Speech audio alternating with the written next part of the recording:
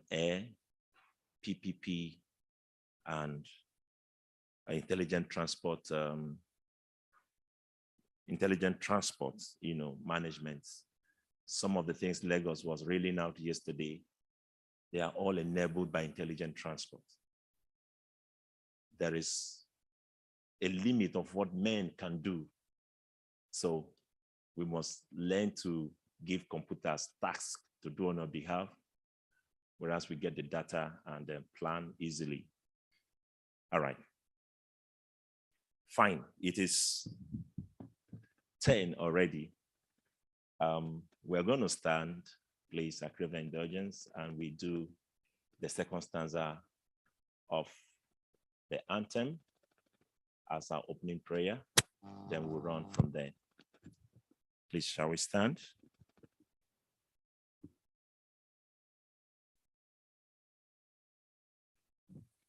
Countdown 3, 2, 0. We will do the opening prayer. 3, 2, 1, 0. O God of creation, direct our noble course. Guide our leaders right. Help our youth the truth to know. Of an honesty, great lofty heights attain to build a nation where peace and justice reigns. Amen. You may have your seat. Welcome to day 2 of this important conference on multimodality and interconnectivity, achieving an effective and greener transport system in Nigeria, a brainchild of the National Transport Technology Conference and Exhibition, which is a flagship program for Nigerian Transport Commissioners Forum. And like I've said, it is one that everybody is thinking, how can we sustain this? It's massive. Whenever you come to Lagos, it's always massive. I remembered after we had the National Council on Transport here in Lagos, the next state that was to have that program was Jitri. But don't be afraid. Don't be afraid. Where we were eating yesterday, and they told Abia State, it's like, it's you that will do next year. He said, if Lagos go support, then no problem.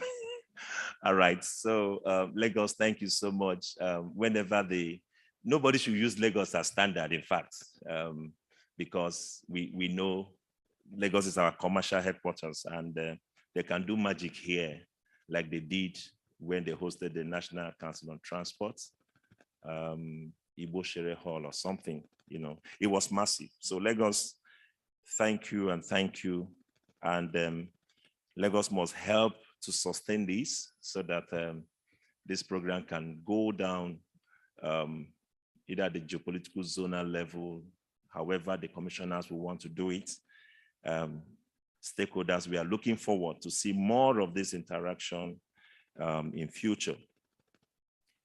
This morning, ladies and gentlemen, like I was telling you about commissioners and their permanent secretaries, we are going to look at intergovernmental cooperation between the federal and subnationals in seamless policy, regulation, and tax regime, the role of the National Council on Transportation. Like we heard yesterday, the Council of Transportation is the highest decision advisory body to the Federal Executive Council of the country. And we're going to see how does this council interacts, both federal and states in the different modes of transport, and to give us development in the transport sector where we have a coordinated and seamless transportation. Media, I hope you have the paper. Media, fine, please. Join me this morning, ladies and gentlemen, to bring to the podium. Yesterday, she worked on another cap representing the Honorable Minister of State Transportation. This morning, We have her working on her capacity, Permanent Secretary, Federal Ministry of Transportation, Dr. Madeleine Ajani will be taking us on this very important plenary topic. Can we welcome Dr. Ajani for this topic, intergovernmental cooperation between federal and subnationals. Doc, ma'am.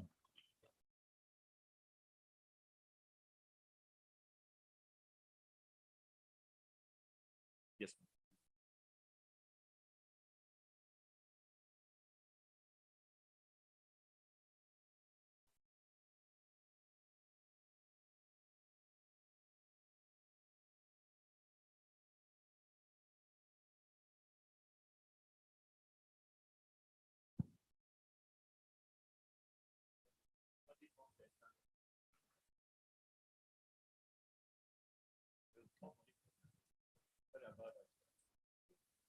Good morning, colleagues, ladies and gentlemen.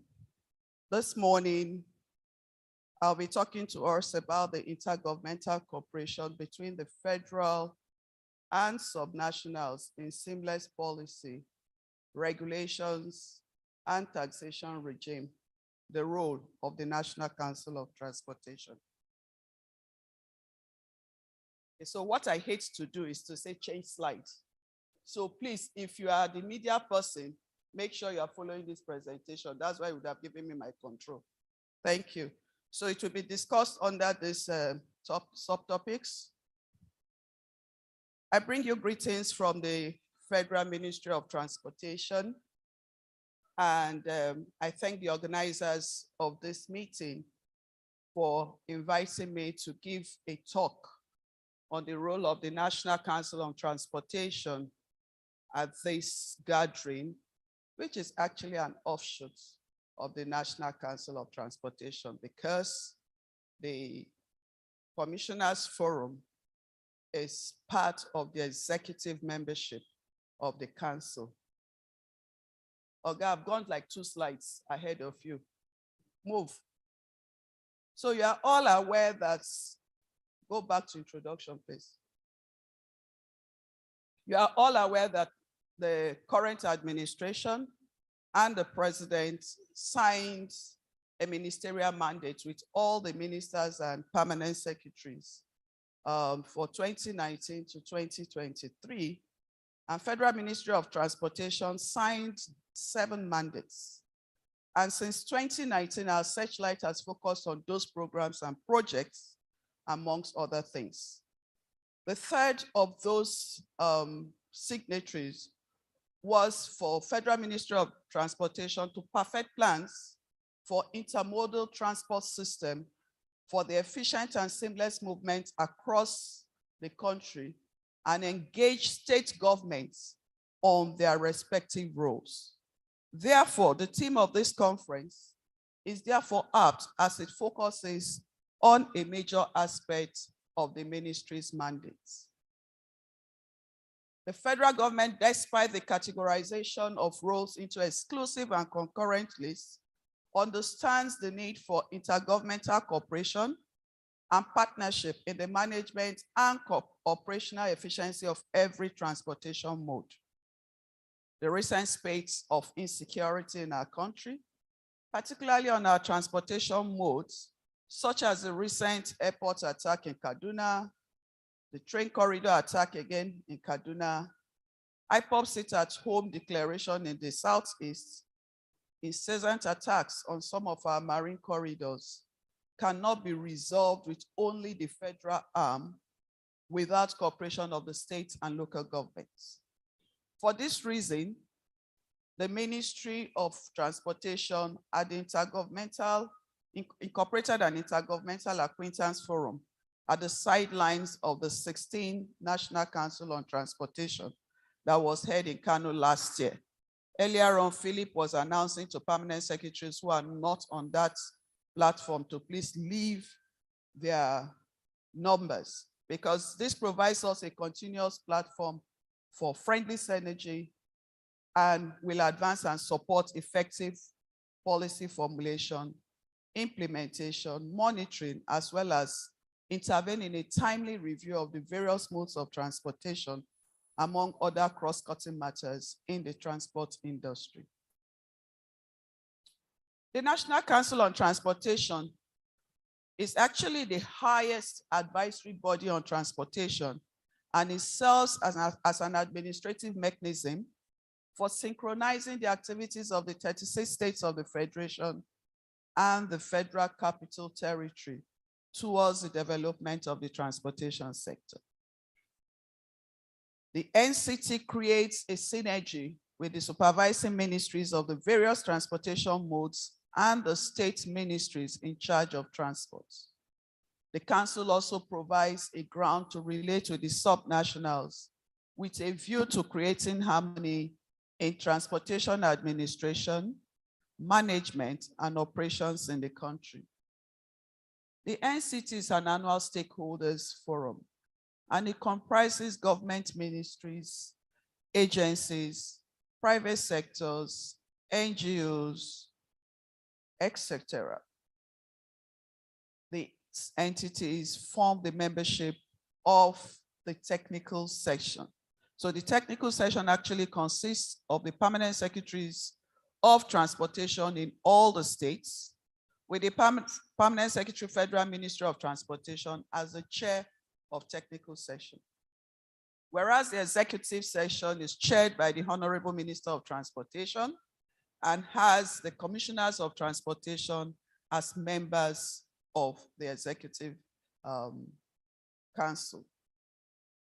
And what the technical session basically council does is to consider all the memoranda that are submitted, articulate appropriate recommendation for the executive council to take decisions. It is therefore very important for both the commissioners of transportation and the permanent secretaries of transportation to prioritize this council, because it's just once in a year meeting. And this is where every decision that pertains to transportation sector is taken in Nigeria. And whatever we agree upon is taken to FEC for ratification, and that's it, it becomes law. So that is how important the NCT is. Until we begin to give it that priority that it deserves, we find out that we are struggling with a lot of things. Oga, can you move on? So, just stressing that the National Council is the apex transportation stakeholders forum in the nation, and is therefore appropriate to pass every policy of the national coverage on transportation through the council. The council also enables speedy implementation of policies because we have less resistance, because we have all the stakeholders come in to take decision at the council. For those of you who have been around for a while, you will remember that the National Transport Policy, which is currently before the Federal Executive Council, received approval at the Council of Transport in Sokoto meeting. That was the 15th federal NCT. Similarly, in Kano last year, stakeholders deliberated on the National Maritime Transport Policy, which is already a clean draft that we flow out after we have obtained the National Transport Policy. Other major decisions that have been taken at the NCT in recent years are: one, canvass the creation of State's Ministry of Transportation. I know that some states still have it as Works and Transport, but we have canvassed this decision and encouraged all states to at least have their standalone state ministries of transportation, because there's a lot of work to be done in the transportation sector. We are talking about at least 5 different modes of transportation. So submerging it with other activities and works will probably be hindering their maximum activity and benefits to a particular state. We've also canvassed the funding and subsidizing of mass transit operations, equip the Directorate of Road Transport Administration for effective and efficient performance, and then digital surveillance of all transport terminals, looking at the motor parks, the jetties, water river ports, railway stations, and airports, among others. All these successes therefore portrays the fact that stakeholders' engagement is necessary for policy making. Therefore, we should never ignore the transportation stakeholders when we are formulating our policies at all levels. Notwithstanding the need for IGR, revenue generation at all levels of government, there is need for us to be guided by the Constitution and extant regulations. The state governments are clearly responsible for motor vehicle registration and driver's licensing administration. And this is done in partnership with the Federal Road Safety Commission. The local governments are in charge of motor park provision and management, a function which in most climes are relegated to non-governmental entities. The interstate corridors are within the purview of the federal government. But what do we have happening in our nation? Commuters are harassed by non-governmental entities through the sale of all manners of stickers at high costs, which are clearly unprofessional and detrimental to the national economy, sub-regional and continental conventions and protocols that Nigeria is a signatory to, including AFTA. We have been to a couple of West and Central Africa since the implementation of AFTA. And the complaints we get about Nigeria is very, very, very embarrassing. So if a cargo leaves Benin Republic, they just check at the border. And after that, driving through the whole of Benin across till they get to the next country where they will just be checked once again by that country. The minute they enter Nigerian boundary, you are having different checkpoints. And the question is, are we not a signatory to AFTA? Because in the AFTA packaging, once it is done, information is shared. All you need to do is open, see that those stickers are there, the approved stickers. Why do we have to go from police to immigration to customs? It's only in Nigeria you have them at different checkpoints. And so we need to watch this. And the people who are going to enforce this are seated right here. And so it's very important that we work based on the extant rule at the various levels to ensure that this happens. So we also talk about multiple taxation. We know this is inimical to business development and sustainability. And one of the undoings of the transportation sector is unregulated taxation, which has made the cost of doing business very high in Nigeria. So there's therefore a need to declare a state of emergency to streamline taxation in the transport sector.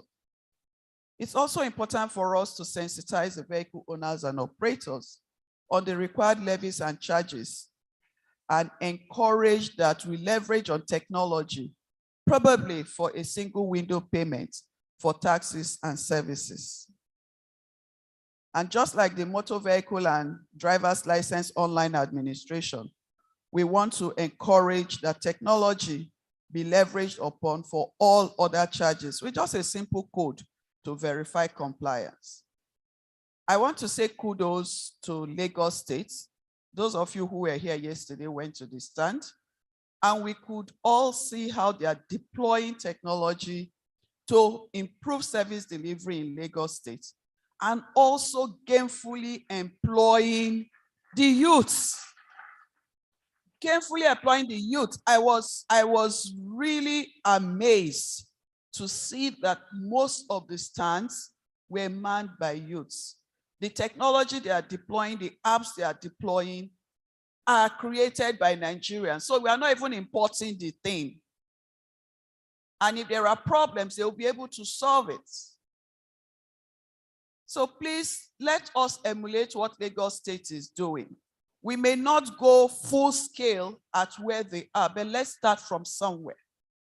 Because if in all the 36 states, we also map out our strategy on, even if it's how to collect the money alone, it's going to create some sanity on the road. It's also going to remove all those roadblocks along the road and allow services to move unhindered. We all know or have experienced when they throw wood with nails just to stop a vehicle, to collect 50 naira or 100 naira. If we have a coordinated way of collecting this money and every tier gets their money, it's going to be better for us. At this point of civilization, therefore, a unified tax regime approach is being canvassed for Nigerian transportation sector. We need to find a way to make transport business attractive in Nigeria and create jobs for our teeming youth, because we know this is one of Mr. President's mandates to every sector of the economy. Next slide, please. What's the way forward? Realizing the National Council on Transportation is an annual stakeholders forum with a secretariat that is open all around the year and ready to be engaged in Federal Ministry of Transportation. We will encourage everybody to make use of the National Council of Transportation and its secretariat. And where needs be, an emergency council can be convened. The Ministry of Transportation is willing and ready to advise and join any conversation towards the harmonization of these variables in the transportation sector. It was not very convenient for Federal Ministry of Transportation to be at this meeting in the last 2 days because we have so many engagements. Our directors, some have already left this morning, but we considered this a priority and we had to come. And we are always ready to juggle around such, just to make sure that the transportation sector moves forward. There's also need for us to build capacity of the technical officers that are handling policies and program implementation in our respective states. What we find when we interact with people is that there is gross need for capacity building. We also need to follow due processes in the engagement of non-governmental entities in our lease, concession, or engagement of government concerns so that we are not found wanting. I don't know how many states have a well-defined procurement process, concession agreements, and lease agreements acts in place, like we have the Public Procurement Act and the ICRC Act at the federal level. But it would be good for us to domesticate that in our states or have a clearly defined law that governs all that so that we maximize profits or proper use of funds at the government level. I want to conclude by saying that the administration, management, and operation of some aspects of transport industry is not well coordinated as compared to other developed countries. There's, however, room for improvement, as the transformation we need is one that all tiers of government need to understand, internalize, and operationalize the concepts to drive our economy, and other sectors rely on our transportation mode. As we await the approval of the National Transport Policy, I want to encourage all of us on our engagement and participation in the National Council on Transportation. And I think the one for this year is supposed to be where? Is it Lagos? They haven't agreed to host us. Okay. We await the memorandum of the salient matters discussed in this particular meeting, and we hope that it will be brought to the National Council of Transportation. Thank you. Wow.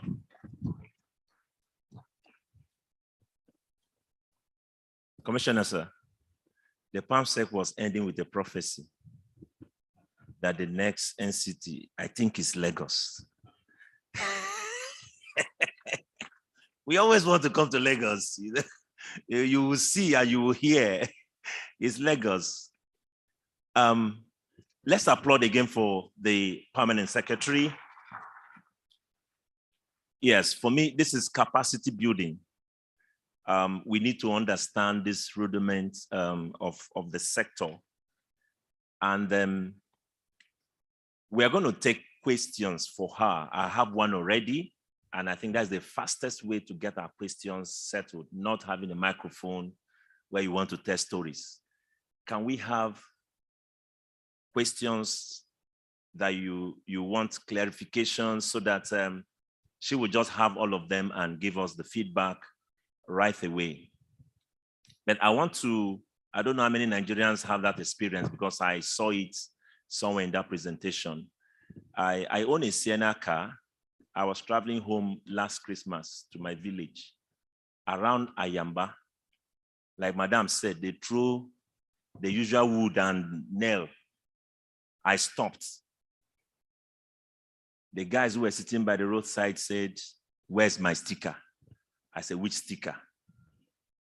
You know, my car licenses and all, I brought it out. They said, no, that every Sienna and pickup must have a sticker. There's the local one, there's the national one. When they aggregated the bill, it was 60,000. I said, the whole Christmas that I'm going to do, I'm not sure I'm going to spend 60,000 there.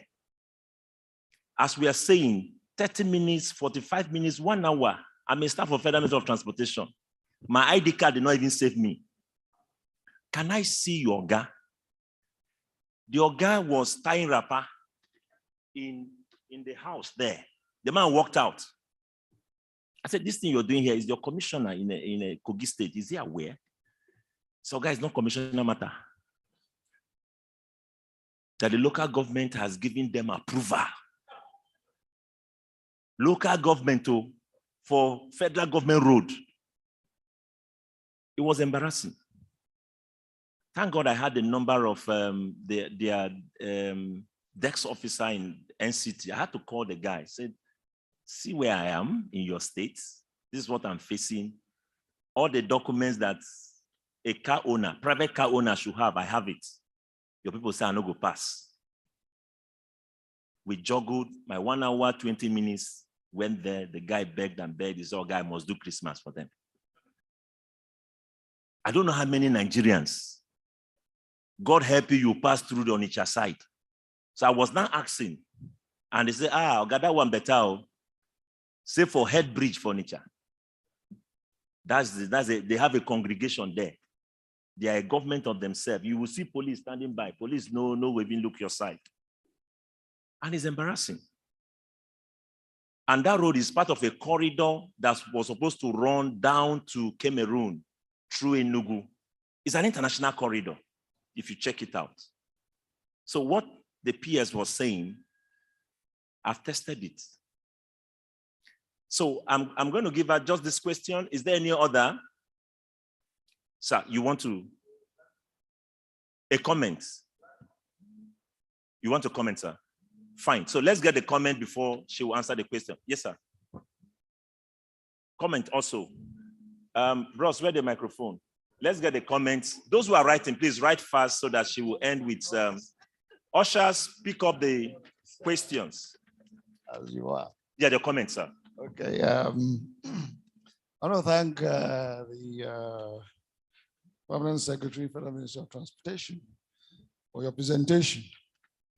I think to emphasizing the importance of collaboration, working together with the subnationals by the federal authorities. And indeed, I would like to say that has been ongoing, certainly since I took office as the Commissioner for Transportation in the state. And in our work with the National or Nigeria Transportation Commissioners Forum with the ministry. I think the comments I would like to make are this. A lot of us in the states look up to the federal authorities for direction. So when you move in one direction that is positive, that is consultative in nature, it is very likely that all the states will also move in that direction with you. Also, we want to point out to the Federal Ministry of Transportation that yes, there are particular responsibilities assigned to the federal authority, and there are those that are assigned to states and local governments.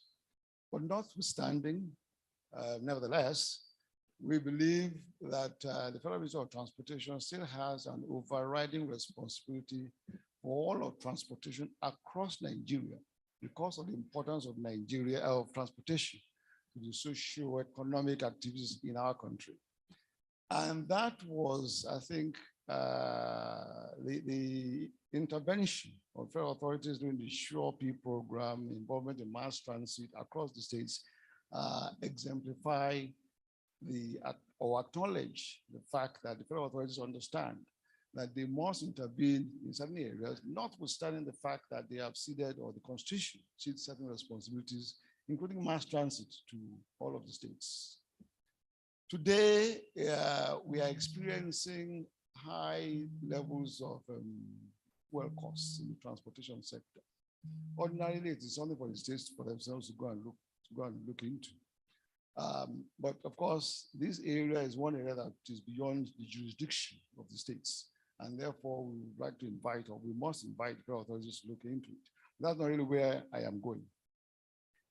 Where I'm going is that institutional arrangements are important to successful transportation service delivery. And you mentioned it, that you will encourage all the states to set up ministries of transportation in their states. And many states are doing it. In fact, the state really did so in the last 2 years or so. But we remember that some years ago, there was a Federal Ministry of Transportation, which included Ministry of Works, which included aviation, and so on. And at some point, all of that unraveled, and then Works went in its own direction. Federal Ministry of Transportation remained on its own. And because of that, and our understanding of how the Federal Ministry of Works operates, they are road builders, they build the roads, and once they're done, they basically walk away. That is why you experience what you've experienced there. Because beyond building a road or a transportation bit of infrastructure, somebody has to operate that road. Make sure that all the road signs are in place, the road markings remain there, traffic laws and rules and regulations are enforced, and so on. And to our mind, that remains the responsibility of the Ministry of Transportation. So when there's a vacuum, when there's an absence of that, then we experience the kind of jungle behavior that my dear brother there was recounting just now. So I don't see it as a problem of the states or local governments. It's almost an abdication of the responsibility of the federal authorities who own the roads. Okay, we find that people come to us in our state with letters coming from your ministry saying we have approval for the ministry that we should go and start collecting one thing or the other here and there. They do come to us. But the Ministry of Transportation, perhaps working with the Ministry of Works, has to take it very seriously. That it's not enough to build a road, but we must also seek means by which we actually operate that road, look after that road. This is your responsibility, not ours in the states. And where the states then steps in, we keep on saying to the federal authorities that, look, we need some compensation, some authority to step in the way we have. And usually the response we are getting is not very positive. So that is that. Now going to the issue of the successes we are seeing in Lagos, and I want to congratulate or join everybody congratulating Lagos State for the successes here. But in Lagos, there are some critical success factors that we must all be aware of that has led to the successes we are seeing in Lagos today. The first one, of course, is political will. That is the will there for positive intervention in the transport sector in their state, because they do recognize the importance of transportation to the well-being of Lagosians. Then there's continuity. And there's continuity and also the point you raised in your presentation, man, the issue of professionalism. So Lagos created institutions where, aside from the ministry, institutions where capacity to conduct what the politicians and the leaders in the states want can actually happen. I think that's the message you want to pass to all of our states. Ministries, as you said, yes, they were policy formulating teams. They seek funding for the sector. They are involved in monitoring and evaluation. But when it comes to technicalities of transportation, I think we have to rely on professionals specifically engaged to undertake that task. And I see that as one of the critical success factors in Lagos. And of course, in the conduct of the work of Lagos, there usually is a lot of education and information provided to the public so that they carry the entire society along. Those of us who are in Ogun State are just trying to emulate what they do in Lagos here to see how far we will get in our own state. And we're encouraging other states within our forum also to follow suit. But suffice to say, we look up to the federal authorities for direction. There's only so much we can do as states. And I want to employ the permanent secretary to go back to Abuja, please speak to the minister. We are very concerned about high fuel prices in Nigeria today. Thank you. All right, thank you very much, Commissioner Transports. Please, we will be doing that 1 minute now because other commissioners want, and it's very important they say what they want to say. Thank you. I should conclude within that 1 minute. All right, sir. All protocols duly observed. Madam Permanent Secretary, thank you so much for that very wonderful presentation. Except to say that, Ma, I have done over 10 years in this sector, and I've never attended any program where local government stakeholders are invited for this kind of summit, for this kind of conference. We are transparently not on the same page. For example, we're advocating for ministries of transportation across the state. What about having supervisory councillors for transportation? What about having a department in local government that is in charge of motor vehicle administration? But what we have at the local government level is supervisory councillors for works, and it also takes charge of what obtains as far as parks and all these levies are concerned. I think for this transformation to really go down to the grassroots, we might have to also as well advocate for department for transportation at the level of the local government. Then the synergy can then actually work well in a smooth and seamless way. I beg to submit as such. Thank you. Conference rapporteurs, please, I hope you're noting these inputs. Yes, sir. To Commissioner, sir, let's get to know where you are in charge, sir. My name is Tobi Ogunle. I'm from those states. Okay, sir. I want to share or just corroborate your ugly experience on the road. About 3 years ago, while I was the chairman of the forum for the Commission of Transport, a man was traveling from Lagos here. He passed through Ogun State, Osun State, and then about to leave Ondo State.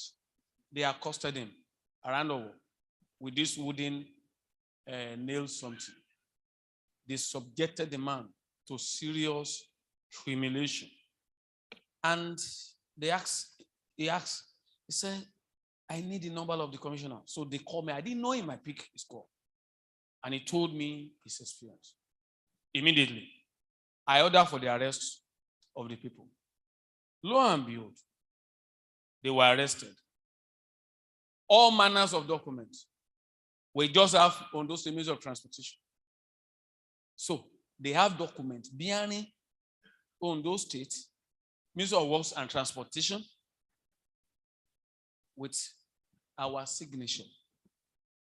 They Ondo State Ministry of Tourism and Planning that's not in existence. So what I discovered, man, thank God for the formation of this forum. The forum is not for theater. Yes, to have a unified voice, to have interface with the mother ministry, the Federal Ministry of Transportation. Thank God we have that relationship. We are calling you to protect us. It is not a matter of local government. Let me be clear here. We are having a competitor. The JTF, I don't know what they call themselves. Where this, the Board of Internal Revenue. Yes, they are the cause. Board of Internal Revenue, they are supposed to be subservient to Ministry of Finance, but they are working as a demon. In fact, they are competing seriously with Ministry of Transportation. Every area that has the flavor of revenue, they believe it is their bona fide right. So it is not any other authority. It is not Federal Ministry of Transportation that is authorizing these hoodlums on the road. It is this JTF. JTB. They are. Man, please, we are running to you. You are the mother ministry.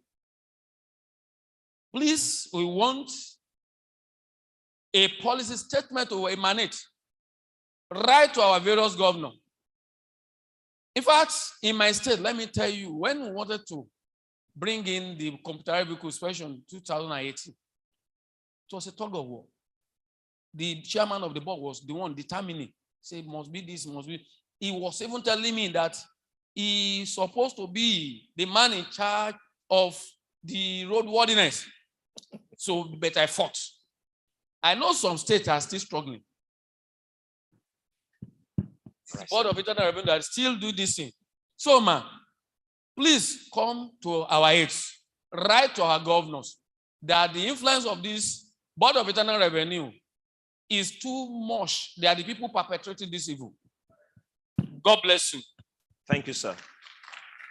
1 minute, please, 1 minute, so that we get this feedback. Conference Secretariat. This is the communique or resolution that this forum should get. The owners of the states are talking, as it were, in transport. Right on, sir. All protocol duly observed. Abe Osaro Washington is my name. Permanent Secretary, Minister of Transportation, Edo State. I'm happy Ondo spoke now. Still on the same matter. As I speak to you, I have a document on my table. In fact, that is a query. Query in the sense that some of our revenue generators, operators, they wrote straight to the governor because Edo State, we don't have these people on our road.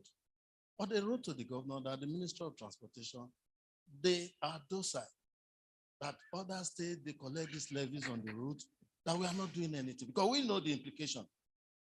The evidences they attached to the letter was the stickers from Ondo, of more than 15. And my sister state, Delta, that they can generate so much money. But happily enough, one said he can generate 2 million naira in 12 months. When we counted the stickers on one of those revenue generators application, there were almost 15 different stickers. And when you count this money involved, and I ask, so you want to collect all this from every trailer, every whatever heavy duty vehicles for 12 months, and you only give us 2 million? I said, yes, now. Go and ask Ondo, go and ask Delta. That's what they do. But funny enough, I almost got a query, my sister state Delta, because we are not doing anything, they were operating on our own highway between Abudu and Agbo, but inside our own state. And that was the document they presented, that because of those Minister of Transportation were docile, The Deltas, they are there collecting money. Arrest was made. We're almost prosecuting them when they now say we should step down, that we should move on and take over the revenue team. And I want to appeal to Madam to please speak with our governors, speak to the head of state. For us now to begin to push it to revenue board, you can't separate revenue board from the state. They are one and the same thing. If the revenue people they are on check, they can do and undo like they are doing now. I thank you. All right. Finally, Dr. Salam. Finally. Thank you very much. The Permanent Secretary of Federal Ministry of Transportation has set it up. And these are decision takers here. We don't need to take it much. This conference is more richer, the way I look at it, than that of our National Council on Transport.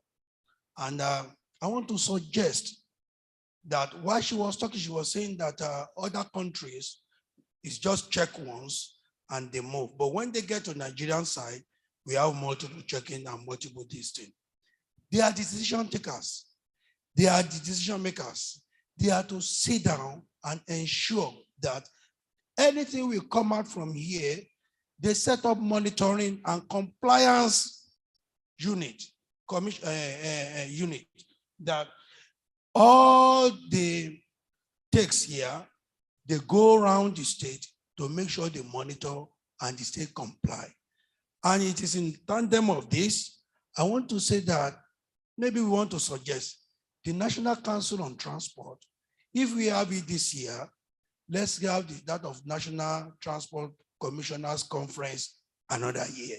So that if we are continuing having it years like that, hope it will not become a barber's chair rotating without movement. Thank you.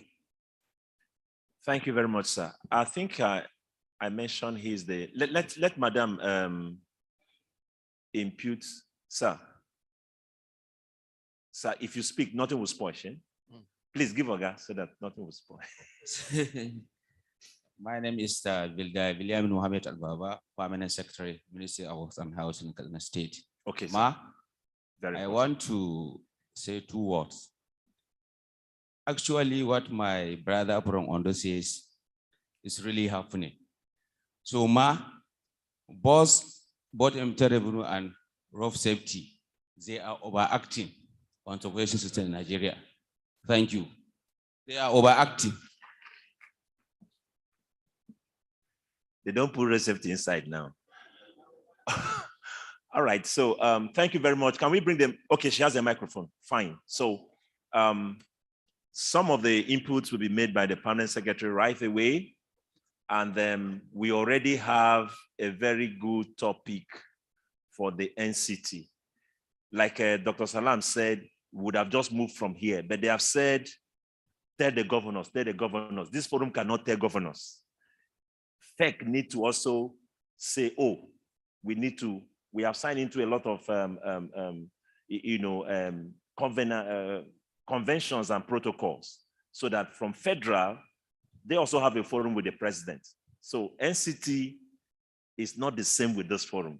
Let's also remember that one has an approving authority, which is at the center of leadership, whereas this is like an NGO that we are all getting materials from this place, to better, government protocols are government protocols. We can't, let me allow the Permanent Secretary tell us this. Welcome. Thank you very much. And thank you for the contributions and the comments. Thank you, my colleague from Ogun State. We appreciate your contribution. When it comes to fuel subsidy, it's no more transportation. We have entered petroleum. But we will take the message back, because as it's affecting the state, it's also affecting the federal. Suffice to say that we probably need to work towards cleaner energy. So I'm not a prophet of doom, but from what we are seeing, the energy sector is going to get worse. So the earlier we begin to look at alternate source of energy, converting our vehicles to CNG that we have abundantly in Nigeria, and also moving up to EVs. It will be better for us. But I'll take the message back and I will speak to my colleague in petroleum. No, I will speak to my colleague in petroleum that they need to do something.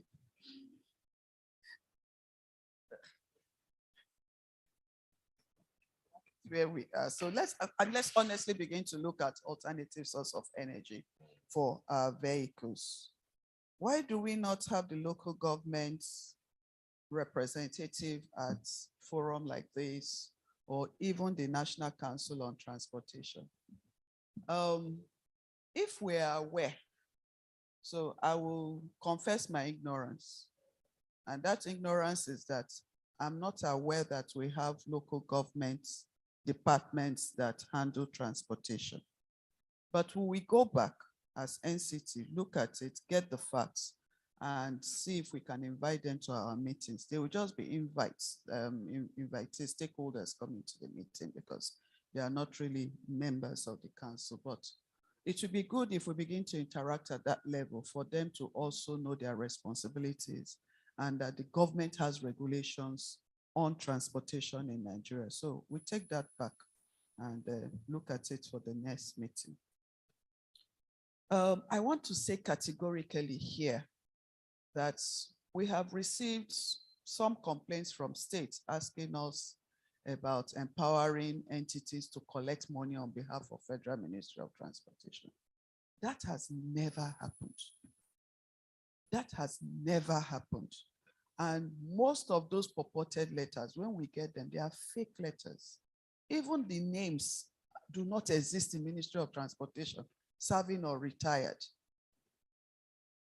So I want to clearly state here that Federal Ministry of Transportation has not given approval to any entity to collect money on behalf of the federal government of Nigeria.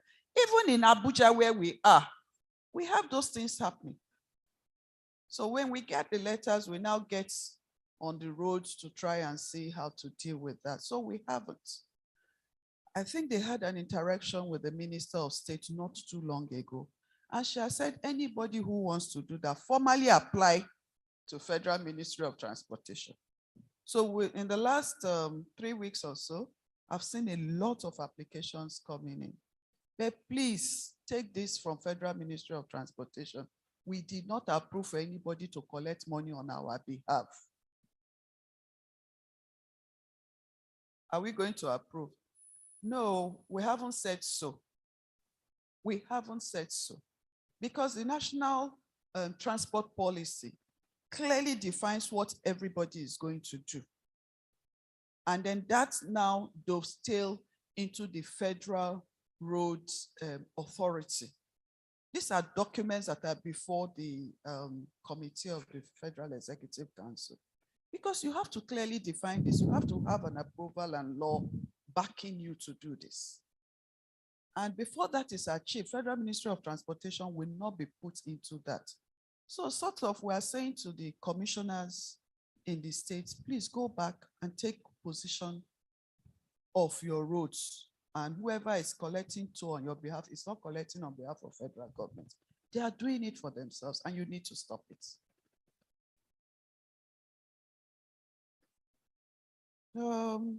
Okay.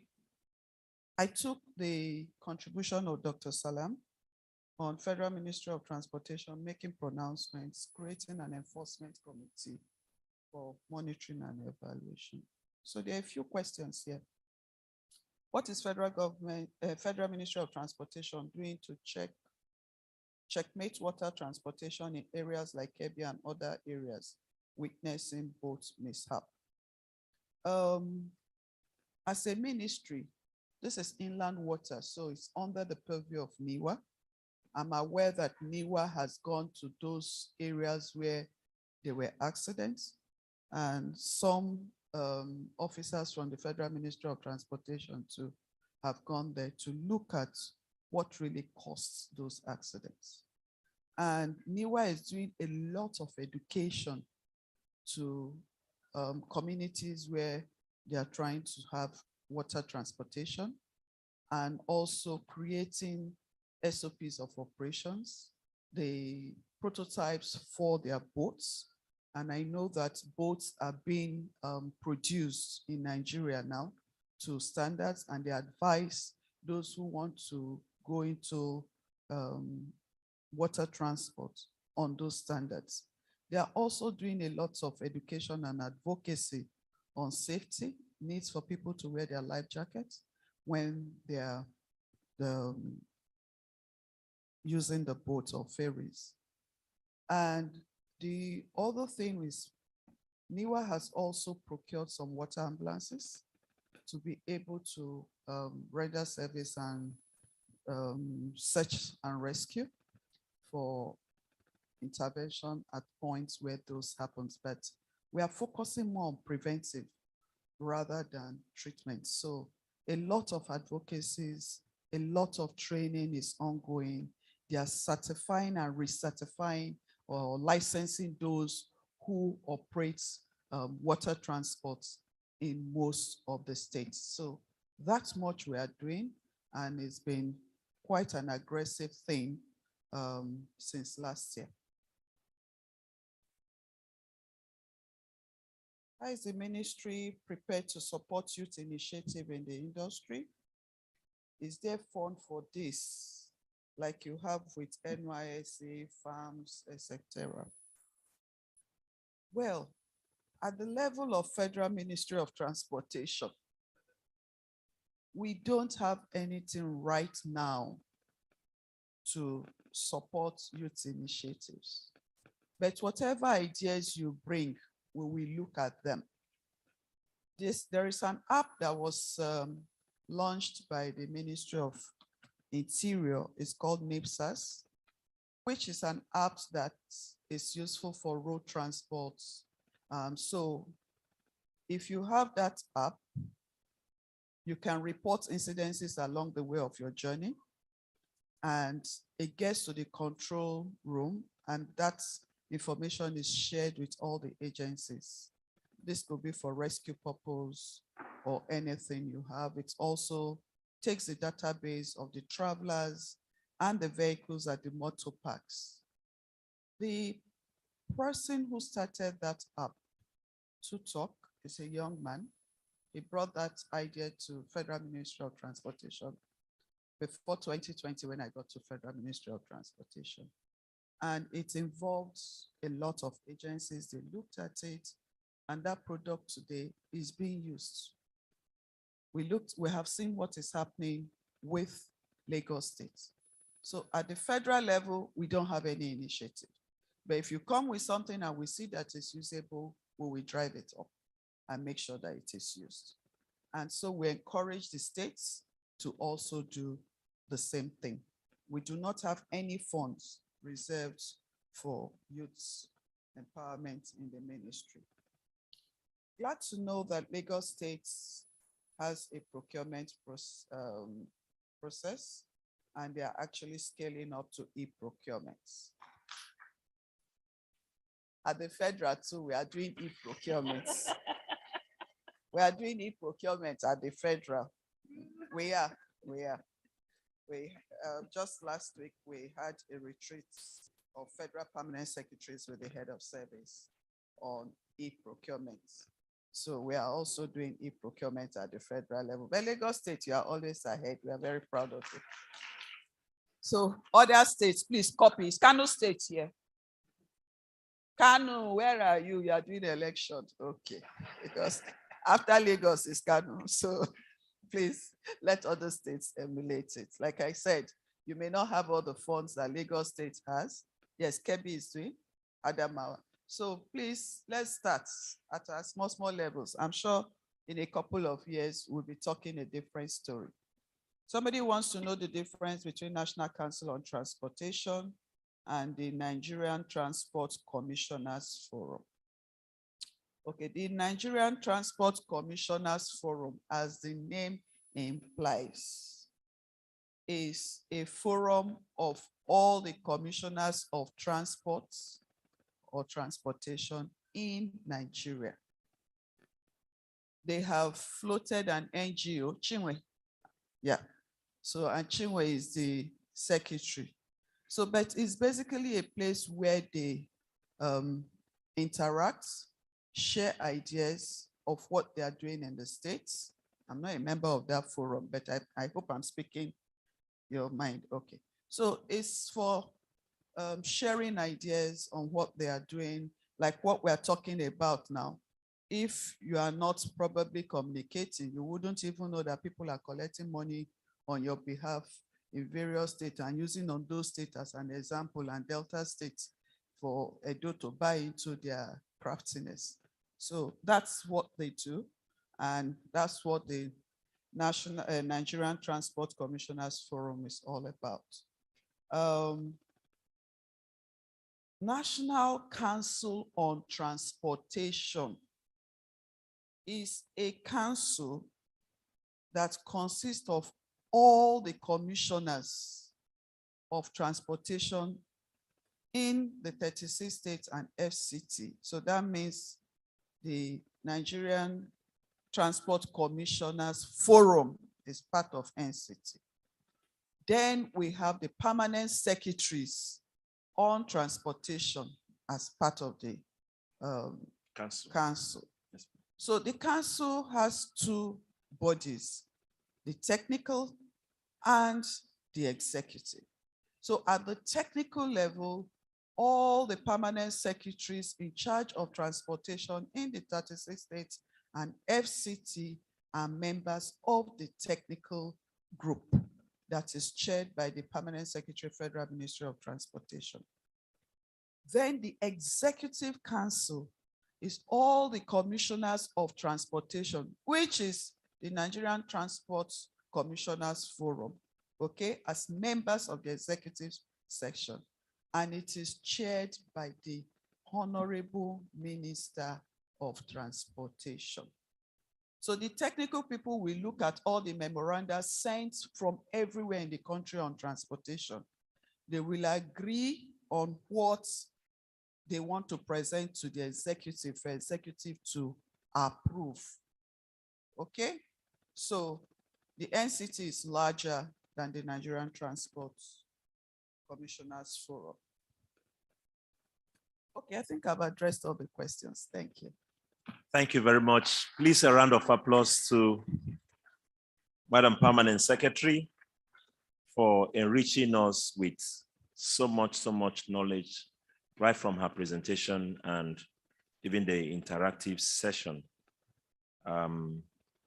We have take homes, and we're also trusting that the rapporteurs for this meeting will have some silent issues they will note from this particular discussion. And we'll leave that right away and make progress. Another important plenary for this morning is for us to look at the future of intelligent transport in Nigeria. Like the PS was appreciating Lagos for all of the initiative we saw in the exhibition stand built around young people. Intelligent transport is also an area where the younger generation drives. Our generation passed through the university, and when they say we have computer, what they taught us was Fortran, because the lecturers were all old men. When you come out and look at Fortran and look at what computer does today, you don't see any handshake. If you don't pass it, you have a problem. So we are talking about using computer to drive and intelligent, AI to drive activities today. Machines can speak to machines and what have you. So transport need to leverage this particular intelligent transport to see how men can be in the control station, but the information and data they need to work with can be collected by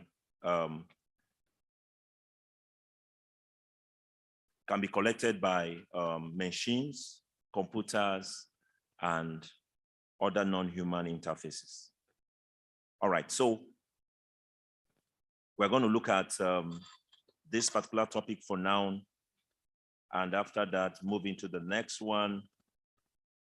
This team will be having about 35 minutes to do justice to their time. We want to look at every aspect. Yesterday, there was a session we didn't take. We apologize for that, but today we want to see how much we can touch every aspect of our presentations today. Now, I'm going to be inviting, all right, fine. Please, for whoever is moderating, this is your seat. We're going to give you a mobile mic, whereas panelists will be seated at the other side. All right, Dr. Mohammed Ibrahim will be the guest to introduce this. Dr. Mohammed Ibrahim, please. Can we have Dr. Natural Gas Expansion Program?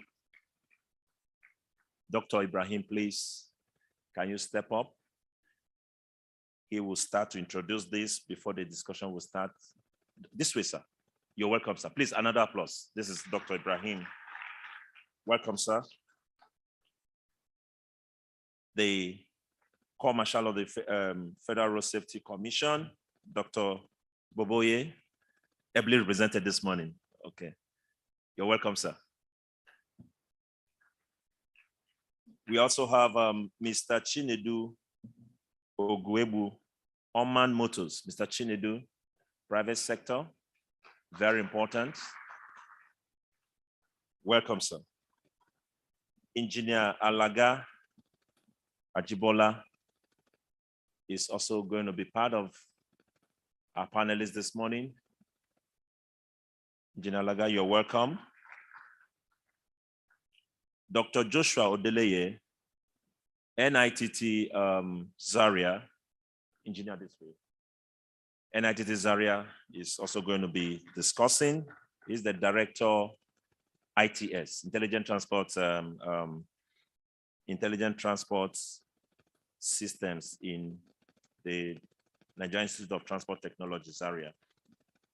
Let's also welcome Mr. Shegu Obayando, MDCO Temple Group Limited. Mr. Shegu is another IT person when it comes to electronic vehicle inspection. He's the man behind that. If I say my seat no correct, Abi, the moderator is not yet here. Wahala day. So let's get a seat, because after Mr. Ibrahim, Dr. Ibrahim presents, he will also sit around when the paper is discussed. Please, can we get a seat before I bring the moderator? Even if it's red, bring. Moderator will understand. Okay. Please, there are empty seats here. There are empty seats.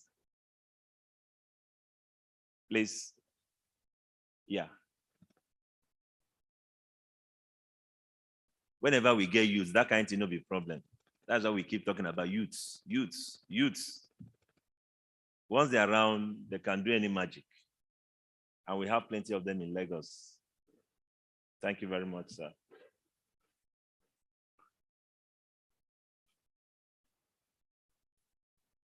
Great.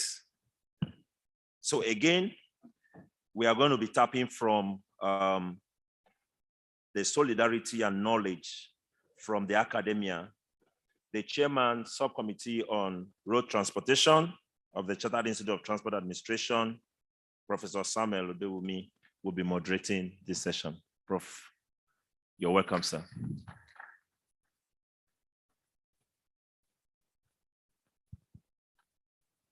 So in about 10 to 15 minutes, I'll bring up Dr. Mohammed, who will speak to introduce this. Then we zero down to how intelligent transportation in Nigeria, what is happening, where are we going, what are we getting right, and prospects. So, Dr. Mohammed.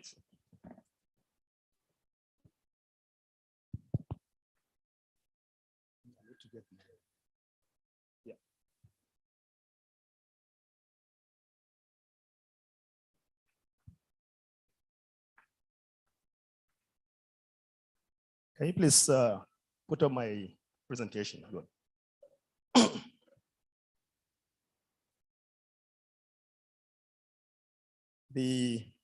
His Excellency, the Governor of Lagos State, ably represented, the Honorable Minister of State Transportation, ably represented by the Permanent Secretary, distinguished commissioners present, distinguished ladies and gentlemen. I will take cue from the Permanent Secretary to come down so that we can get a close interaction. When we learned of this particular event, we were a bit shocked because all forms of transportation, whether marine, aviation, road, must be propelled by some form of energy. In this case, petroleum and its derivatives. The forum did not consider it apt to invite the Ministry of Petroleum Resources, and we wonder how you are going to propel all the arrays of transportation mechanisms that we have. But I thank the organizers. We made overtures to them, and here we are today. Let me start by craving your indulgence and submitting my apologies that I'm going to be very, very frank. And I do hope that we have a rule of non-retribution. When I was in the National Institute for Policy and Strategic Studies, the policy of non-retribution is fundamental. If we are going to move this country forward and avoid the prebendalism that takes place in our polity, while other nations all over the world are moving ahead, then we need to tell ourselves the truth. The transport sector in Nigeria has done very badly from the fuel situation. Nigeria is one of the most polluting countries in the world. And I'm shocked that since yesterday and today, we've been celebrating some form of success or the other, while we're busy playing prebendal politics, like I said, and other countries in the world are moving ahead. Energy is key to transportation. We're still buying Euro 2, Euro 1 vehicles in 2022. It is very sad. We're still buying diesel fuel vehicles in this country in 2022, and yet we're here celebrating. Like I said, I crave your indulgence, and I sincerely apologize that I'm being very frank, but we need to tell ourselves the truth that we are not doing well at all. At this point, an aspect of the future of intelligent transportation in Nigeria, I'm going to take from the perspective of what the nation has comparative advantage in, which is natural gas.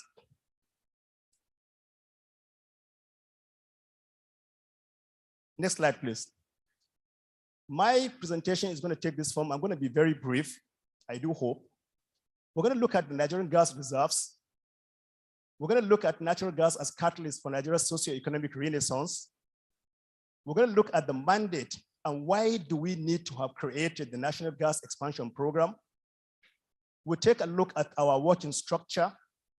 We'll look at our auto gas scheme as an alternate fuel that the PAMSEC has spoken so well about. We'll look at the key milestones recorded so far by the program. And we're going to look at the potential impact of the NGP in the Nigerian transport sector in particular, and the national economy in general. Next slide. Nigeria is a hydrocarbon country. Now let me make a rather provocative statement this morning. Nigeria is not an oil and gas producing country. Nigeria is an oil and gas exporting country, because 90% of our production is not in the hands of Nigeria. 90% of our production is in the hands of foreigners. That is the bitter truth.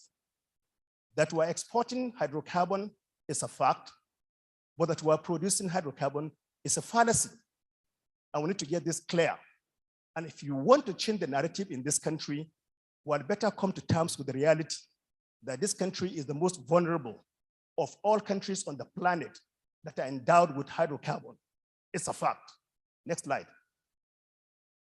This country has the largest natural gas reserves on the African continent and the 10th in the globe. Let's look at what we're using it for. The proven reserve today, 2021, is 209 TCF, trillion cubic feet. But let's look at the utilization.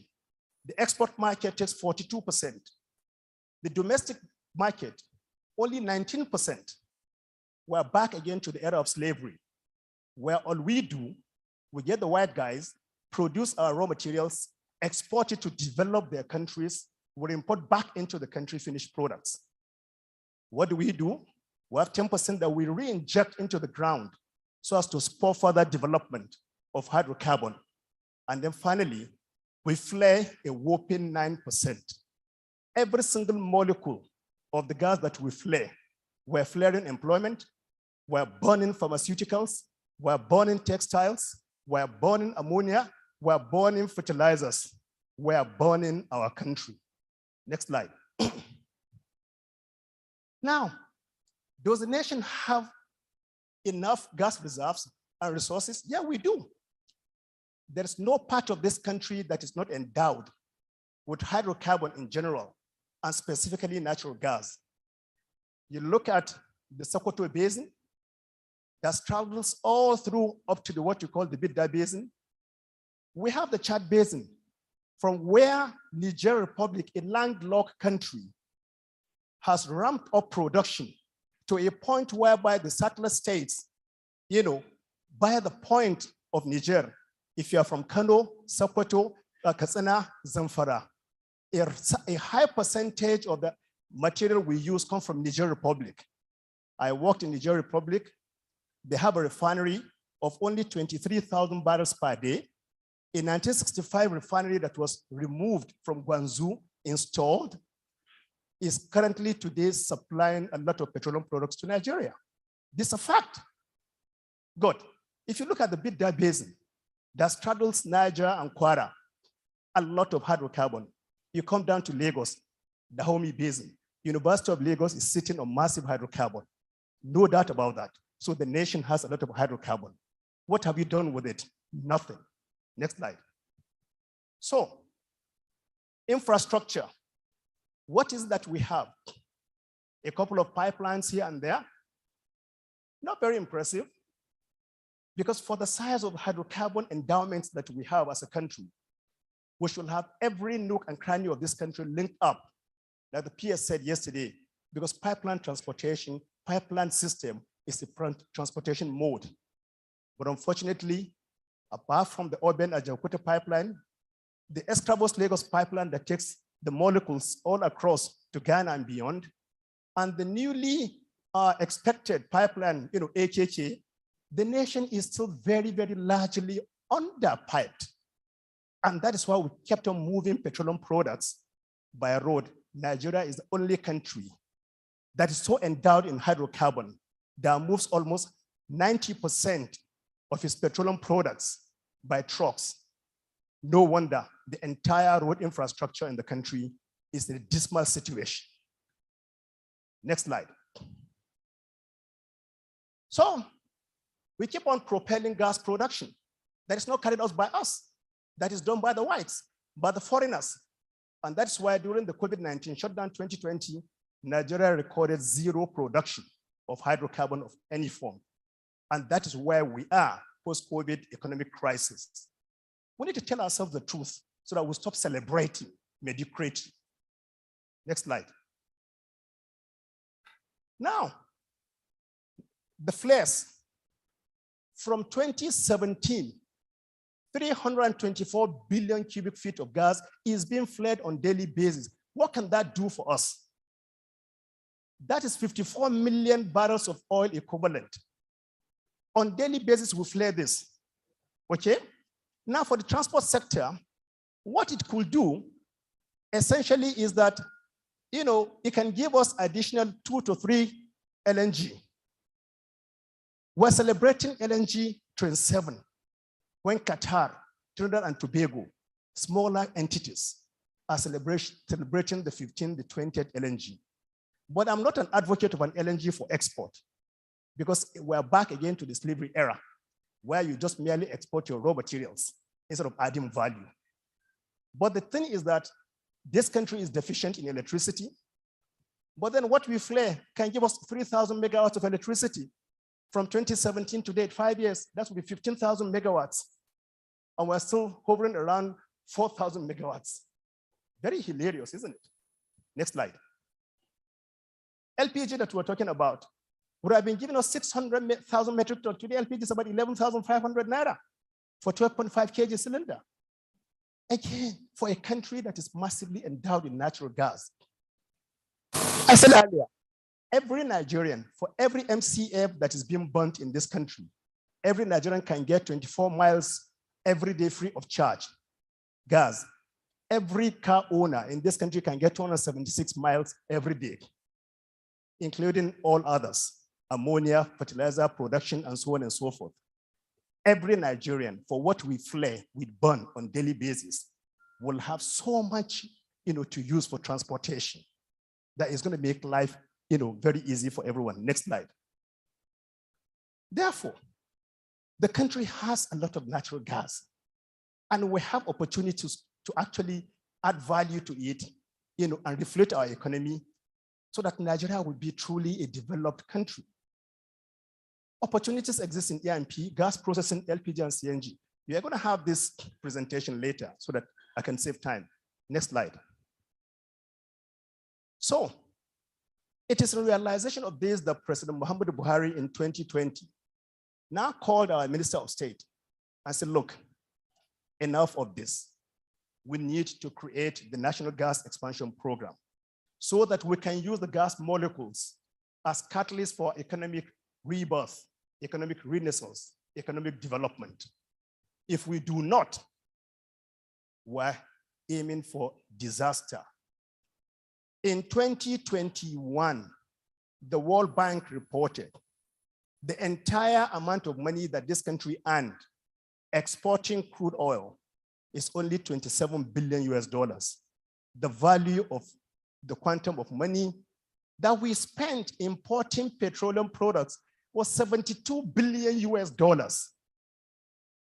So when the Naira crashes, it's clear for what? Subsidizing the petroleum subsector of the national economy. It is simply unsustainable.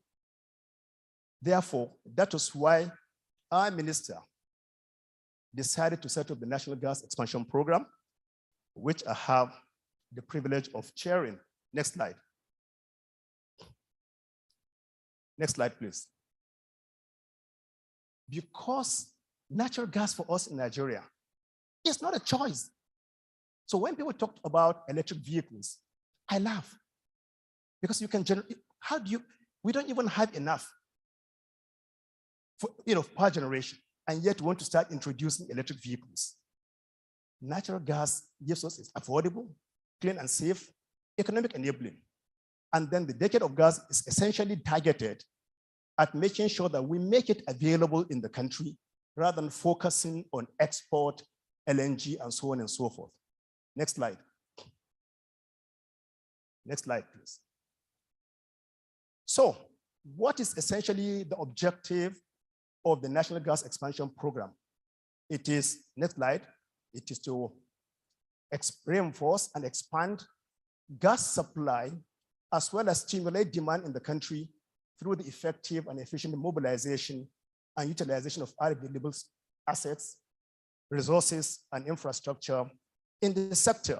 Next slide. Like I said, I'm going to make this available, but more importantly, and we'll see very shortly how the NGP is going to contribute towards the implementation of Mr. President's June 12 promise to take 100 million Nigerians out of poverty within 1 year. Is it possible? Yes, it is possible. How are we going to do it? In the next 2-3 slides, we'll prove it to you. Next slide. So immediately we were inaugurated on the 16th of January 2020. The first thing we did is to put in place a structure. So we have 4 work streams. We have what's called the compressed natural gas. Again, the PS has spoken about it. Compressed natural gas is simply, you take the lean gas, you compress it into cryogenic tanks, and you can move the molecules by any means. We have a program dedicated for CNG. What we're doing today, and we have it all over the country already, every single estate in Nigeria. We become energy centers. We become smart cities. If you have a housing estate, maybe with about 550 or 1,000 houses, you are going to have compressed natural gas in your estate that will provide electricity, that will provide heating, that will also provide electricity for your generators. But more importantly, we're going to have dispensing pumps in retail outlets, in estates, that you don't need to go out of the estate to go and fill up your car, because you convert your car to become dual fuel. This is basically what the compressed natural gas is all about. We have the Auto LPG project. It is what you call the lowest hanging fruit.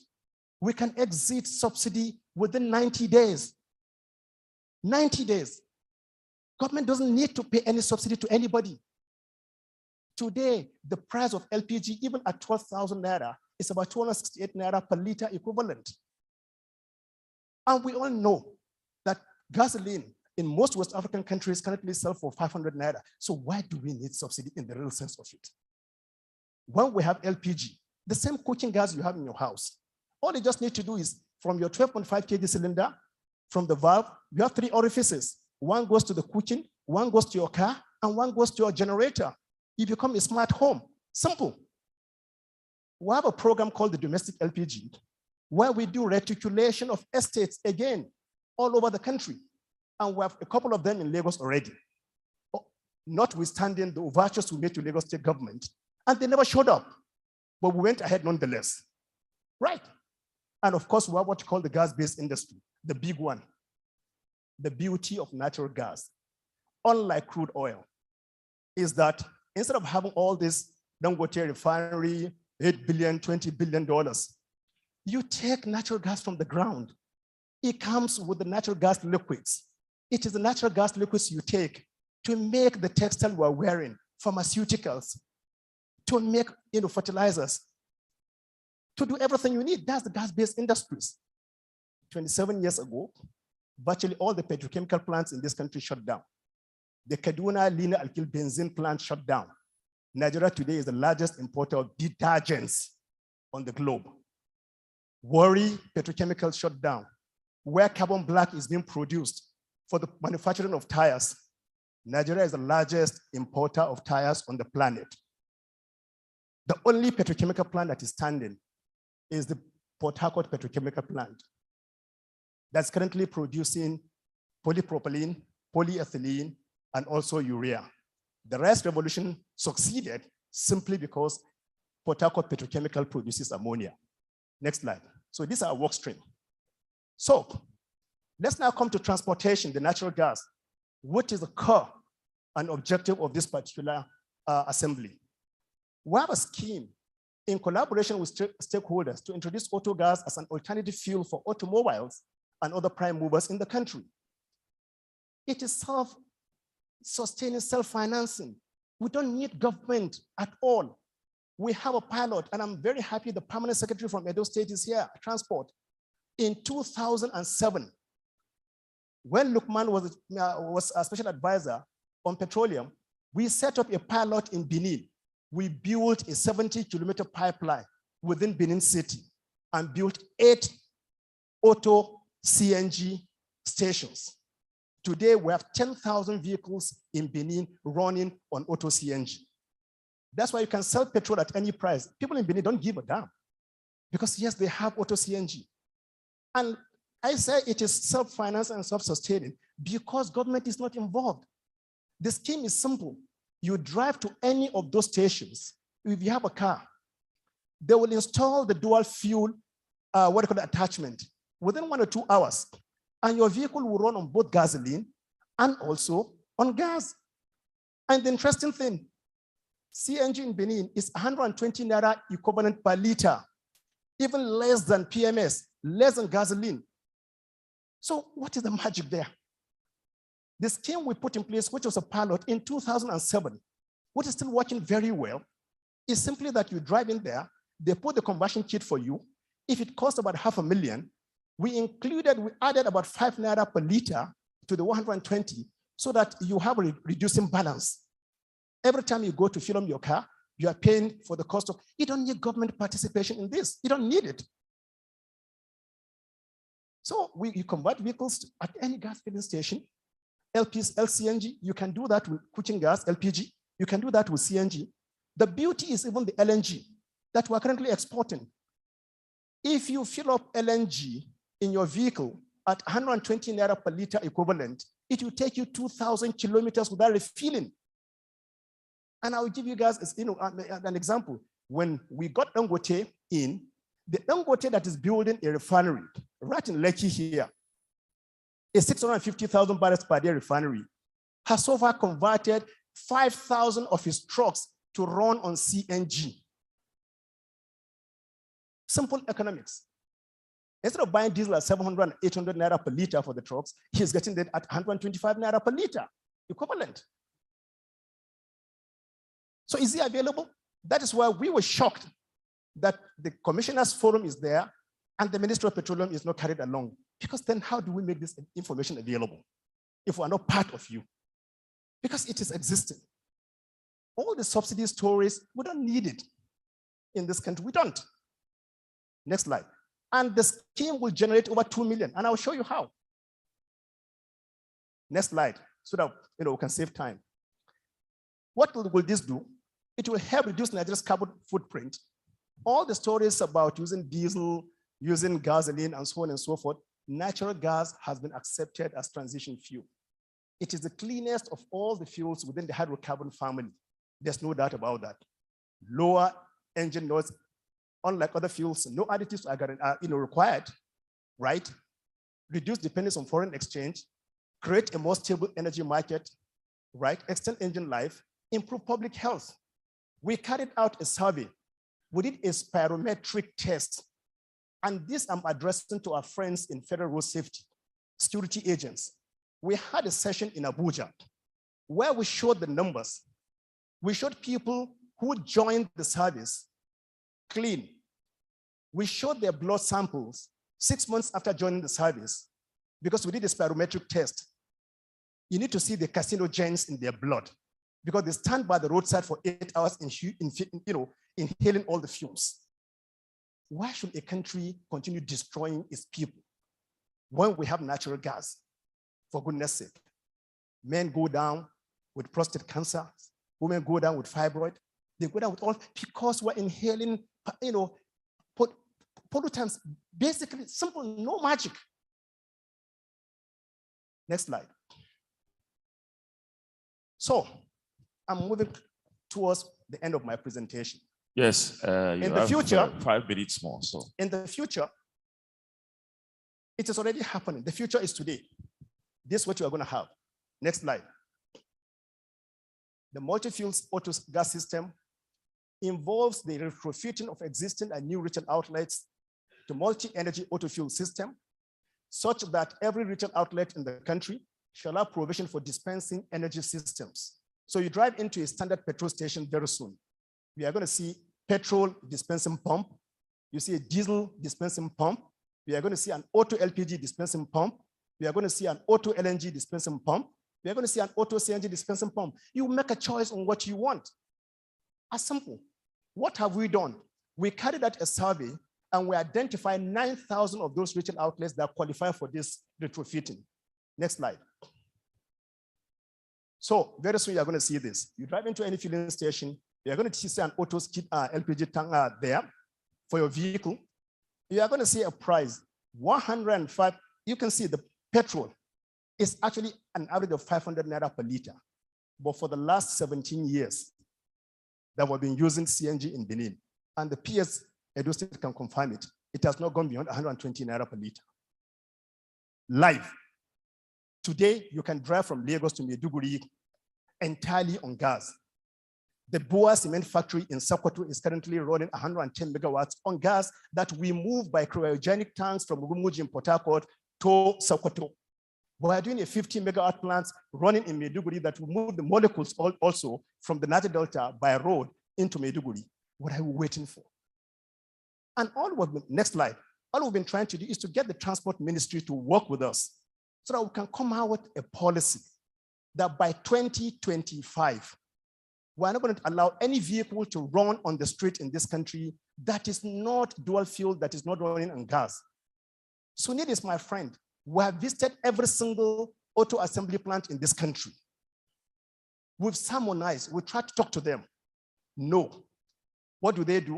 They keep on importing into this country monofuel, which is gasoline, because they're all technology.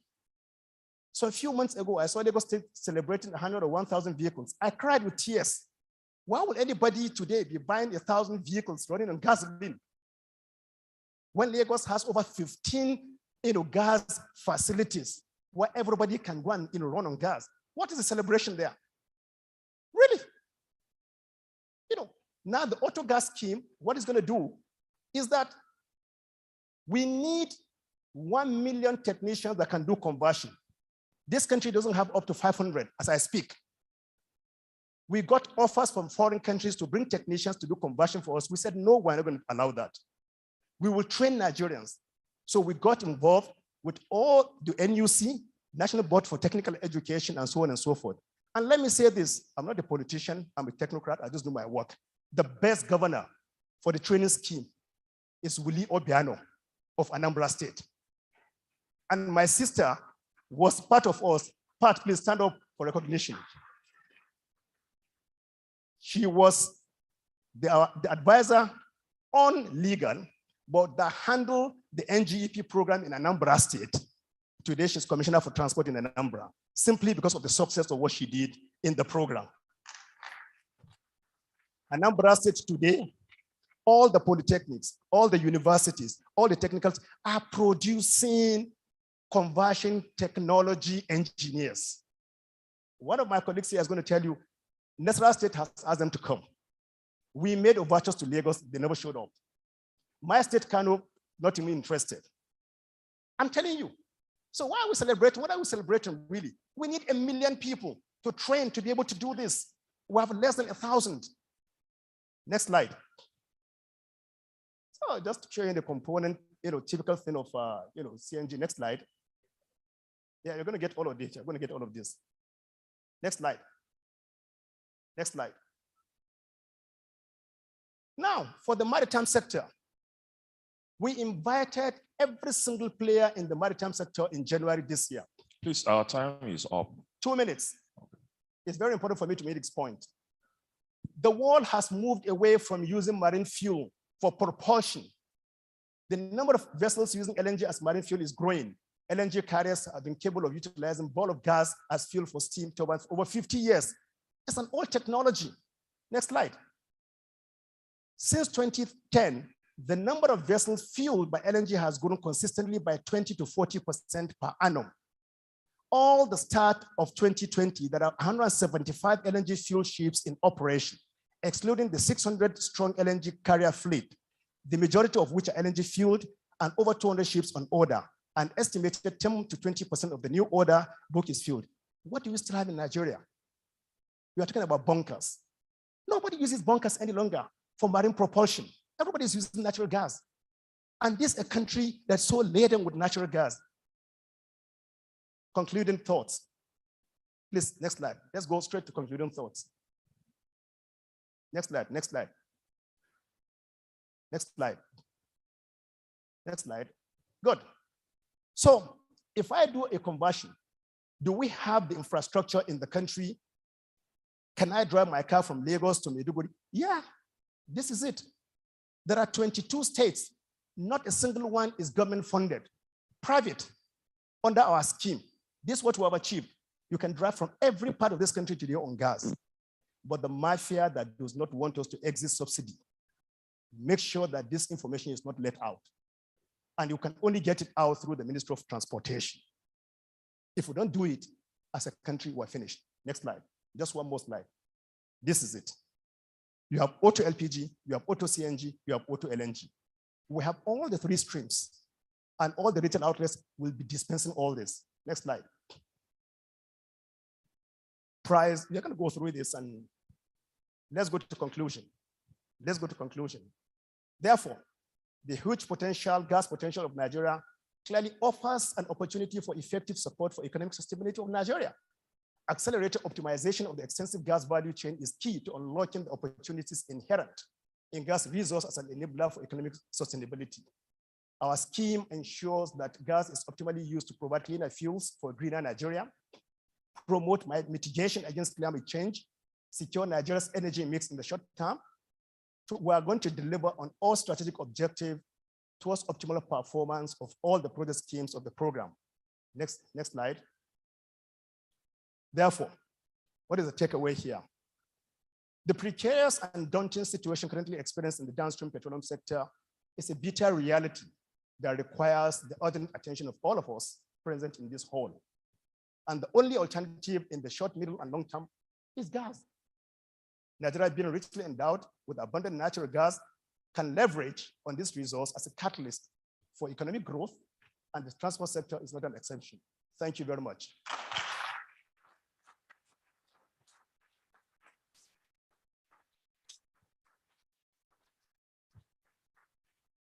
Well done, sir. Well done, sir. Yeah, what a wonderful paper. And I think the paper will be circulated and we all go home and digest. And, you know, every situation is an opportunity. They said when a masquerade stumbles, it turns it to a style. We have a very unique situation. We are blending two situations here. ITS, intelligent transport, and energy and gas.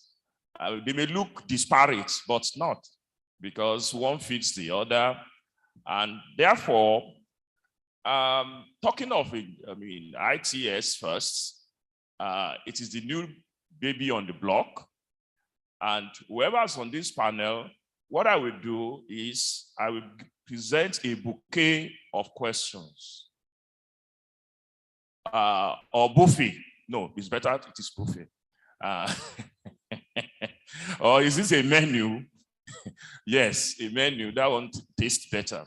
So you pick as it is relevant to you.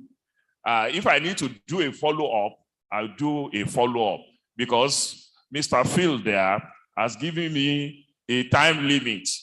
And for me, as an examiner too, and as a professor of teaching, you must find your student in the exam. Students say, no, that's not enough for me, whatever time. Depends on each to 20 minutes. So you can get your things done in 10 to 5 minutes or 20 minutes. You can okay. So all of us should be on set for 1, 2, 3, 4, 5. So my initial intervention are 3 minutes. You are doing 3 minutes because also people from the floor will make contribution. So that the paper is well delivered. So I don't need to do a bogus review on what the presenter has wonderfully done on gas, our resources, that's gas resources, its utilization, short, long-term strategic outlook, the mandates and objectives, overview, and of course, he later rounded off with his thoughts, and we all get the vibe with which he presented. And I like when people present with passion because it tends to energize people and set them thinking.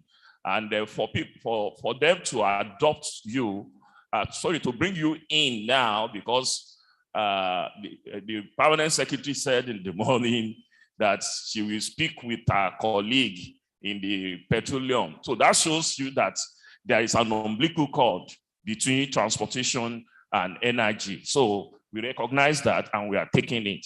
So my question goes thus.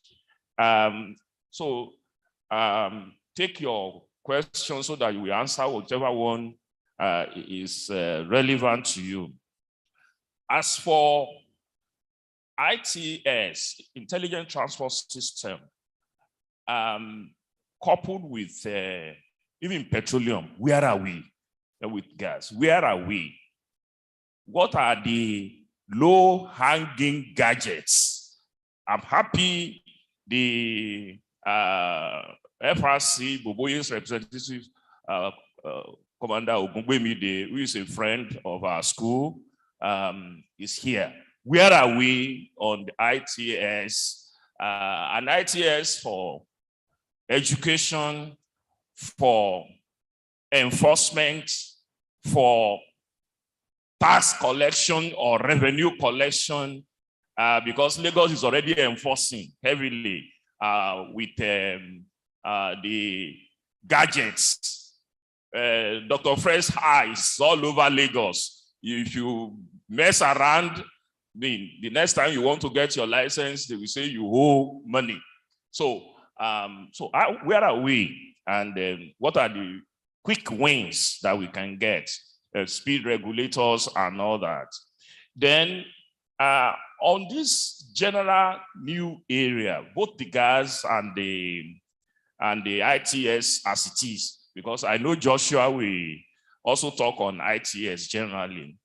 Now, when the music changes, the dance steps must also change. You see, because we find out in the law courts, after this internet, ICT, emails, they found that they have to adjust the laws to accommodate the new dispensation of what was not legally presentable before. So with this new dispensation, what are the modifications that we need to make in our policy? I was in a conference in Italy where the world is looking at the collision avoidance system on cars. Many of us have it on our cars now. The worst problem is the hard brake. And we were debating when because if something passes in your car, whether you brake or not, the car will stop automatically. Yeah. Now, if it does that, it has happened to us. My assistant is there. Somebody hit us from behind. But we knew we were the one that had hard brake. So who is guilty now? Because normally if somebody hits you from behind, so it was discussed that these are issues that we have to look at in the technology. That's why they even restrain the general rollout of it. So such things that are new in ITS, how do we look at it so that we accommodate it as we go along the line? Then for traffic management, Lagos is already on top of its game as far as traffic management. Dr. Frederick has converted almost all the roundabouts in Lagos to intelligent intersections, and he mentioned the effect that we are having yesterday.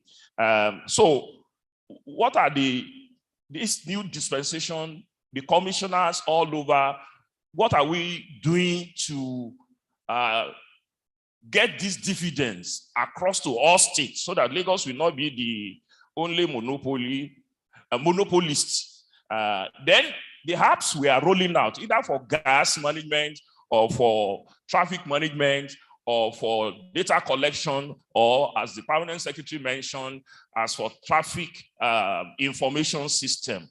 Do we have integrity test system to look at this before? Because when ASU wanted to introduce his own UTAS, they said it has to go through the intelligent integrity tests, and it's called 99.5. They even said that 99.5 is not enough. So what are we doing? NITT, I think you can pick some aspect of your question. So I may do follow up later. Let me start with Chinedu Ogwegu of Oma Motors. And many of them are there with intelligence system I've been enjoying the presentations they had yesterday. So I'm sure they are here now. So if it is ITS you want to address, where are we? What are the immediate hanging gadgets that we can adopt, and so on and so forth? Thank you. Thank you very much. So Chinedu Group is my name. I'm founder and CEO of OMA. So just to address what you've said, ITS, where are we? It was very interesting with the exhibition, for example. You saw all the various applications, the tools that's now available, and the coolest part is this is delivered and done by our people, by young people. Yeah, but for that to have occurred, just to give you some context, we realized that the payment infrastructure had been built out. The communication infrastructure as well, in terms of connectivity, you have devices that need to either connect to the internet or via SMS or via any of the newer channels. So the point I want to make is that we also need to look at other infrastructure that is going to accelerate ITS. So when Lagos State, for example, has also taken the lead, we see the terminals, we see Oshodi, for example, OTI, where there is the physical infrastructure that makes it even easy for the payment companies to thrive, because you have a massive inflow of people boarding buses at the same location. So it means that that platform creates an opportunity for digital other systems to get on. So just also to ride on the presentation by Dr. MM, we need to also quickly address the energy infrastructure, because at the end of the day, for any system to be viable and sustainable, right, the prices have to go down. I heard the Commissioner for Transport in Ogun State, for example, complain bitterly about the cost of fuel, right? It will be hard to allow people, park their cars and use public transport or mass transport if there is no real variance. So if, for example, we start using LNG buses or CNG buses, and then we are buying the energy at a fifth or something of the price, it means that you then create that viability. People now start paying digitally and all. Like I said as well, Oshodi, for example, where the physical mass transit, the terminal has been built, is quite comfortable. You walk in, you buy your card, and you board the bus. So what I'm just trying to say is that the infrastructure is very critical so that we can then advance. Thank you. Commercial, as represented by our brother Ogungbemide. Is it Ogungbemide or Ogungbemide? Because somebody was trying to alter the pronunciation yesterday.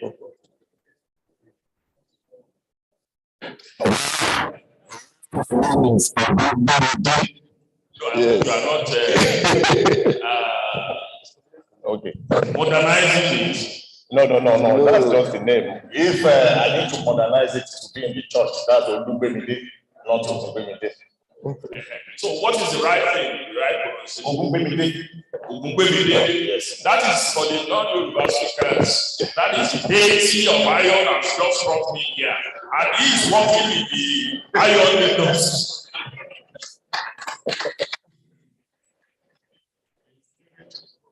Yes. You're welcome. Thank you very much, sir. I'm sitting in for the commercial, Dr. Obi, move on to here. He said that she just go brief for him, so hopefully it's going to join us.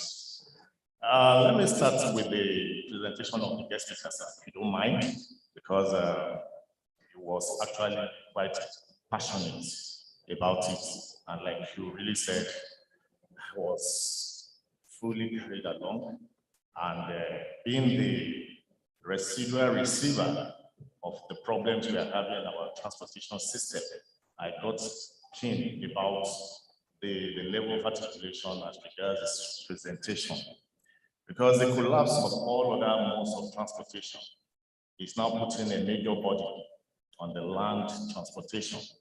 And being the custodian of all the law enforcement agencies, you heard what he said, having a kind of feelings for what our men pass through on daily basis. I happened to be a victim when I was a unit commander at Lagos Island. That was 2009, Lagos Island, yeah. For almost a year, I was nursing some ailment I couldn't explain. But luckily for me, I was posted to Anambra State. And coincidentally, I stayed in a village from where I attend to my daily chores. And I noticed without using any medicine, I got healed up by virtue of the fresh air that I was actually inhaling. So I feel for my colleagues that are here. But this time around is a different ball game because I don't have to be on the road 24 hours like my junior colleagues. But I think it's a better opportunity now for me to stand in the gap for them, which is quite important. Secondly, sir, all the expression and passion, I just continue to ask myself while you were talking, and I asked my gentleman here, I said, are you of the private or government? Because if you are of the government, who is going to implement all these policies? Who is resisting it? Because if you say we ought to have done this, we ought to have done this, Nigeria got independence in 1960, and we are in 2022. We are still will. When am I going to witness it during my own career? So it's a major problem I need to ask, and I think somebody needs to answer this. So if you are representing government, and we are still, it's like altercating, who is going to do it? Who is going to lead the pace for us to achieve this? Because it's quite important, because that is a good future for this nation.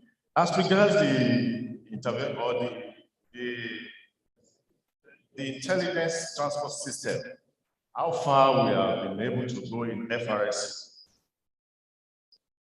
And the last 15 years, activities in FRS have been technology process driven. And I think that is why we are where we are today. Before this time, we were having traditional approach to road safety, where you see us running after tankers on the road, you see us pursuing vehicles and eventually leading to more calamities for this country. And eventually we got to know by virtue of understanding and exposure of our superiors who are privileged to really move outside the country and see what is happening here. And notice that technology has a major role to play in road safety and traffic management. That's why if you look at all our process these days, when you talk of enforcement, I don't need to run after vehicles on the road again. We have a strong database through our vehicle identification scheme, where we have a common pot for all vehicles that is registered in Nigeria today. So it's just a mere picking the number, having all your details, because at the point of registration, you have all your details. So I can easily get you. Imagine me running after a tanker that is carrying 45,000 liters of oil, which has happened in the past. When it falls, imagine the calamity. So we've gone beyond that. We also realize that we're having issues with our driver's license scheme. Remember, concurrently, virtually all states, they have their own driver's license process domicile. Some could be triangular, some could be, it was uncoordinated. Then FRC came up with that scheme where we have all the states now having FRC as the lead agency, partnering with them like PS mentioned, who is now coordinating the affairs of. So we have a unified driver's license scheme that coordinates the affairs. And as regards our— Thank you. You see the man coming. I'm sure he's going to warn me. So as regards our post-crash response time, in 2 minutes, technology has been able to assist us in achieving this. So many lives have been lost in the past when somebody gets involved in a crash and there's no attention. But today, by virtue of technology and intelligence, we have all the structures, we have applications where when there's a crash, you have the number to call. You have our trackers that tracked all our patrol vehicles all over the places. So the nearest point to that scene of crash, under 15 minutes, that's the response time, we are able to make the necessary intervention. Thank you very much. Thank you very much. Yeah, a big round of applause. Apology because we are all pressed for time, because if I allow him, they really deploy a lot of ITS, but Phil is giving me 2 minutes, and 2 minutes in the air, if you want to do NTA, it's more than $1 million. So, yes, no, it's next to you. All right. Let me just add a bit to what the sector commander. Yeah, no, but it's the same line. This one. This one, okay. Hello, okay. I want to add a little to what the sector commander mentioned. I'm a friend of the house.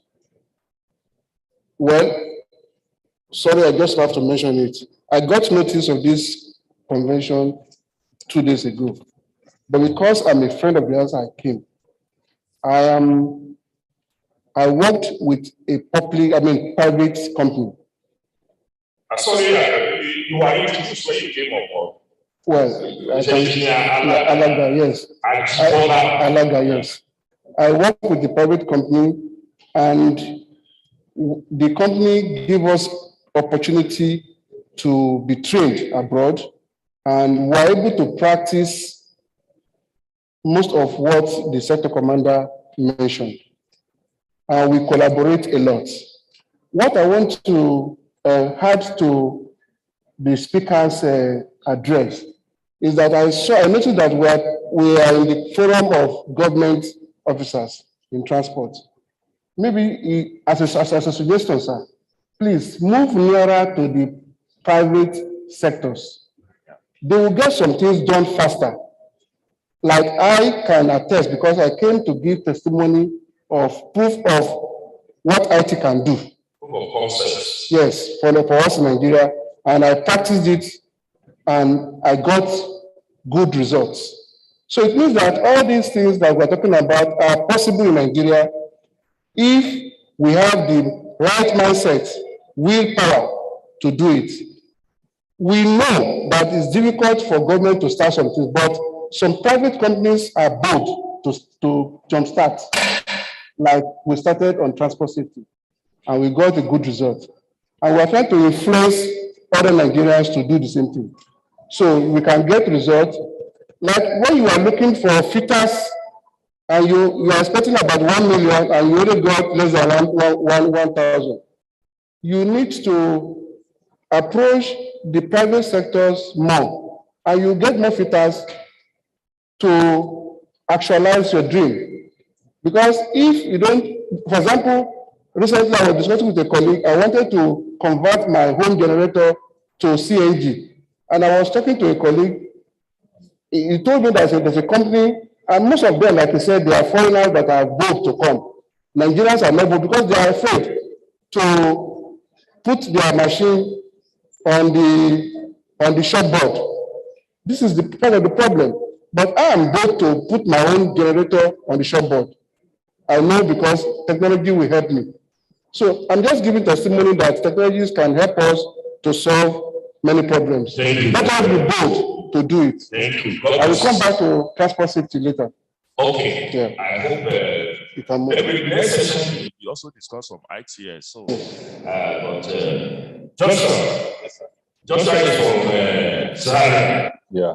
And the number one VP of Ministry of Transport and Science of Transport Technology. Yeah. So they are both here now. Yeah. So please take your mind. Okay, thank you, moderator. So I would like to speak to the paper before I go into the question you asked. One, I won't waste time. What I just want to say is that as a country, we need to have a national target as regards energy mix in the transport sector. By this time, 2023, what percentage of our public transport do we want to run on CNG? What percentage of our public transport do we want to be electric vehicle? what percentage of public transport do we want to be hybrid vehicle? By the time we have that target as a nation, the state will be driven by the Federal Ministry of Transport to make sure that before the next decade, we are able to achieve that target. If we are not 100% there, we'll be able to appraise ourselves and say, okay, we are 70 or 60%. But if we are just talking generally about deploying alternative energy and so on and so forth, we may keep on talking and talking till the kingdom come.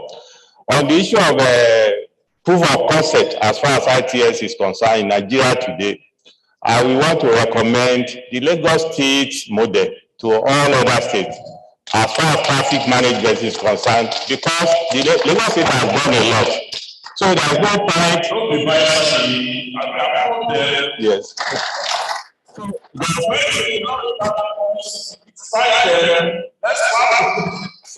there's no point for other states reinventing the wheel. Let's come down, see what Lagos has done, then we replicate in our other states. It saves us money, it saves us time, it saves us everything. So that is very, very crucial. And another thing is that the industry, the intelligent transport industry is so dynamic. Things keep on changing. The type of camera you have this year, by next year, it has added other things to it. That the one you are saying, so whatever project you are handling, we have to do it fast so that we can deploy on time for us to be able to scale up as time goes by. Segun is MD CEO Temple Group Limited. Thank you very much, sir. I'll try. Precisely in the year 2002, I was driving on the street of London, Edgware Road, and suddenly police was behind me. I was asking me to stop. I was saying, oh my God, what did I do? I was maintaining the distance, the kilometer, the speed allowed. Then they came near me and said, good morning, sir. I said, good morning, sir. Do you know why we stopped you? I said, I'm embarrassed. You don't have to be embarrassed. Your documentations have expired 2 days ago. Your insurance has expired. Your road tax has expired. You've not renewed it 2 days ago. So I'm going to book you. As he was trying to book me, thank God for me, a call came, an emergency, and they need to leave the scene and attend to that emergency. Oh, aren't you lucky? We need to go for an emergency, but you don't need to drive. Get a tow vehicle to tow you from this place. If we get you again, you are in trouble. What am I saying? ITS in London, 2002, Nigeria, 2022, 20 years down the line. We are applauding Lagos, just doing it, 20 years down the line. What am I saying? But how did Lagos get it right? In the first instance, the database. I'm happy for road safety with the database dimension, but I'm not happy for the state because I remember last year when NTCF for Transportation Commissioner Forum had an event in Abuja. The insurance people came and said, out of the 60 million vehicles we have in Nigeria, only about 4 million are compliant. So what happened to the remaining 12 million? Why are they not in the net? Just 2 months ago, we were at a road safety event with JTB. They also rolled it out. But for example, in Nigeria, in the MVA sector, Nigeria is currently maximizing only 58 billion when they are supposed to be doing 280 billion in revenue. Why? No database. People are not compliant. How do we get them in? For ANPR to work, the foundation is database. For ANPR that we are all enjoying in Lagos and is working, is database. It simply means in your IT management, if you are not on my database, then you are at fault. So I want to encourage most of the states here, and especially the subnational, that can you boast of all the vehicles in your state? Do you know how many cars you have? Do you know how many buses you have? Do you know how many trucks you have? Do you know how many Okadas you have? Do you know how many Kekena you have? This should be the starting point. This is the foundation, and I hope we will take it seriously. Thank you very much. We give the presenter this question, and I will concession if we want to take 2 people from the hall to fill, because let you do direct rule. Don't do it through me. So you will be giving them the paper, not that I should stop them. So the question is, kindly clarify if a diesel generator can be converted to CNG gas generator. Many people are interested here, I'm sure. So you will answer it, keep it in the data bank, then Phil, take care of the two questions we asked from the floor. Come and take my mic.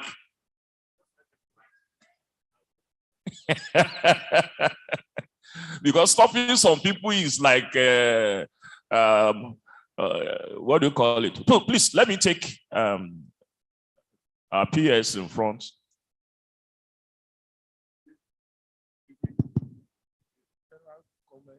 Because we can't Sir, go around again. I want to pray. I want to make a prayer to the lecturer.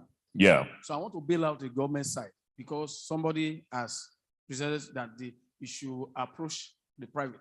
Well, You've never extended your overshot to Ondo State. So I'm now calling you. So do. So Ondo State, we have this social welfare program that we have a free shuttle. And then we are at the verge of turning it, of introducing some token because of the price of diesel. Please come to Ondo State. Let's start. Make Ondo State a pilot center, and others will follow. God bless you. People are not there anyway.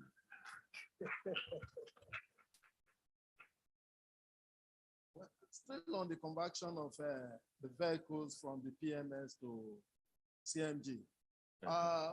Like you said, although we are doing well on that in that area. Although we are doing well in that area. But the problem we have is that we try to do conversion on our mass transit buses, which as I speak, they all failed. On the smaller vehicles, the conversion worked well. So my appeal is that I think those doing the conversion should do enough more in perfecting the process, because my mass transit buses now, they are at the verge of being pulled off the road due to the high cost of diesel. So I will pray you do something more on the perfection.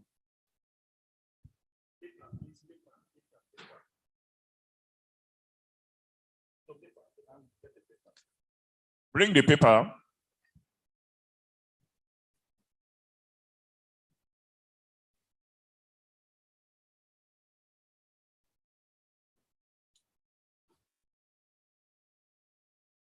Decarbonization by ships.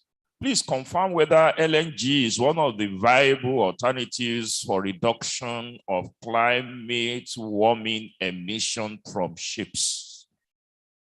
Take it to your data bank. Finally.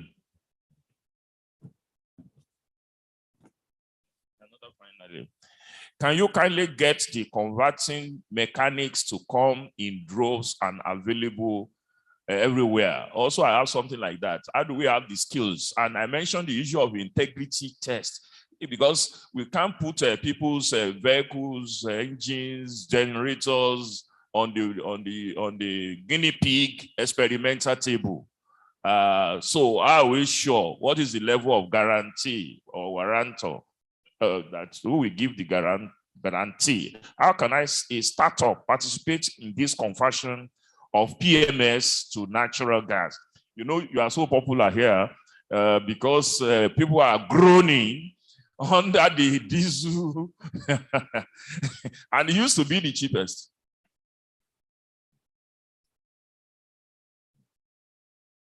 Yeah. Beautiful idea. So Dr. Hassan, I think, Ibrahim, we also be ready. We give him a very limited time to react, but during the tea break, we will be on the table there to take further questions, because this is very, very relevant and it touches people in their pockets, and pocket matters. So the last one here, what does it take the presenter to make presentations to the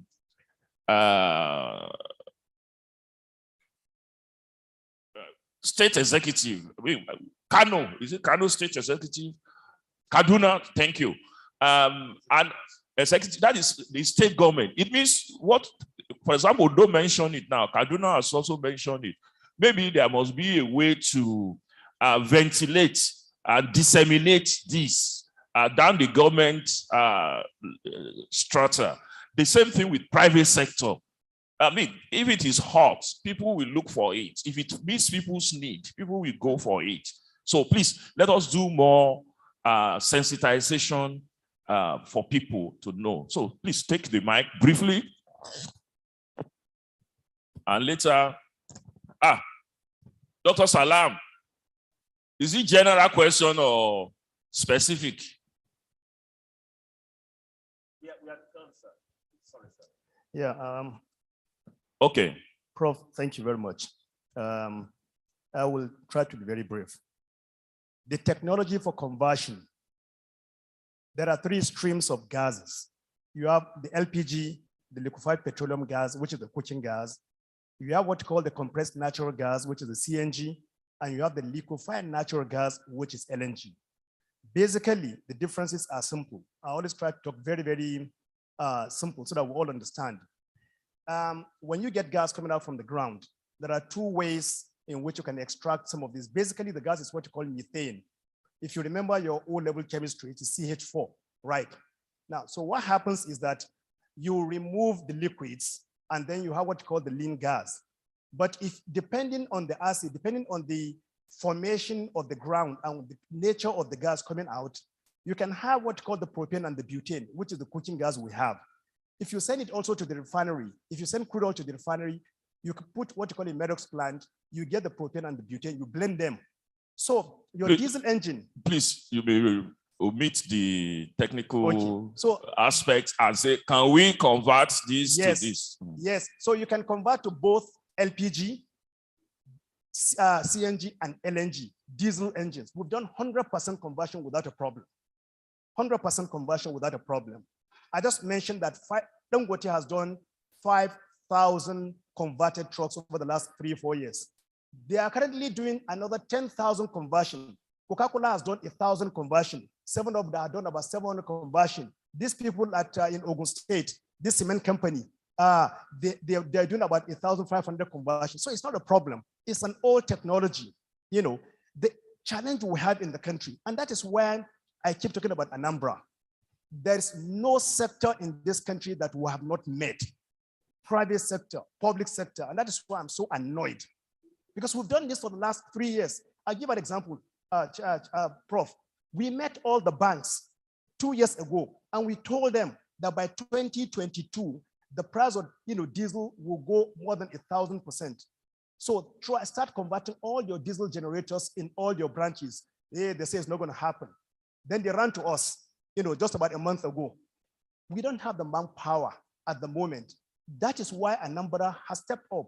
Secondly, just to take part of the issue, going states to the states, just like the governor and the commissioner for Ondo State said.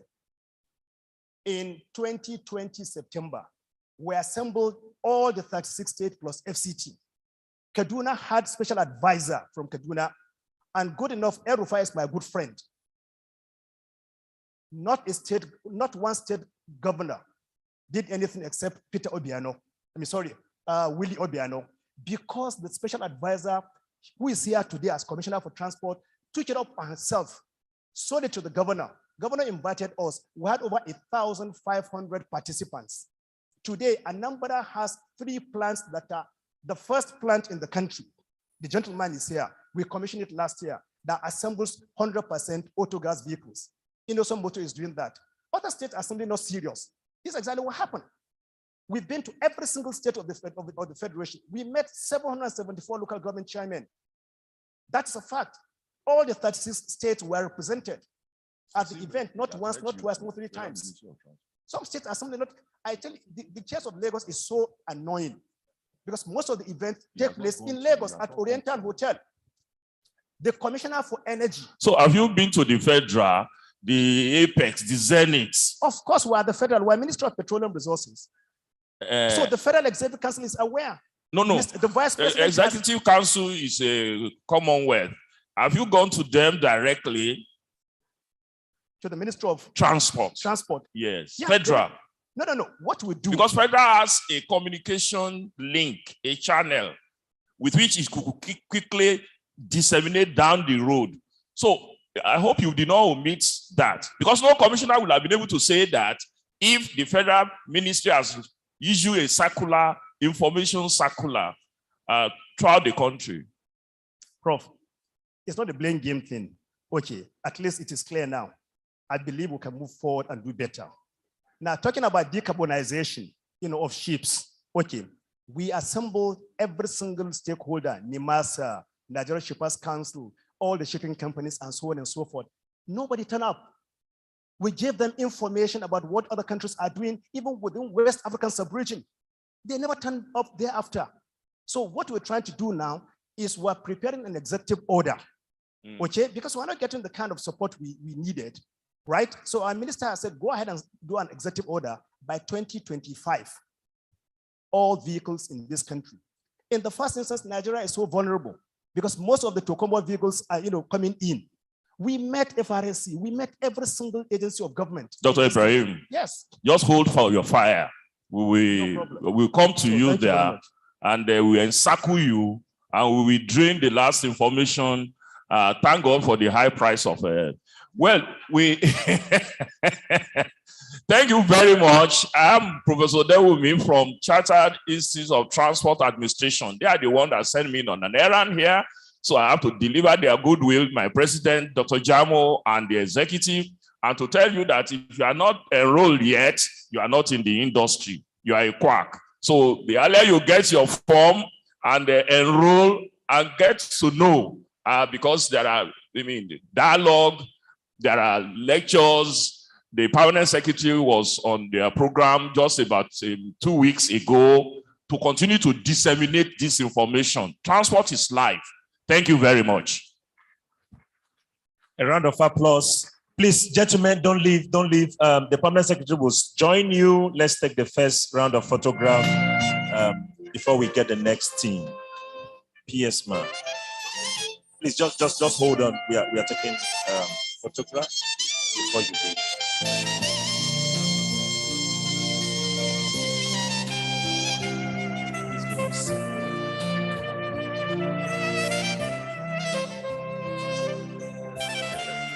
Let's do that snappy, gentlemen. No, Prof. It will be captured. Can you hold it? Yeah. Better.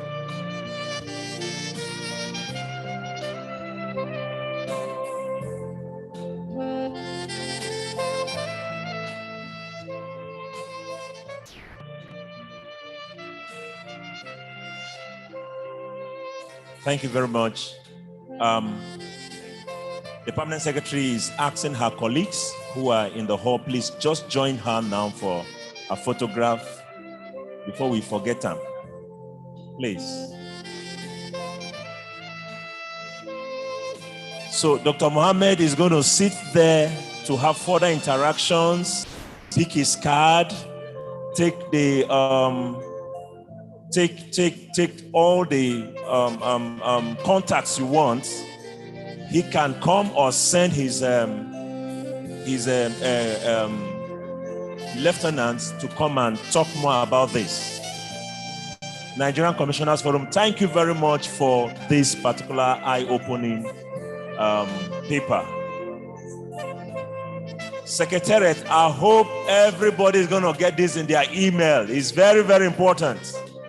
The references, writing to your state executive councils, those references are very important. That paper was a serious one. Permanent secretaries, state ministries of transport, please join on this photograph. And those who have not given me their numbers to join on the PS in charge of transport, they have a forum since we finished the council last year. Please, we need that number. Let your number get to me. WhatsApp activated number. Somebody is joining. Please make sure you. All right.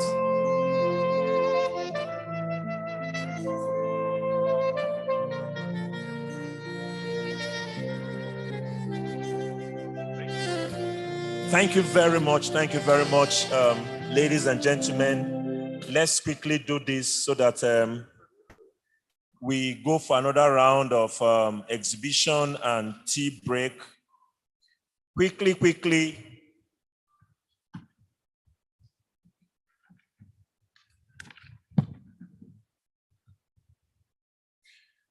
We are going to have very few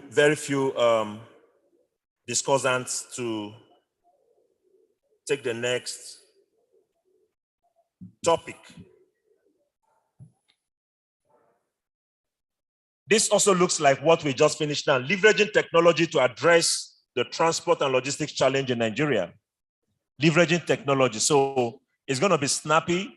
Some of what we have done might still come forward. That's why we didn't want to take much time.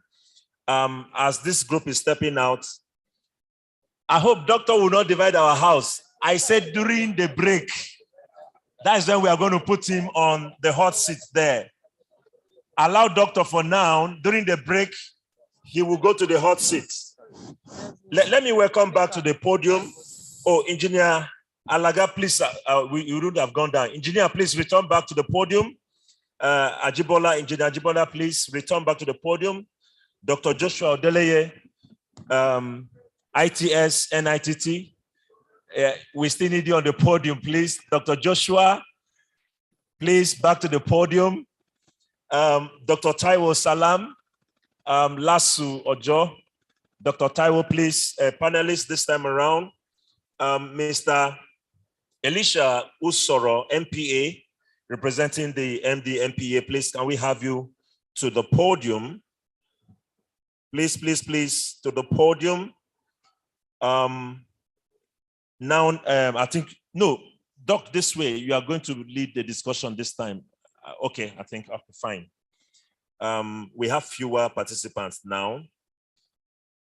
Who has not come? Engineer Alaga, please. Engineer, please. The friend of the house. Engineer Jibola, please. Oh, fine. Ladies and gentlemen, our women have been doing great things in the sector of recent.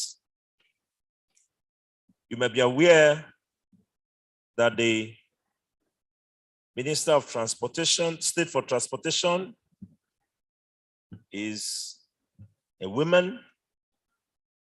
The Permanent Secretary as of date, a woman.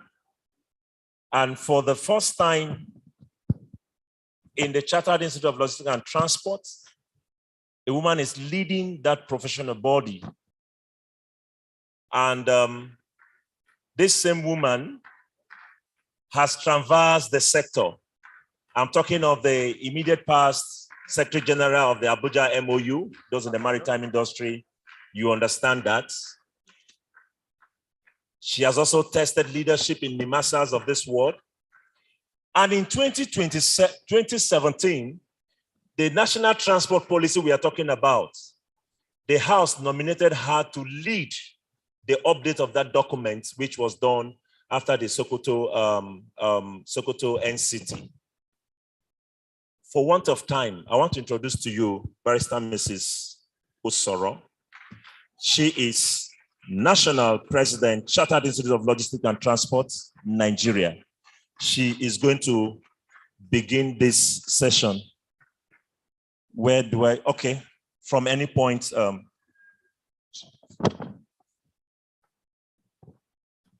Welcome. And I was privileged to work in that, her committee, and she was a great mommy. She just thought her sitting allowance, let me confess. Thank you. Good afternoon, distinguished ladies and gentlemen, Madam PS, honorable commissioners. I'm very glad to be here with you today. Could you please show my presentation? Could I have my presentation on the screen, please? Thank you. It was not until yesterday morning when I attended the opening session that I knew I was going to speak. So bear with me, it's going to be more of a discussion. I did scribble a couple of things this morning, but we will make it very, very interactive. It's also very fortunate. The immediate past session spoke on intelligent transport system, and they have even done quite a great job by giving you the examples of applications that we mean when we talk about intelligent transport system. My topic is about leveraging it in transport and logistics. So we are speaking to the industry, to experts, to commissioners. So we do know what we mean by logistics and transport. But I have a schema to just demonstrate, next slide, what we mean by logistics, which encompasses everything in between taking a decision to import a product and getting somebody to advise you on where you can source that product, where it is manufactured, the appropriate transportation for that product from the manufacturer's warehouse or where the raw material is produced to the factory that you want as the final destination for the product. So I'm talking in this case about transportation of goods. But transportation of passengers also follows a similar schema, but a lot less complicated. So when the decision is taken and you engage an expert, which may be a forwarding agent or a logistic operator to assist you source, organize, manage the transportation, that is logistics. And another name for it is supply chain, though then supply chain will take a lot more broader work for you to help that businessman or that company. So logistics takes responsibility for transportation. The transportation could be multimodal, intermodal, or multimodal, as we heard yesterday. So you, the experts, will be able to advise this product can be sourced from, let's say, the UK.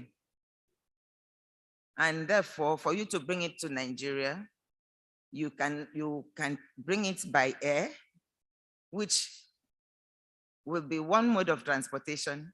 And when it comes to Lagos International Airport, then it will have to go on truck to the factory, if you have the factory in Lagos or in Ibadan.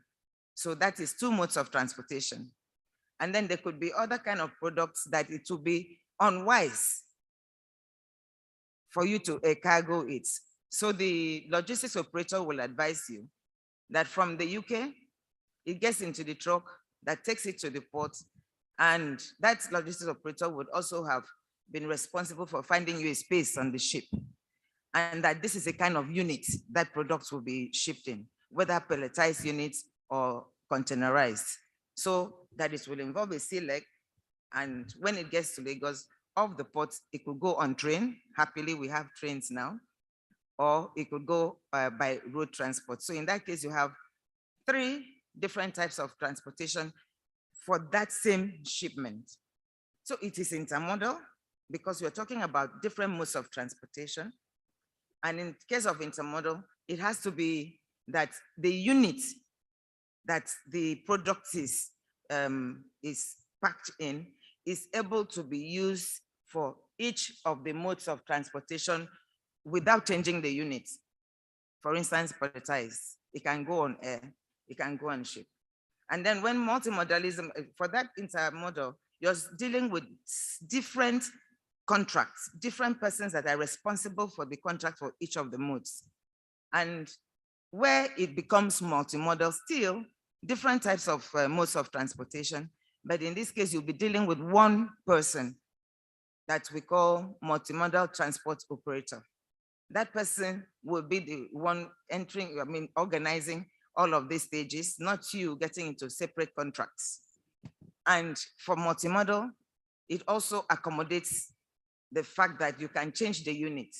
For instance, it could be start as a pelletized unit in a truck, and by the time it comes to the port, it becomes consolidated into a container. So it becomes a containerized cargo that is actually shipped.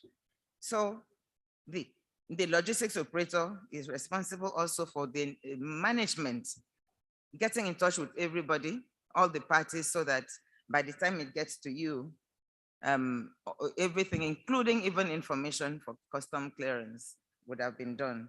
Same with warehousing. So that first schema just gives us a very brief drawing of what we mean by supply chain. Next slide. In the next slide, the supply chain gets a bit more complicated, but it's still the same thing. But what I want to specifically note here is that screen.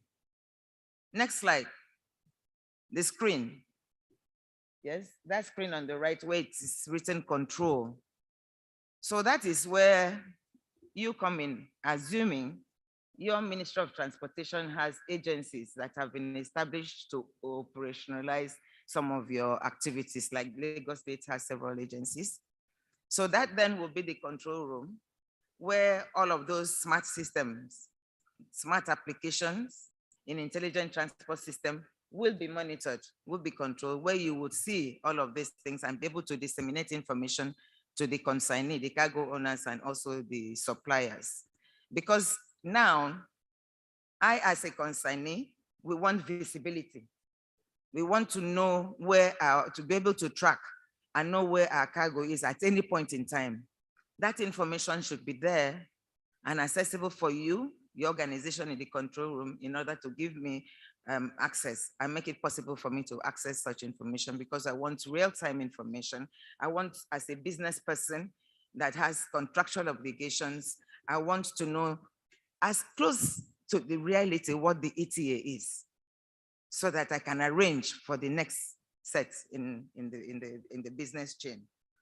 And if you are a policymaker, where do you come in? This schema, the next slide. Yes, this one.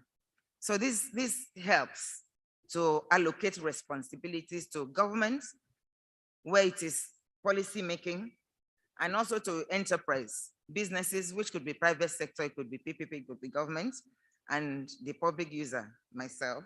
So you have the intelligence transport system, big data, like in that control room where all the information fits into. And for government, what they will be interested in is an application that enables them to have a more efficient management of the transportation system. That is traffic management and guidance, which again, we really must give kudos to Lagos State. When they introduced these traffic lights, lots of us thought it would not work, that people would not obey it. Little did you know that we all became accustomed to it. Even when Lagos was very, very safe for people to go parties and come back at 1 a.m., 2 a.m., we will stop. Not that there's any traffic warden or any car coming, but we stopped. So it enables a lot of control for efficient management, traffic management system. It also allows government to do proper road planning and law enforcement, that is monitoring and enforcement function, and road warning and emergency response, warning that there's an accident that has happened 1-2 kilometers away, there should be a diversion. Emergency systems, there's even some of those ITS that I don't know whether it's positive, where a driver is alerted that there's a police vehicle down the road, and whatever misbehavior you were doing is immediately slow down. So those things are available now, but all of it just goes to having to make the road secure, make us responsible drivers. The ITS also enables bus supervision and management. For us businesses, it is very important to know where your driver is. The haulage company, managing directors and management would want to know, this is an established route. Is my driver following that established route? This established route, if he follows, it's supposed to be 5 hours from start to finish of the journey. Is he following those routes? So that is one of the things that the ITS will be useful, provide useful services to business owners. Accidents, real time. Again, you know when your vehicle is involved in a car accident, so that there will be a quick response time from your company, from the authorities that are responsible for such intervention that as the FRSC. And also the geo information system, where it allows the mapping, for instance, the mapping of Lagos. All of us use Google these days to plan our trip. I mean, that's the simplest form, but we use Google, and it saves us time. When you plan your trip by Google, it gives you alternative routes. It's shorter by so and so minutes. Turn this, turn that.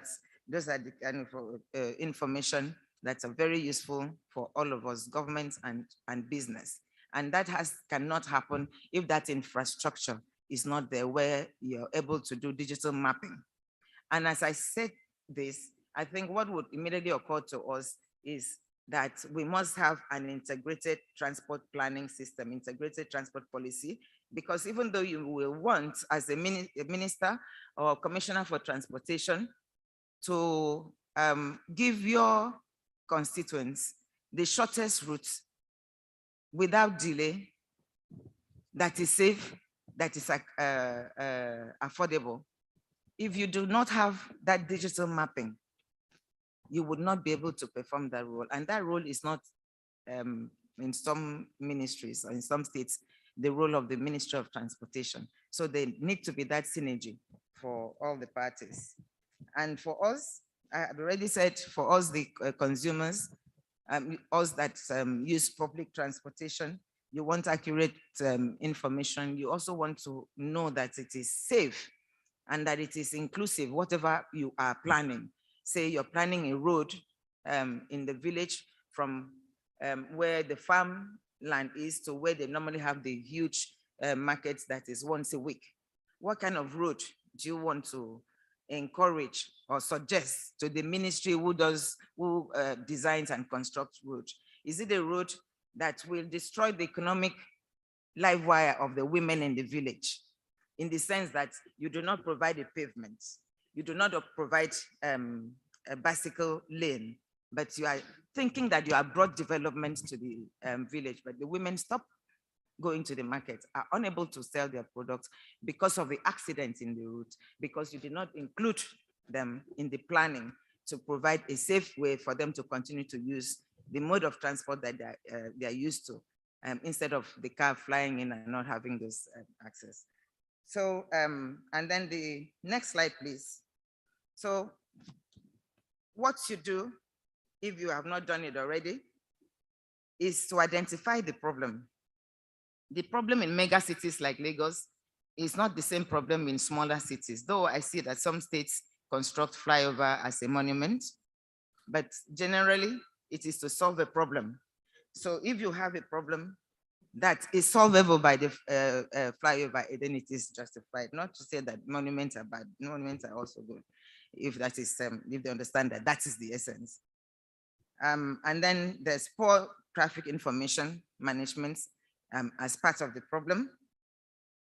High rates of accidents, partly also because I think that FRSC are not involved in the design of the roads that are constructed by some other agencies of government.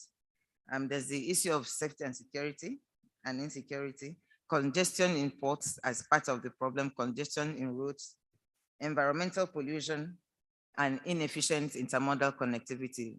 One of the speakers had talked about the multimodal terminal in Lagos. I'm yet to go inside, but I admire it while driving through Oshodi.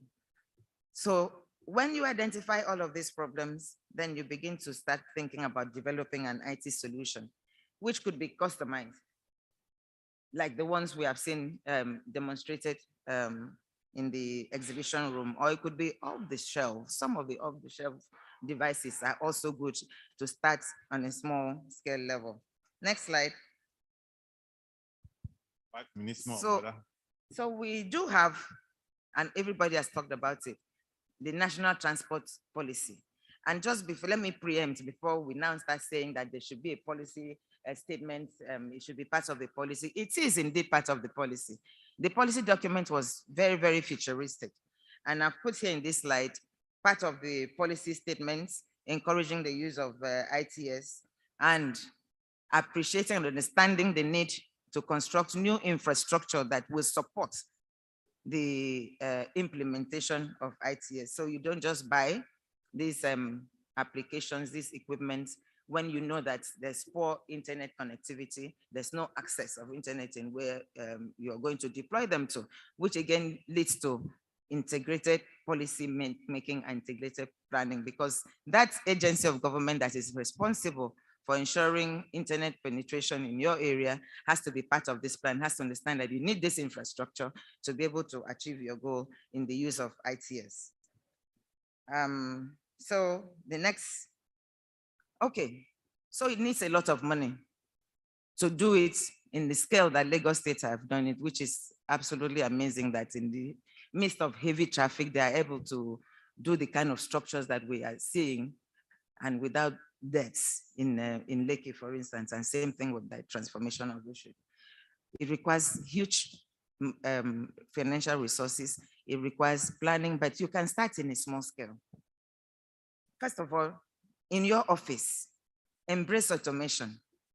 Show that you're willing to understand and to key into the modern era.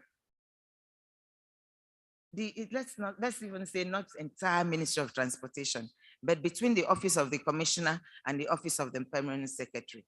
Are you still doing those paper file from 8 persons will do it up and then 8 persons will do it down, or have you started using email?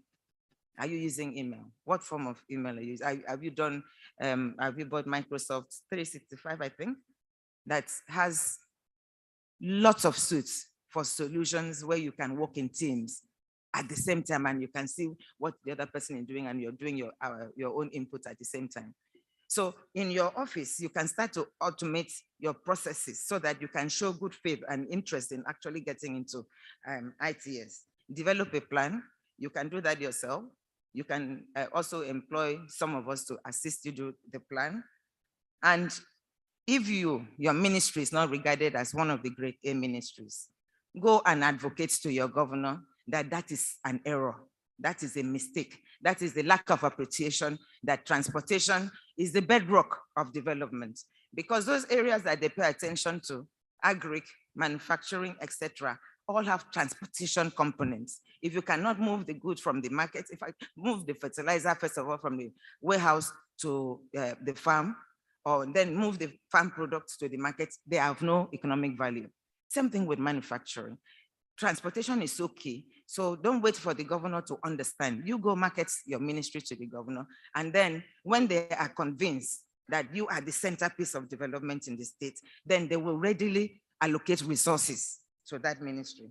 So I am saying what I had already had it in my paper, Prof, to encourage all the commissioners, the permanent secretaries, everybody here to join if they are not yet members of the Chartered Institute of Logistics and Transports. This is an international organization that has existed for over 100 years and over 130 countries. And we have a branch in Nigeria that has been in existence since the late 50s.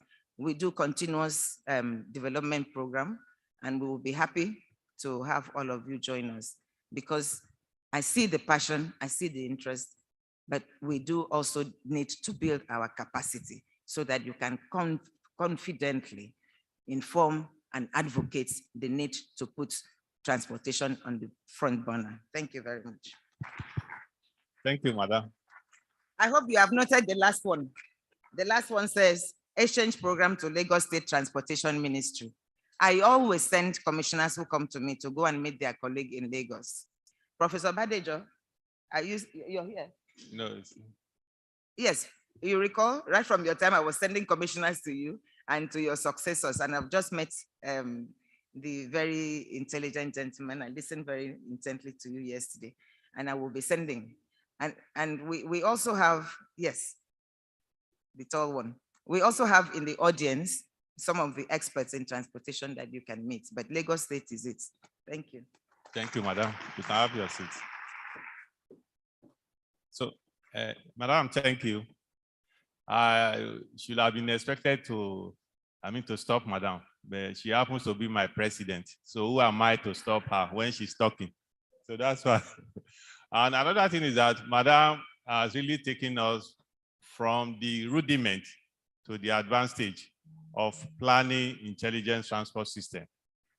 She has been able to tell us what we really need to do, how we really need to appraise our problem. And that is one of the key areas as far as deployment of ITS. What are your priority area? What do you need the technology for? That's the starting point. You need to do a baseline appraisal of your activity in any state. If Lagos observe that speed on the highway is a major problem because people are dying on a regular basis, Lagos may want to deploy technology that help monitor and enforce speed limits in Lagos. If congestion is the problem in Kano as the priority problem, then Kano will want to deploy technology that will enable reduce travel time in the state. So the starting point is for us to understand why do we want to deploy the technology, for what purpose. And another thing is that government is usually an enabler. You may not 100% have to invest so much in the technology. You are expected to lead the way as regards ensuring that private sector buy into it. At present, we are also doing similar thing in Nigerian Institute of Transport Technology. In this country today, it's very difficult having a central point, a one-stop shop where you can get data on transport in Nigeria. So since 2020, we have started a project whereby we are trying to digitize transport data across the country, which will enable data sharing. This is being made possible because of this technology we are talking about. The phone we are carrying all about is a component of the intelligent transport system we are talking about. If tomorrow Lagos State decides to deploy Bluetooth reader on its highway, with that Bluetooth reader being put in on our phone, Lagos can count the total number of people who are traveling on Ikorodu Road at a given time of the day for them to be able to plan transport, the movement at a given time. So there are a lot into this technology and it's keep on evolving over time.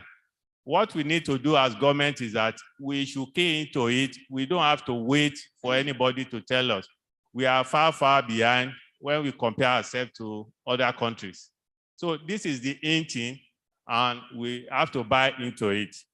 So I'm going to allow the panelists to also contribute. And the way I want us to contribute is that because the title of this session is talking about leveraging on technology for challenges in transport and logistics in Nigeria. How do we leverage on this technology towards solving problems in the transport industry? So I want us to profile solutions and strategies towards we can get it done, whereby when we go back to our state, we apply the strategy towards solving transportation problem in our country. So I'm going to start from my extreme right. So 3 minutes so that we can finish in time. Thank you.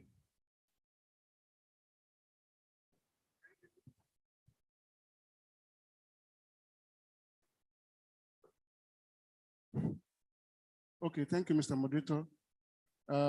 Like I said earlier, I came as a friend to this forum through the conveyor because I have testimonies to give about IT and technologies in transport. I was privileged to be trained by my company some years back, about 17 years ago, and I came back and I applied technologies in all the segments of transport as we use the transport in the industry, oil and gas. And to explain this, I will break this into perspectives. The way we manage transport, this transport management system, I will break it into drivers, vehicles, and transport organizations.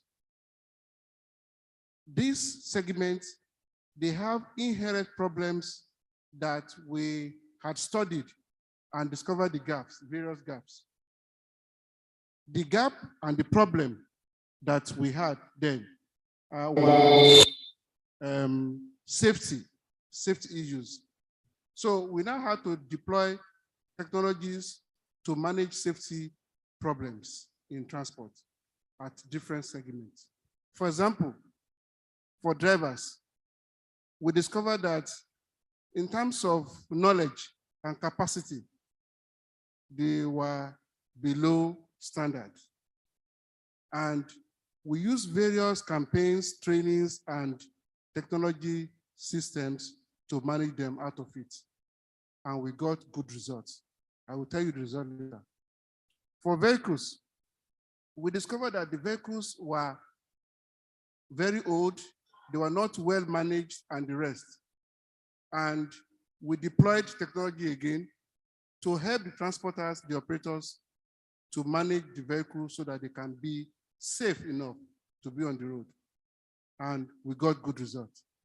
In terms of transport organization that did the transporters who are the haulers, we deployed technology as well to help them manage the transport.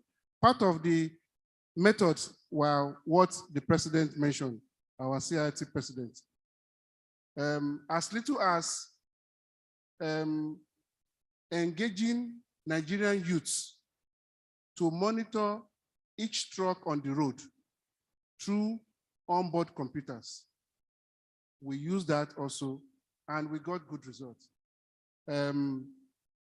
As much as using onboard cameras on the vehicle to manage the pattern of driving and also to observe the drivers. Even now, the cameras, because of the review, they have capacity to use artificial intelligence to manage dizziness or tiredness, fatigue of drivers. And that also was applied and we got good results. So my own is to give testimony that it is possible, and we have platforms, various platforms to support these infrastructures and methodologies to apply, and it's working for us in Nigeria. If, as a member of CIT, I'm a fellow member, we can assist other Nigerians to be at the same level. Federal Road Safety, we attest to what I'm saying.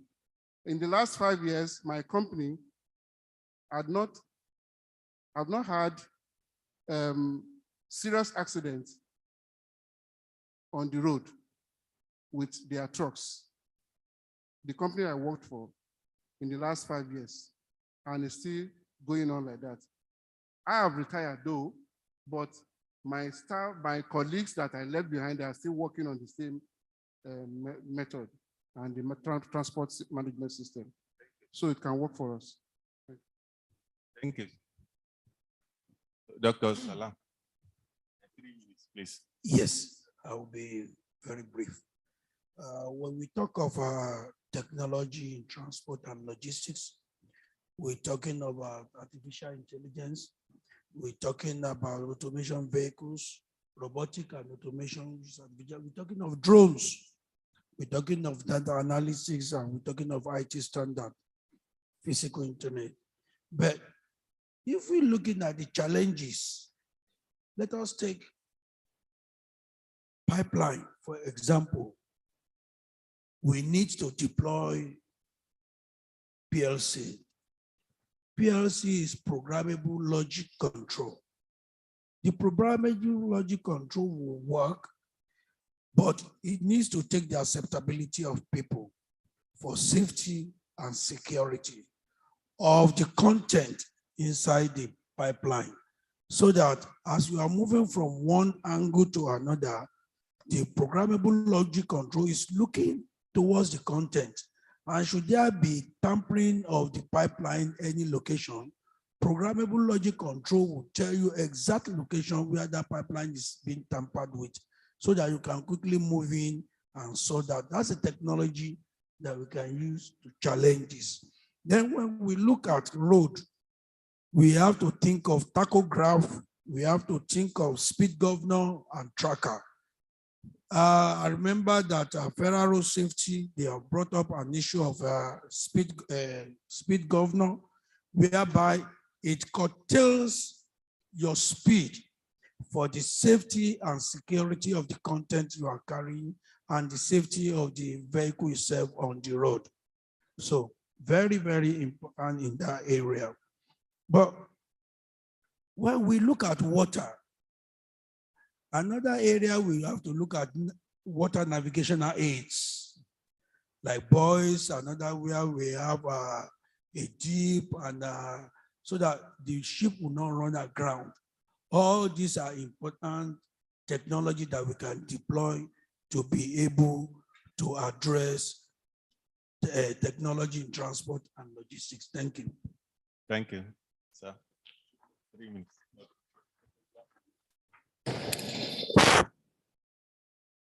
Thank you very much. My name is Lisha Osoro, representing the Managing Director of Nigerian Ports Authority. Once the name Nigerian Ports Authority is mentioned, there's always this impression that services are not properly handled and are also delayed.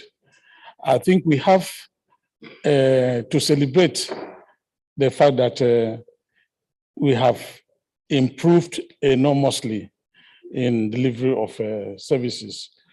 I recall when I was a young officer, importers used to complain that their cargo, their containers would stay in the port for 45 days, 90 days and above. But I would say that that has turned around. There's been a remarkable improvement.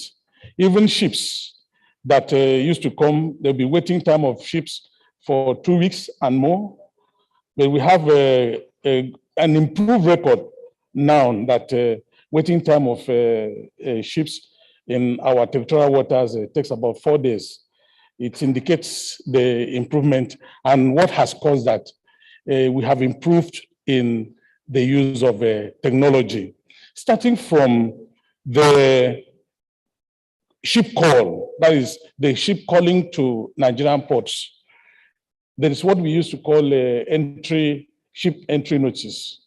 And that was the first thing that NPA introduced technology-wise, because when it was done manually, the ship entry notice may take up to 3-4 weeks to be received. But with the introduction of electronic ship entry notice, you receive it within a day, and the process starts before the ship arrives in Nigeria. So we have leveraged technology in this area, and we have recorded a remarkable improvement. Then talk about the reception of the ship at the port, the ship-to-shore operations. There has been problem, there have been challenges. That is why the government went further to concession the ship-to-shore operations to private terminal operators. But then what has been done to improve the services there? Even the private terminal operators have been directed, and they have complied to automating their operations. For Nigerian Ports Authority, we are also making our own effort in improving that services, as well as the movement of the cargo from the port to the destination, or from the source to the port for export.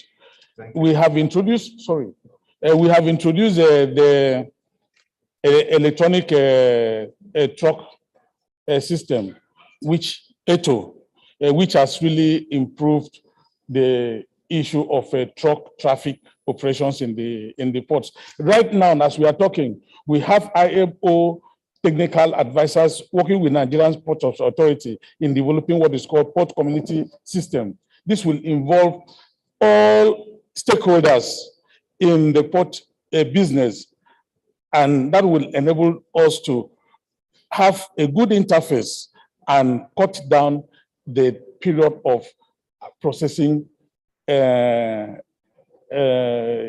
papers on import or export cargo. I have other things to say, but he has asked me to stop. Okay, it's because of our time. Thank you, sir.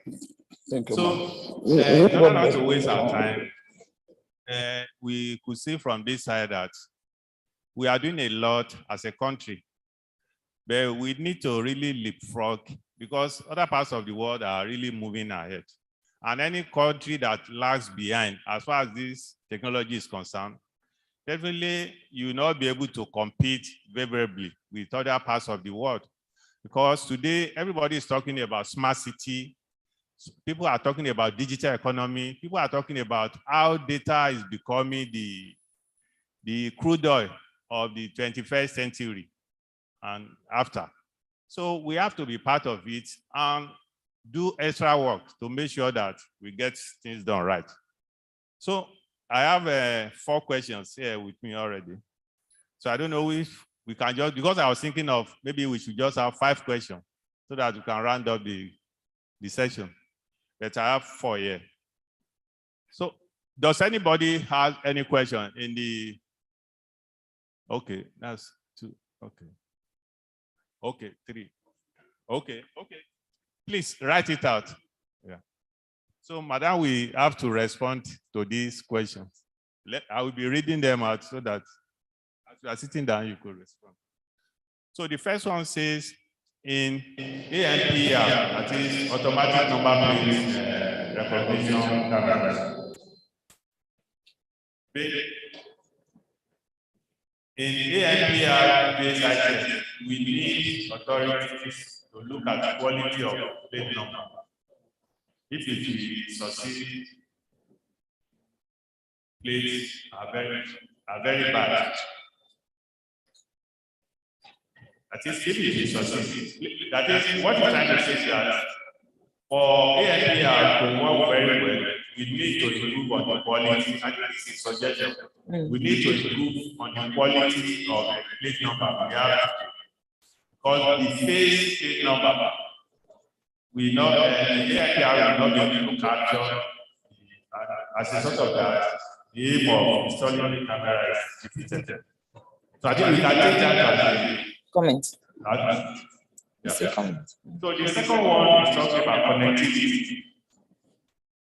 Connectivity is very critical to success. Lagos State Fiber Optics project will bring a plus in form of speed and cost. Connectivity, very critical to success. For example, Lagos State Fiber Optics project will be a plus in terms of speed and cost. This is also another recommendation. Or unless the Honorable Commissioner would like to talk of that. The fiber optics. Ask a question. Is there a question? Yes.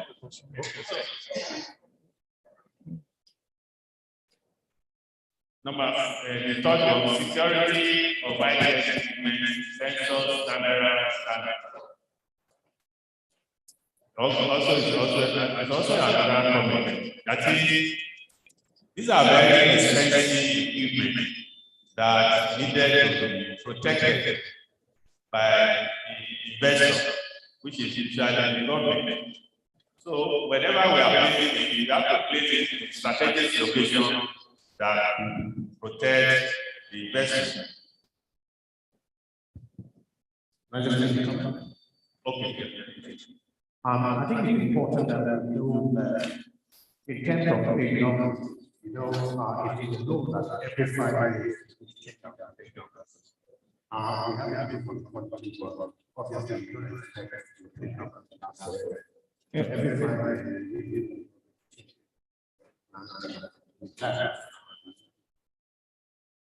Capture. So it's not Thank you. So this one goes to the NPE. Please update on performance for or reason for performance of e-call up system deployed at Apapa. Seems technology alone not the panacea. That's it? Yeah. Okay. I hope you know that. Yeah. So, my learned lecturer, Ondo State, we are currently planning to establish state courier and logistics venture through PPP. How can you assist us in the area of the latest technology? That's for Madam.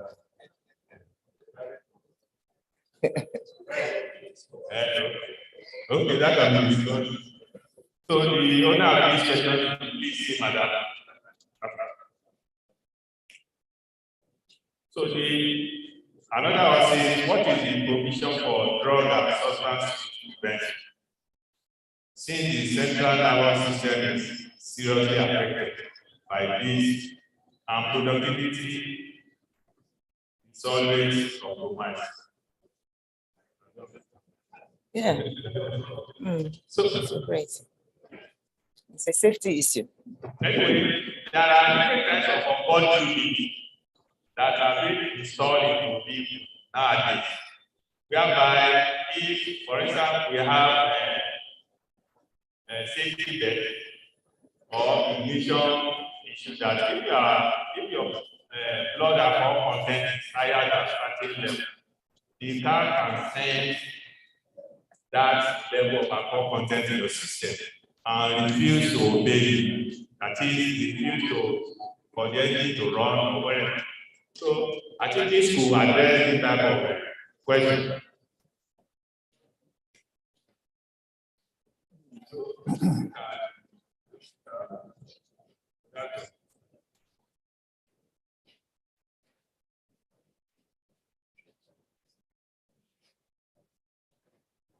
The man that talked about telling us the solution later, my comment.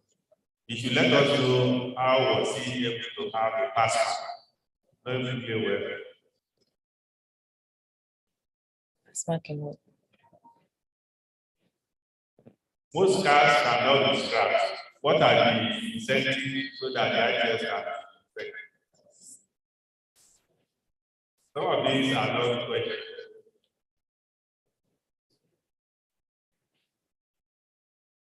Director at Nigeria Chamber of Shipping.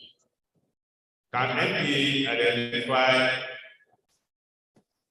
that to manage an effective transport system? We can have different types of support. Why is it? Come again. Can NPA identify how to arrange an effective transport system? Maybe in case we have different types of support. Where is the app not functioning at the Tinker Island port? Why? The ETO app. ETO app. Can we identify that for planning purposes? We need to approach it. Different strategic plans, short term, medium term, and long term. Can we also identify that production?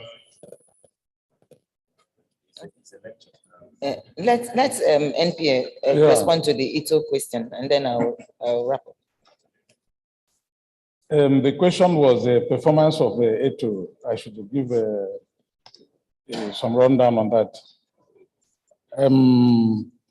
The ETO application is work in progress. And I think we are just celebrating about 12 months of its operation. We were witnesses to the poor traffic situation in Apapa in particular. And actually that spurred the authority to look for a technology that can be applied to control traffic. I would say that there has been a very tremendous improvement in terms of truck traffic control in the maritime corridor of Apapa. If you look at the cost implication, we have been reading in newspapers where some importers used to allege that they spend 1.2 million naira to move their trucks, to move their cargo from the port to even a place like Alava, which is less than 50 kilometers. But in recent times, when I read the newspapers, some mentioned that that charge has reduced remarkably.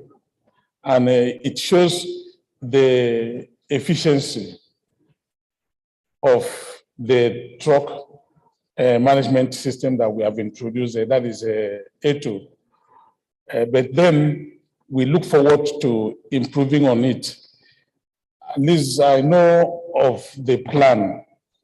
We look at the possibility of perfecting the use of that technology in the next 3-5 years. So what we are seeing is a gradual progress of its application, which of course has a very great impact on the movement of trucks in the ports. And in case of the Tinkan Island port, the A2 was introduced as a pilot project for Apapa port, and we have incorporated Tinkan Island port. So within this year, I want to believe the Tinkan Island port will be effectively incorporated in the A2 operation. Chairman, let me very briefly speak to the to the courier service. It's a very good business. For those of us who do not realize the usefulness of those courier service, I think COVID, that's the one of the positive things that came out of COVID, when there was the lockdown, made us realize how useful those type of logistics services are in bridging the gap, and it has come to stay. We are all using courier services now. I'm going to send my driver to Ikeja to go and buy Ofada rice that is very good in a certain shop. They reminded me that I could use a courier and they will bring it to the office. Saves time, saves fuel cost. So it's a good business. But the decision you want to make is to determine what kind of customer base do you want, what kind of products. Is it going to be food-based or going to be serious packages that are office or manufacturing?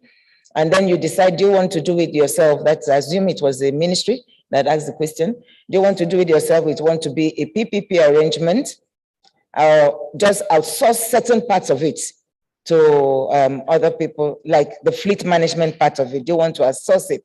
Which means they will employ the drivers, the riders of the motorbike, if it is motorbike, will be the employees of that company that you are outsourcing to, because that relieves you of quite a lot.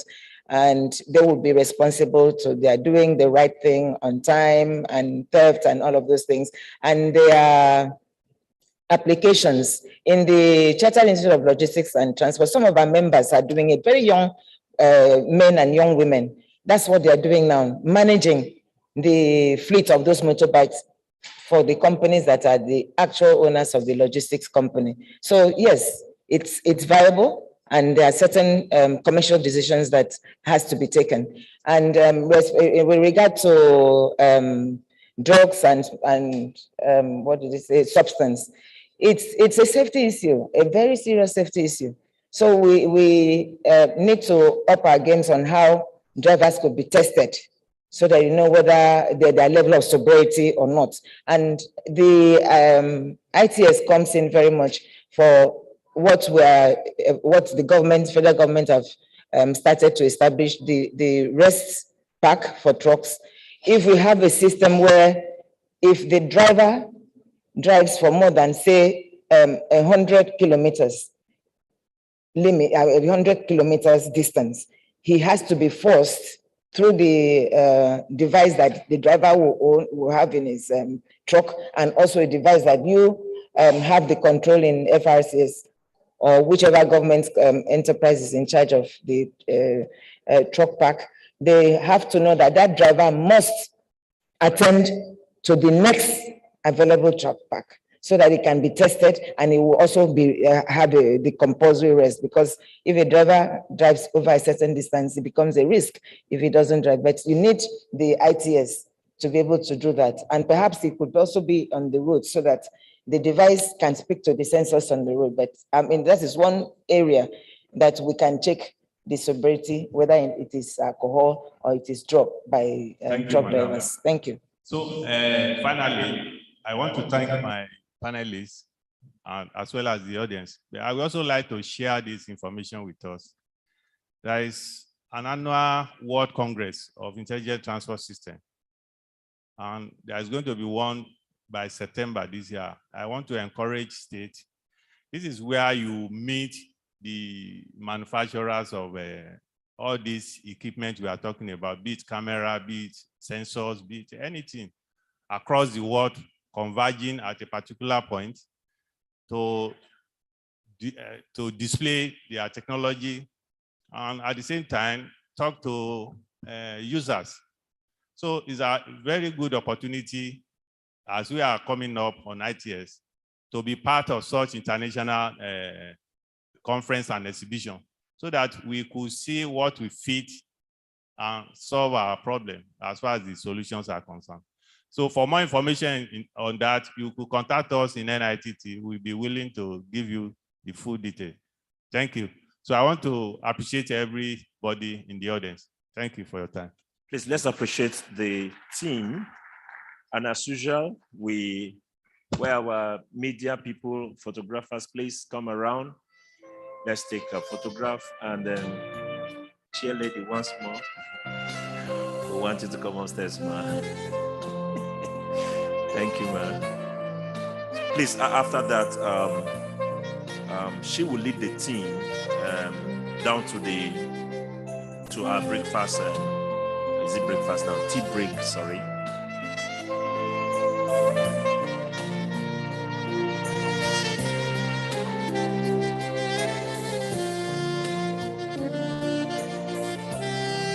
The tea break, there's a ticket for it, both lunch. Yeah. Madam Chair today will lead the group to the same venue near the exhibition point. So let's take our stand. Let's take our stand. They are ready? All right. Oh, okay, move this way so that, the rostrum. This way, okay. Yeah, to avoid the rostrum.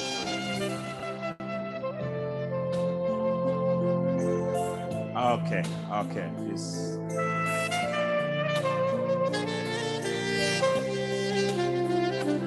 So our guest on the white seat will lead us, will lead the way. The executive secretary of the forum will be leading that.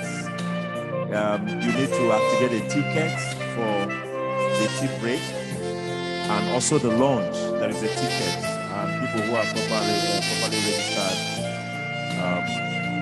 There's a ticket for those two activities. So it's lunchtime, and in 25 minutes, we'll be returning back here to round up this meeting. Remember, we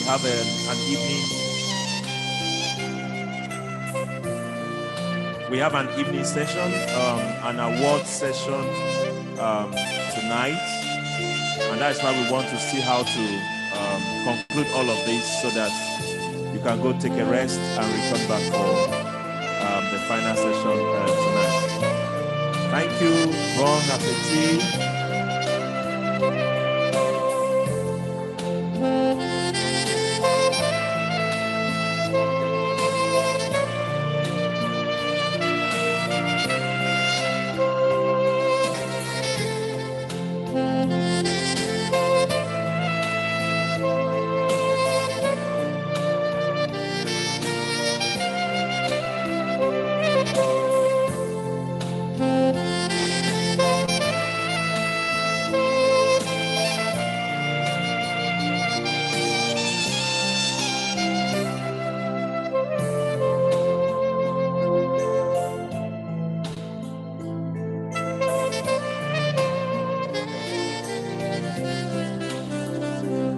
Please, our VIPs.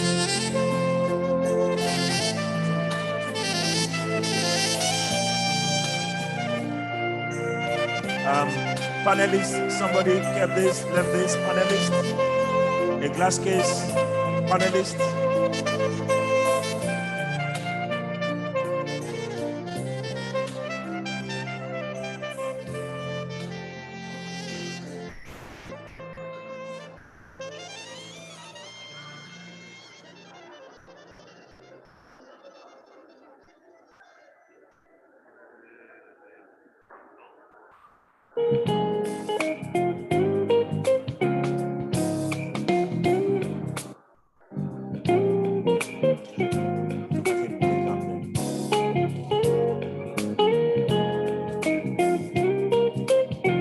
My panelists, somebody,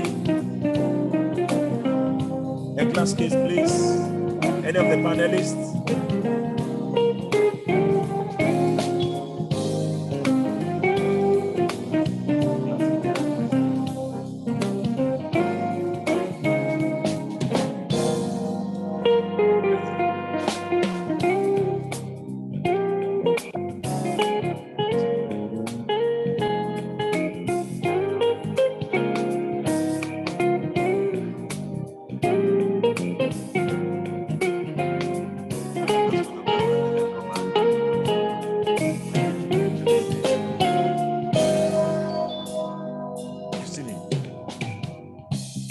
No, he's there. Dr. Ibrahim, please, those that want to see CNG, LNG questions, Dr. Ibrahim is back to the hall. Dr. Ibrahim, you can go to the booth there. They shall allow you to sit down. This consultation standing. Let him sit down and consult. Meanwhile, the breakfast, Executive Secretary of the Forum is leading. Please, as you're going there, you can be talking now. 25 minutes is expiring. Oh, chair lady. Please, man, they're waiting for you. You are leading our VIPs to the breakfast, tea break rather. All right, so please, Madam Pamsec is ready. Commissioners, Pamsec, can we follow to the exhibition area? That is where we are having the tea break this morning, please. Dr. Mohammed is available for your questions. Mr. Osoro from MPA is also available to take questions. Already the Commissioner Lagos is taking more questions, interviews, and what have you.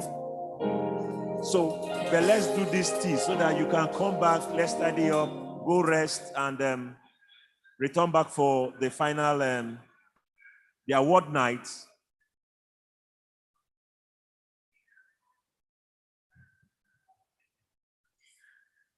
All of those who don't want the permanent secretary to move, there will be a fine now. I will bring a sticker you must buy now for keeping the permanent secretary from not moving.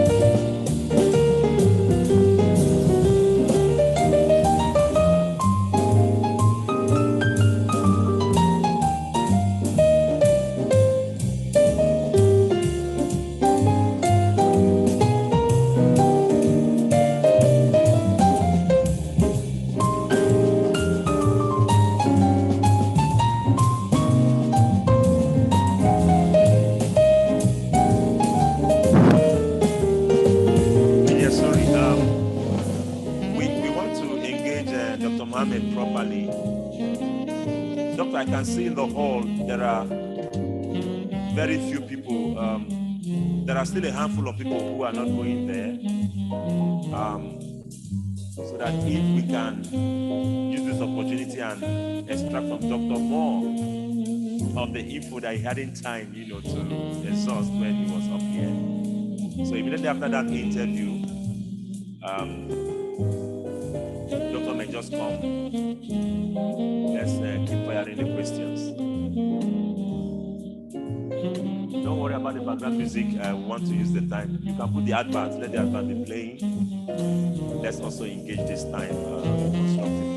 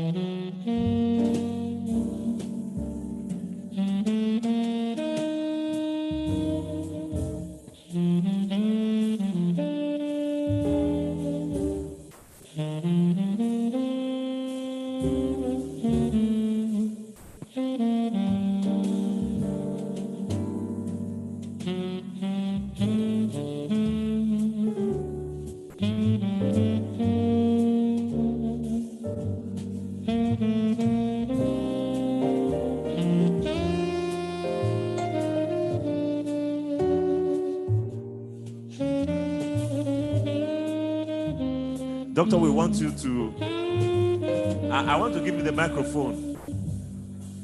Every tete-a-tete should go round. Let's hear the tete-a-tete so that others will be getting the knowledge.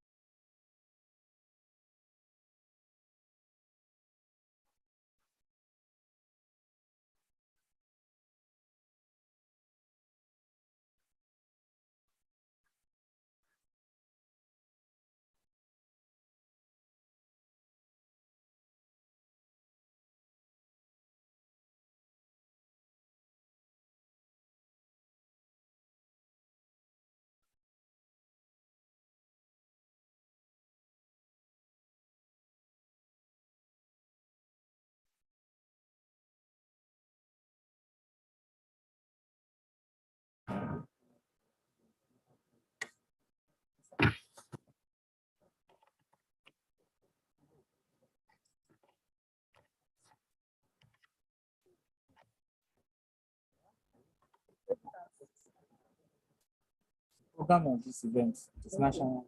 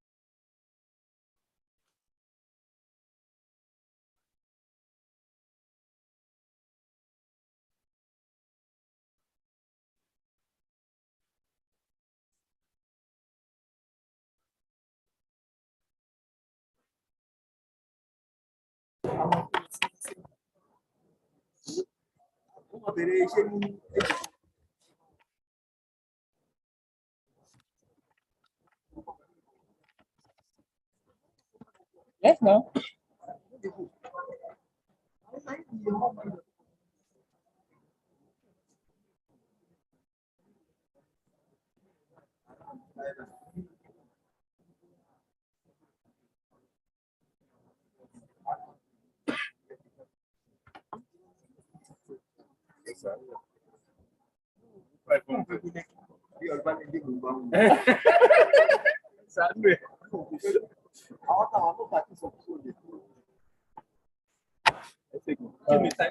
National transport.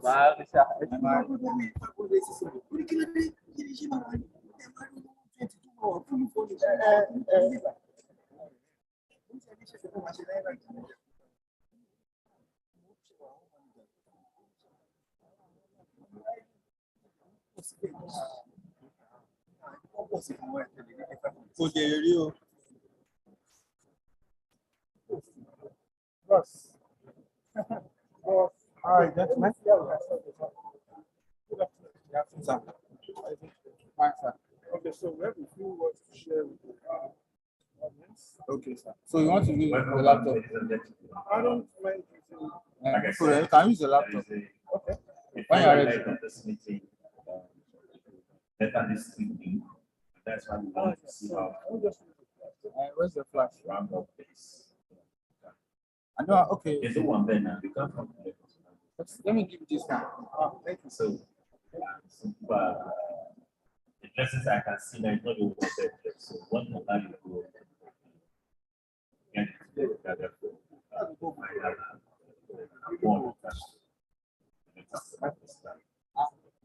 all right.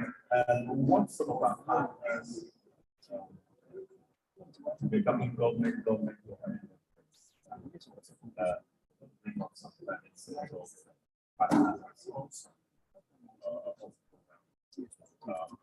next 12 minutes. I don't know if you can really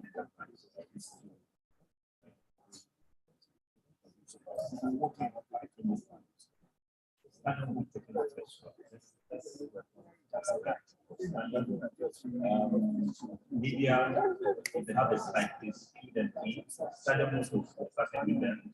They are listed. Like as welcome the representatives, have the stage. In the next 5-6 minutes, let's hear you out.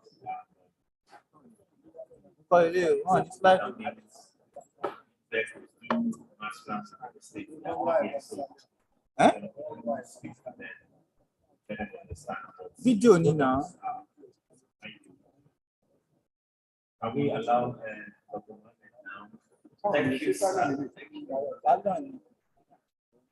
Good afternoon, distinguished ladies and gentlemen.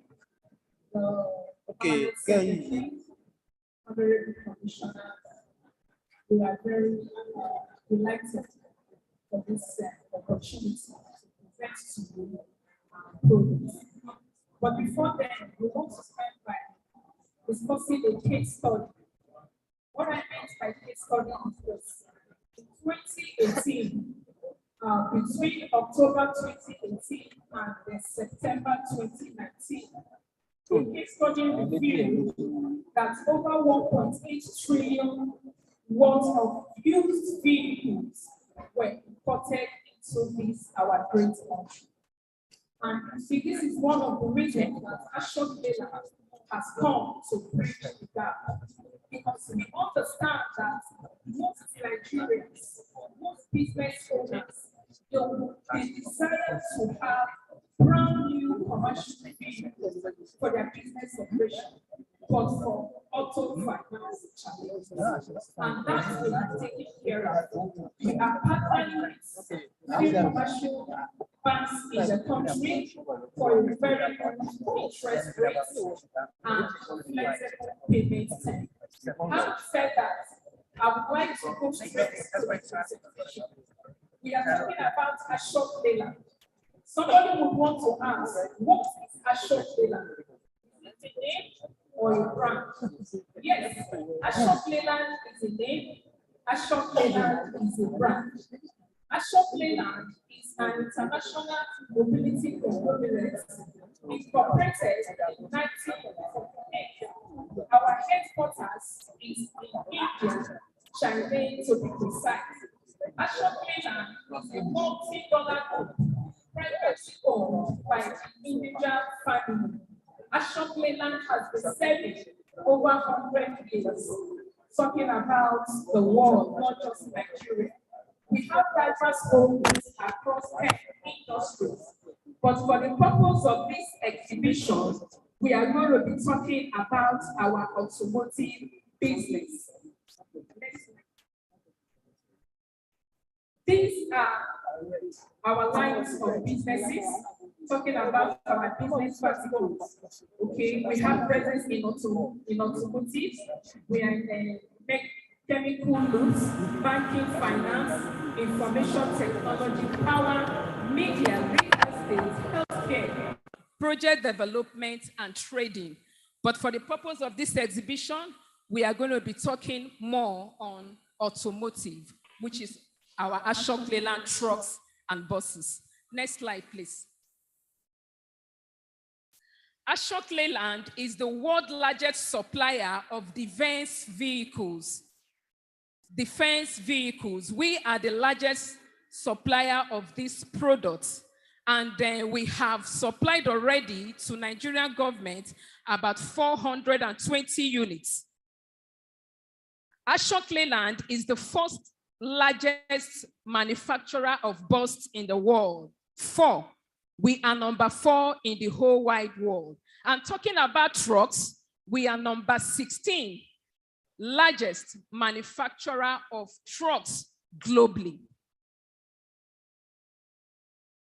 Because of how quality, reliable, and tested these vehicles are, Ashok Leyland has won a Daimler Award. A Daimler Award is an award given by the Japanese, and this award is for quality. So in two times or back-to-back, Ashok Leyland has actually won this award, and you can see the pictures on the screen. So these are the 2 feathers we have added to our company. Next slide, please.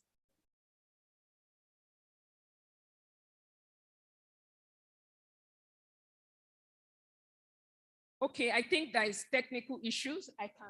Okay, fine.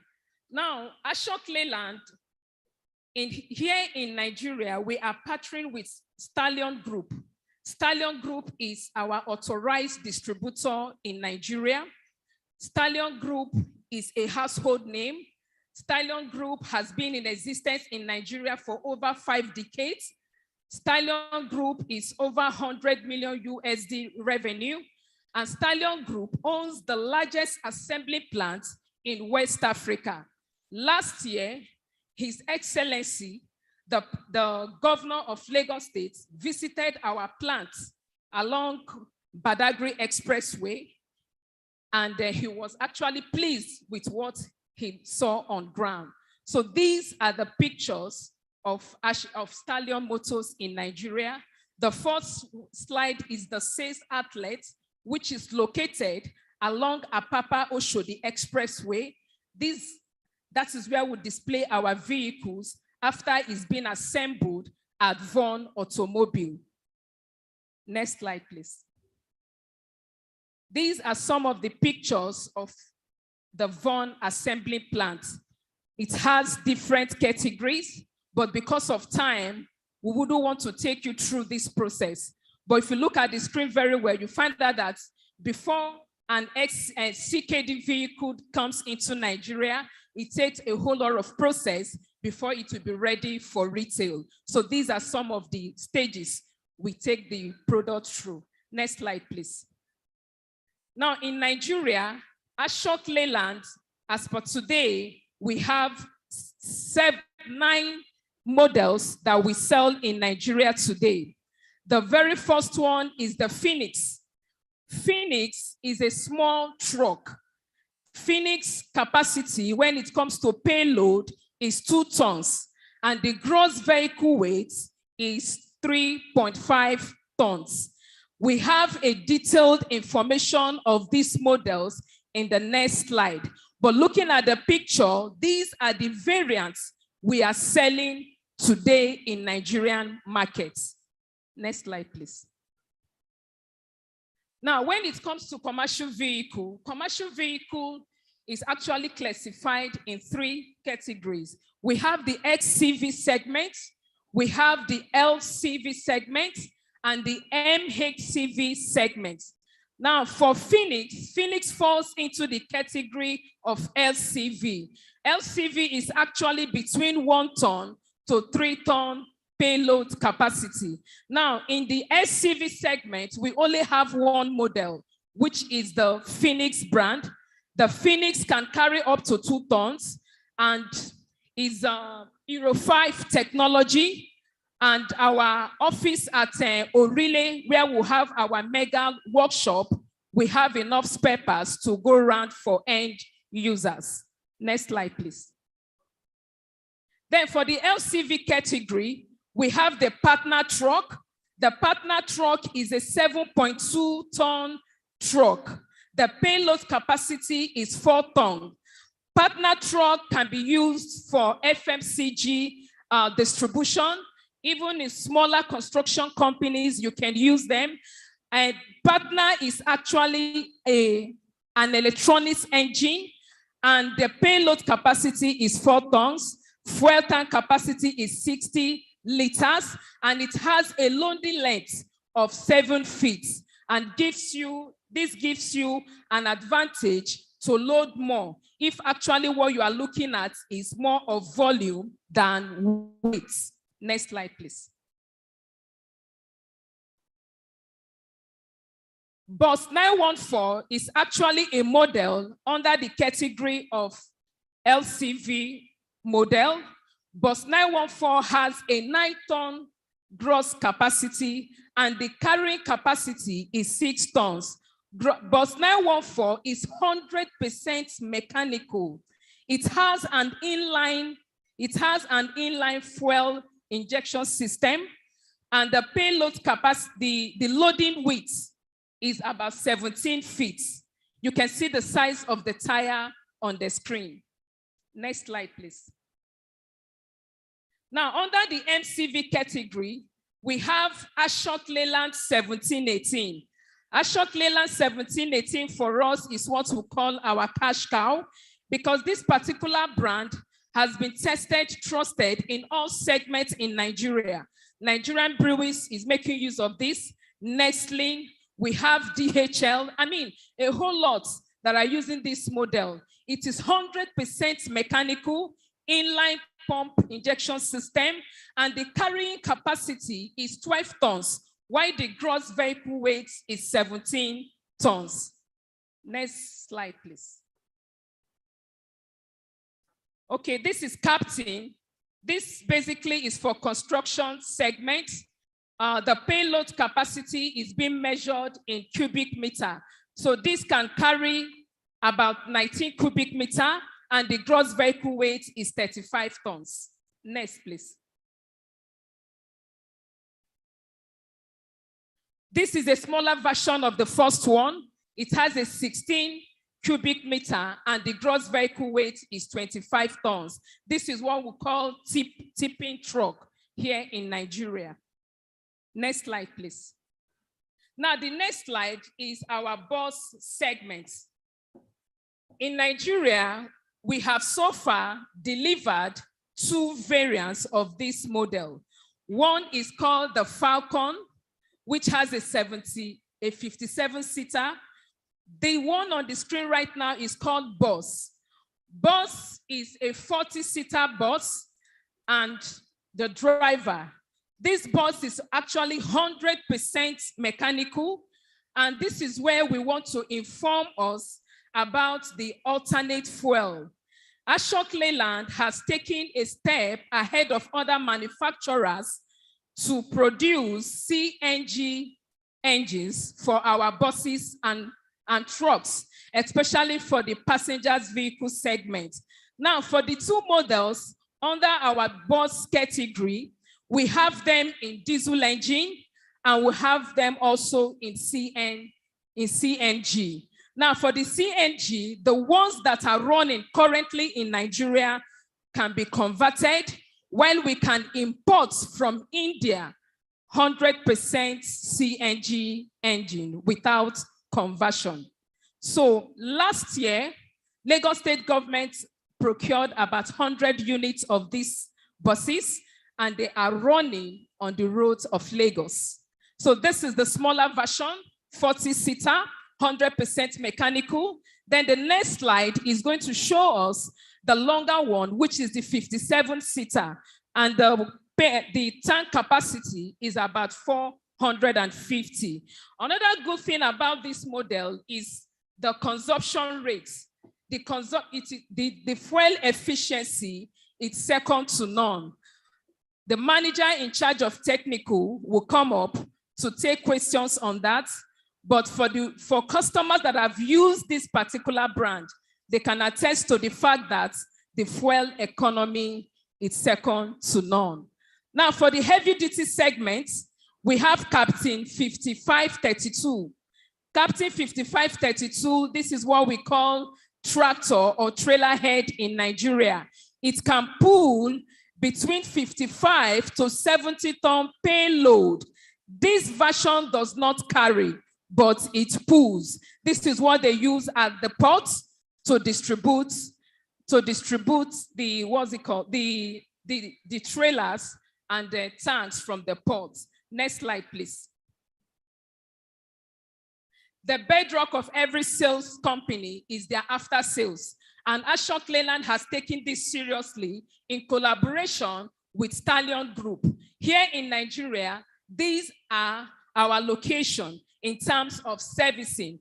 In any of the parts of the country you purchase our vehicle, we are available in Lagos. As a matter of fact, we have 3 outlets in Lagos for service. We have in Ota, Abuja, Port Harcourt, Ibadan, Kano, and Enugu to take care of the after-sales service. Next slide. This is just a snap of our spare parts.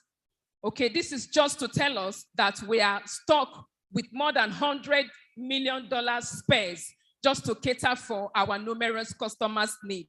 And another thing we are coming up with is this. We don't want you to bring your vehicles to our workshop, and this is why we do mobile service. We go to customers and ensure that we give them on-site support. We have a lot of these vans that are on the road on daily basis to ensure that customers are taken care of. And we are working at what we call zero downtime. This is why we are doing on-site support. Then lastly, our value-added services.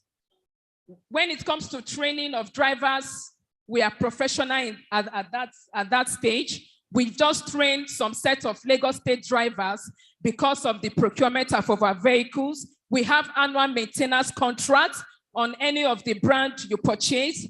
And of course, the on-site support I discussed about. Then lastly, benefits of vehicle financing. We have that running today. Mr. Sujay Srivastava, the business head, will give us more details about the auto financing, because we understood that that is a major challenge. And this is why most business owners don't go for brand new vehicles. But Ashok Leyland has taken care of that. The auto finance is running at a very minimum rate. Thank you for listening. Thanks.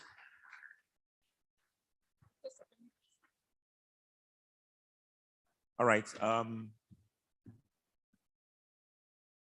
We want to send them to the discussion points. Yes, because of time. So please, states that have, like again, we're going to get these presentations. I hope there are contacts on that slide, who they can call and all of that, website, and fine, please. You can just have a tete-a-tete with them, pick their cards if you are interested. This is all within our shores.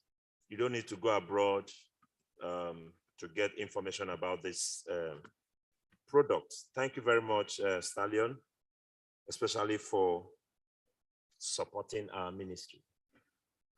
Thank you. All right, we will quickly get to the next session of private partnership, public-private partnership. Like they said, they can also do financing. We can have a PPP with them, and these brands of vehicle, especially the ones for mass transportation or public transportation, can be yours.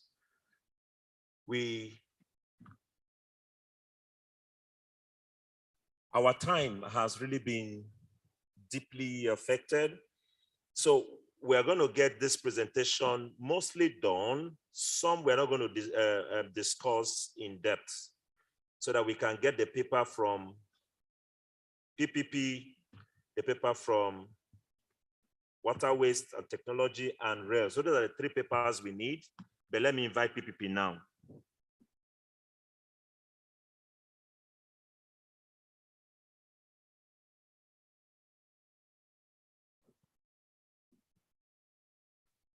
All right, so the secretariat is asking me to lag right, please. Lag right. We want to take your presentation before we go to the group meeting now. Lag right, are you in the hall? Oh, fine, welcome, sir. Media, do they have anything for media? Please, let's just be queuing them in so that we don't spend time on that. Want to be here?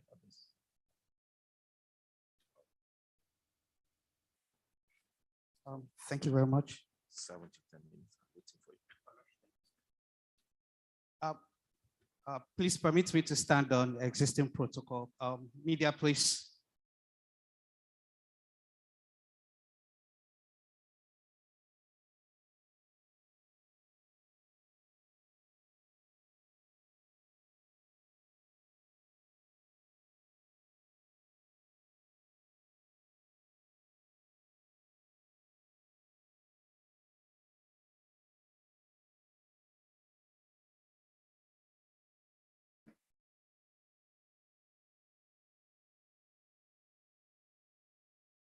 Okay, whilst we're waiting on media, I will basically spend the next 5 minutes to share a bit about the concept of Lagos Ride. Lagos Ride is a part of the strategic transport master plan from the Ministry of Transportation under this administration.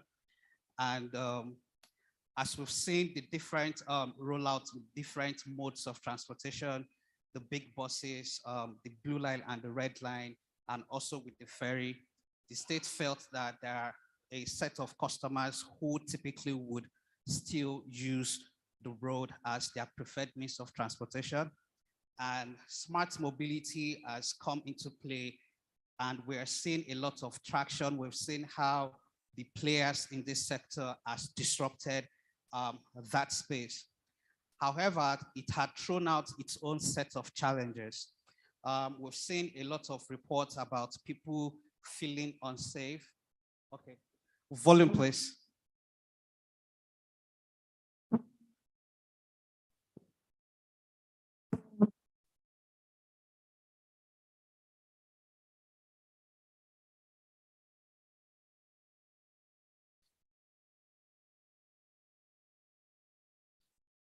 Okay, I guess I'll just continue. So we've seen a lot of cases where people are reporting about feeling of insecurity and feeling not safe. We've seen. What makes us different? Lagos Ride, a smart mobility solution that allows you book a ride and also share the cost of the ride with other users. How do we do this? We give users the option to ride alone or join others with similar transit plans, with pickup and drop-off locations not more than 1 kilometer apart. Why is this important? The traffic congestion caused by single occupancy driving can be reduced by proactively encouraging ride sharing, which aligns with the theme's agenda of this administration. Ride sharing provides cheaper fares for Lagosians, while drivers earn more for every trip completed. What makes us different? We are Lagosians, so we know the pain points. We've provided brand new SUVs and sedans with rear vent air conditioning for your comfort. AI-enabled dash cams to monitor driver behavior and 360 view of all events inside and outside the car while you are in transit. We also provided 2 panic buttons for drivers and riders in case of an emergency, one on the app and the other in the car. Your security is important to us. We save you the hassle of booking a trip every time you need to go to and forward. By seamlessly integrating to your daily schedules, you get a reminder to confirm your trip 15 minutes before your pickup time. And the Lagos ride will arrive. We also provided multiple payment options, including a wallet system and a stress-free cash collection system. We are only as good as the experience you receive from our drivers, so we ensure all our drivers go through a comprehensive onboarding process. Most importantly, say bye-bye to faceless customer support service, because we love to hear your voice. Thank you for choosing Lagos Ride, a better way to keep Lagos moving.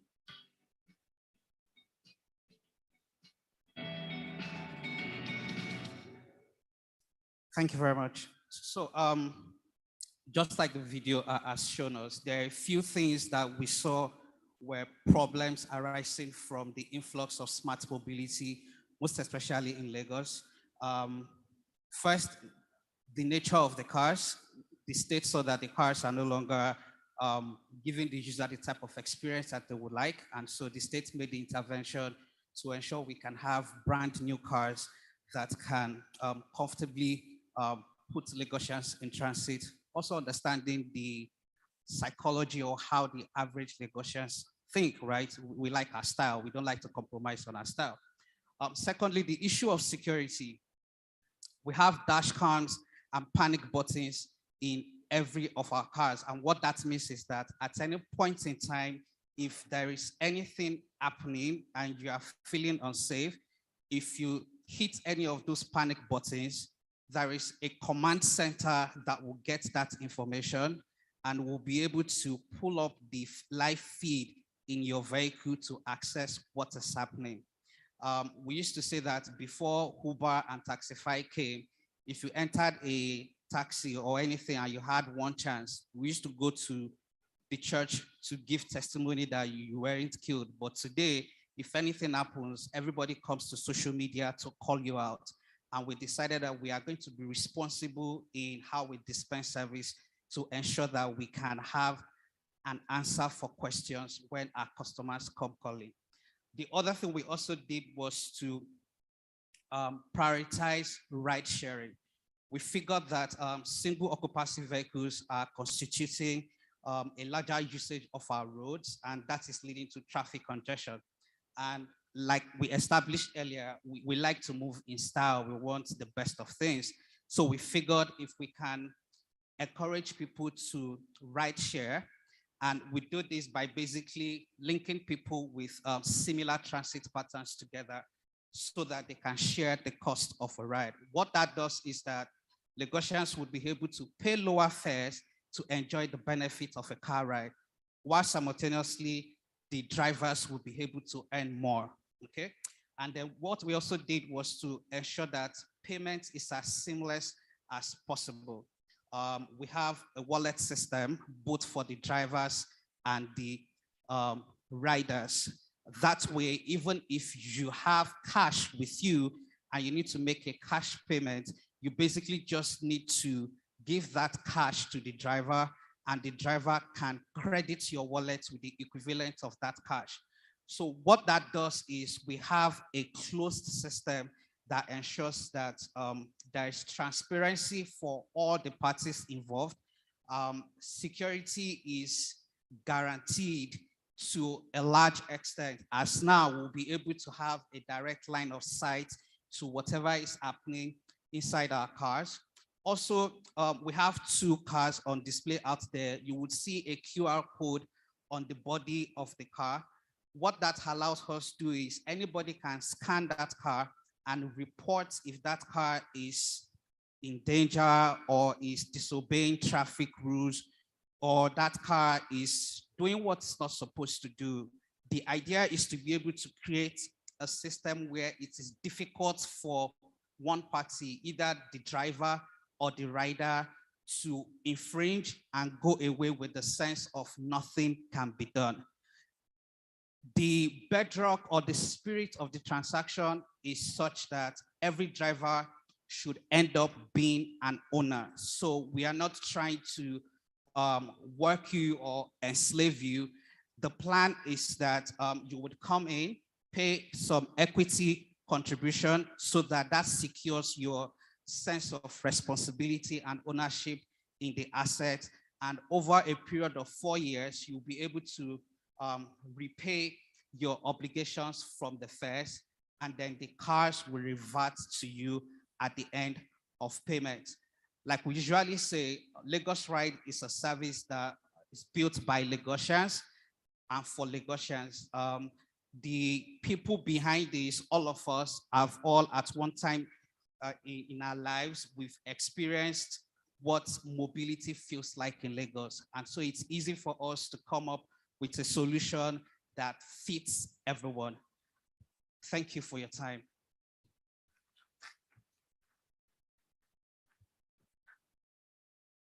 Lagos Ride, very timely, you know. Thank you. We are still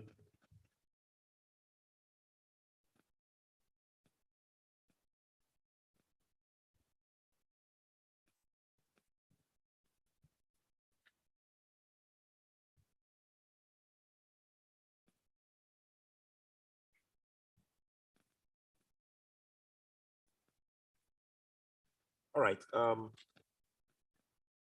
Next is AEC. You're going to do that in 5 minutes. So learn from Lagos Ride. AEC, who is speaking for them? All right, please. Just one person. It's okay. Yeah, one person, please.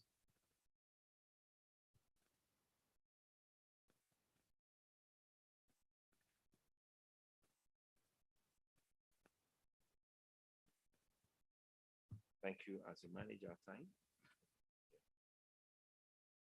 Good afternoon. Please permit me to stand on the existing protocols because of time. I am Dr. Abiola Agumbiadi from Advanced Engineering Consultant, and we are a civil engineering consultant firm. We expertise in traffic studies, design of roads, bridges, and transport planning. So what I just want to show today is the impact of technology in transport studies and design. Please, let's go. Press play, please.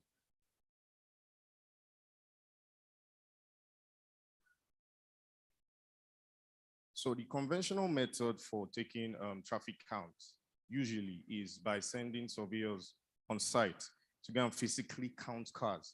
But the problem with that is your accuracy, your human error. It will never be as efficient as you want it to be.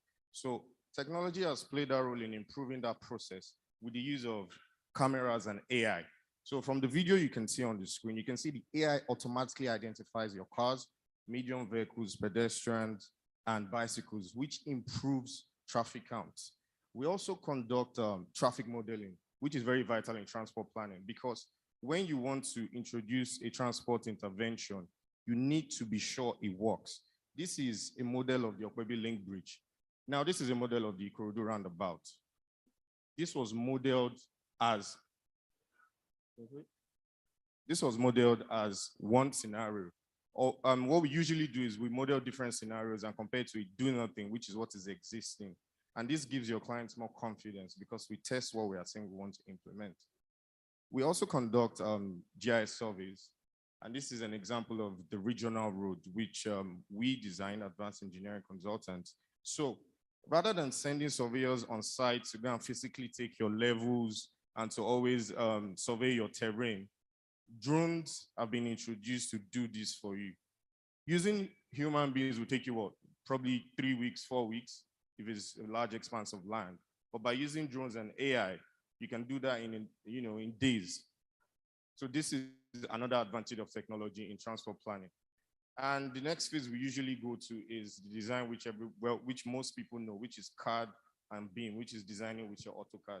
This is an example of what it is. But now, the decision makers and, some of the community members, when you want to show them what you are bringing to their communities, they usually don't understand paper and lines.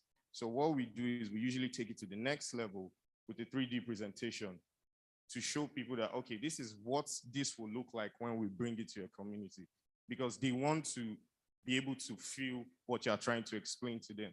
So the aim of all this is to explain that technology plays a vital role in transport planning. And transport planning is very, very important in Lagos State. The car ownership numbers, your population keeps increasing. Without planning, it's going to be chaos. So this is an example of what the Okwebi Link Bridge is going to look like once it's completed. So what we offer our clients is a complete holistic solution from the planning phase to the presentation phase. You come to us with your problems, and we provide our solutions for you. So this is part of what we do. And we just thought we needed to, let the stakeholders in the transport industry all over the country have a feel of this. Thank you very much. So if you have any questions, please feel free to ask.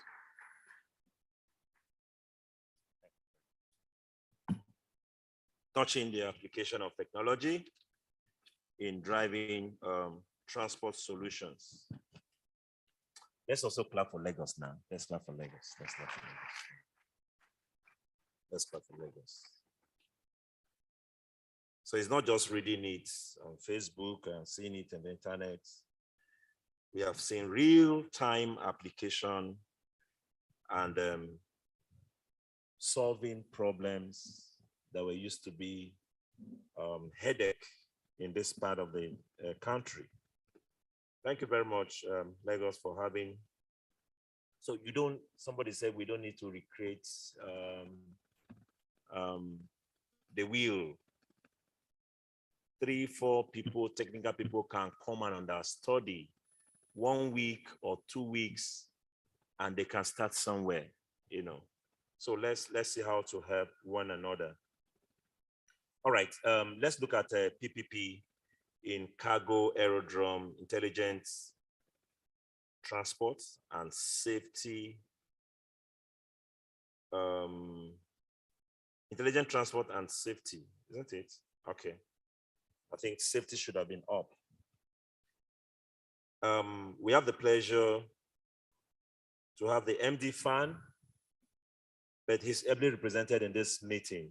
I learned there's another aviation stakeholders meeting holding in Abuja, but we have the GM in FAN, GM Business Development, who is going to be speaking for the MD FAN this afternoon. Mazi Hyacinth Ngwu will be representing the MD of FAN. Let's welcome Mr. Hyacinth, please, for that big shoe. Captain Rabio, you remember, is the MD, Federal Airport Authority of Nigeria, the landlord of all our airports. So you can just have a seat for now. Let me get discussants. We are going to have a few people be part of this discussion. But like I said, we really want to run and will not need to talk much. So you may just be getting answers to questions. Mr. Ninji Oni, barrister really, is also going to represent Engineer Akin from the CEO Accident Investigation Bureau. So let's welcome Mr. Ninji Oni. He is also an aviation parastatal. Mr. Oni, please, or Barrister Oni. Esquire, should be a barrister. So let's welcome Barrister Oni from AIB here in Lagos. Barrister Oni, please. Anybody we know they now, no deal. All right. Is Mr. Basil around? Skyway Aviation Handling Company PLC. Nobody has indicated since morning. Mr. Basil. Oh, somebody's representing Mr. Basil. All right, please. Let's welcome. We'll get to know you. Please welcome, ma.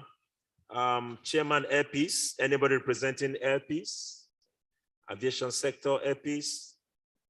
CEO LPs, Mr. Onyema. All right. Mr. Wale Babalakin, anybody representing Chairman Bicotany Group of Companies, MM2. All right. And Mr. Thompson will be moderating. Aviation journalist, Mr. Thompson, please. Mr. Thompson. I've not had anybody indicated. All right, so our presenter will present, and I and Madam will receive the questions. Presenter will also answer the questions.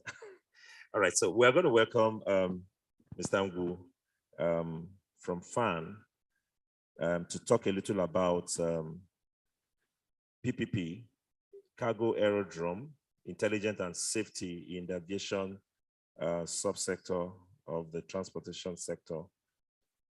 Sir, you're welcome. Maybe in about 12 minutes, if you can do justice to it, we'll all be happy. Okay, thank you.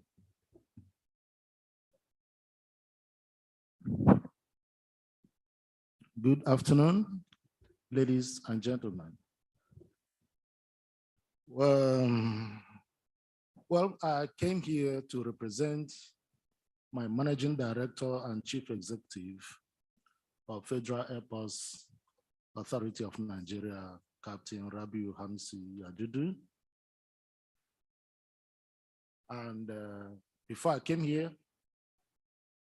I have a speech written by him to be delivered by me on his behalf. And the speech, or the paper rather, was on a particular topic. But I got here, and behold, the topic that was meant for FAN wasn't the topic we were given, and therefore wasn't the topic that was prepared for. So I had to scribble something on paper to present. So going forward, what you hear me speak on, which is on public-private partnership in cargo aerodrome, intelligent safety,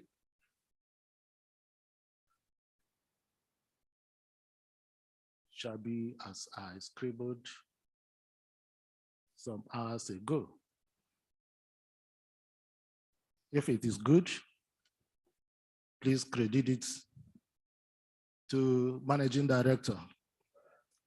But if it is bad, please, I own it up 100%. And here we go. Well, FAN, as you all know, the Federal Airports Authority of Nigeria is charged with the responsibility of managing federal government-owned airports in Nigeria.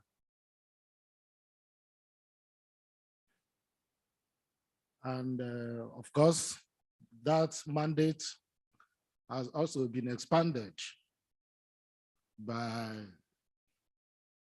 the fact that most states have gone into building airports, and after running it for some time, they realize that it is above state's capacity and they transfer to FAN.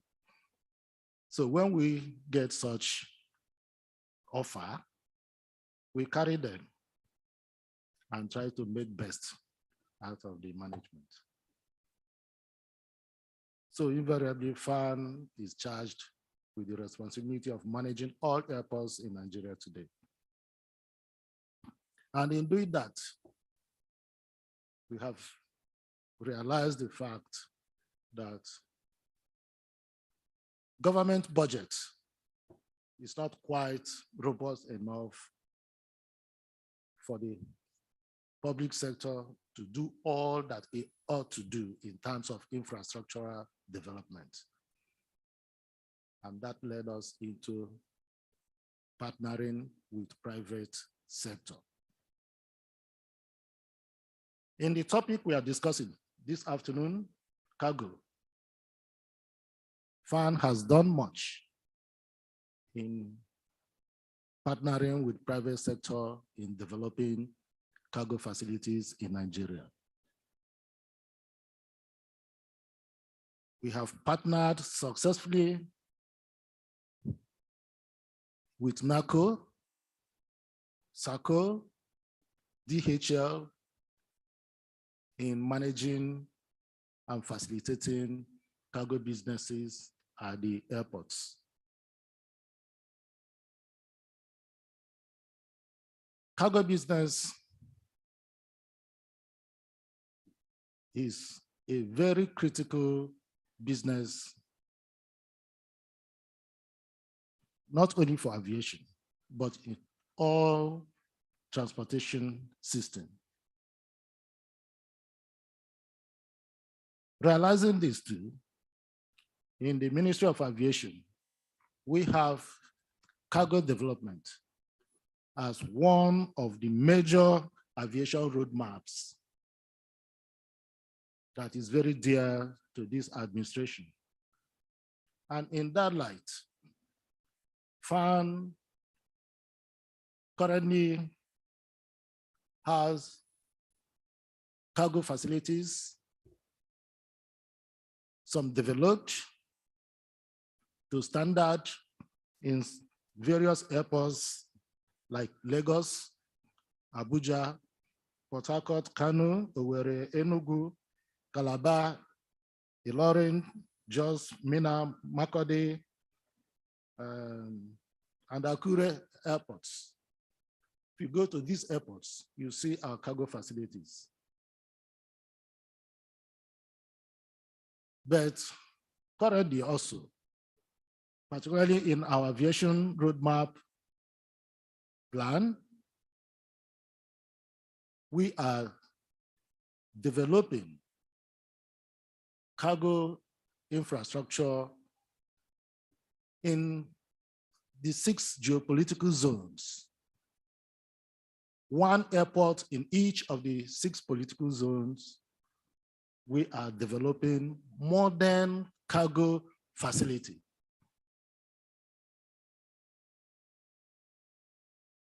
You all know that the current airports we have in Nigeria, some were built in the early 80s. And we have modernized some of the terminals, particularly the international terminals. If you go to Lagos today, which has been commissioned, Port Harcourt commissioned, and Abuja also commissioned. Enugu and Kano will be commissioned very soon. You will find that these already remodeled and commissioned airport terminals meet world-class standard. And this is what we are doing presently with 6 cargo facilities in 6 airports in the 6 geopolitical zones of the country.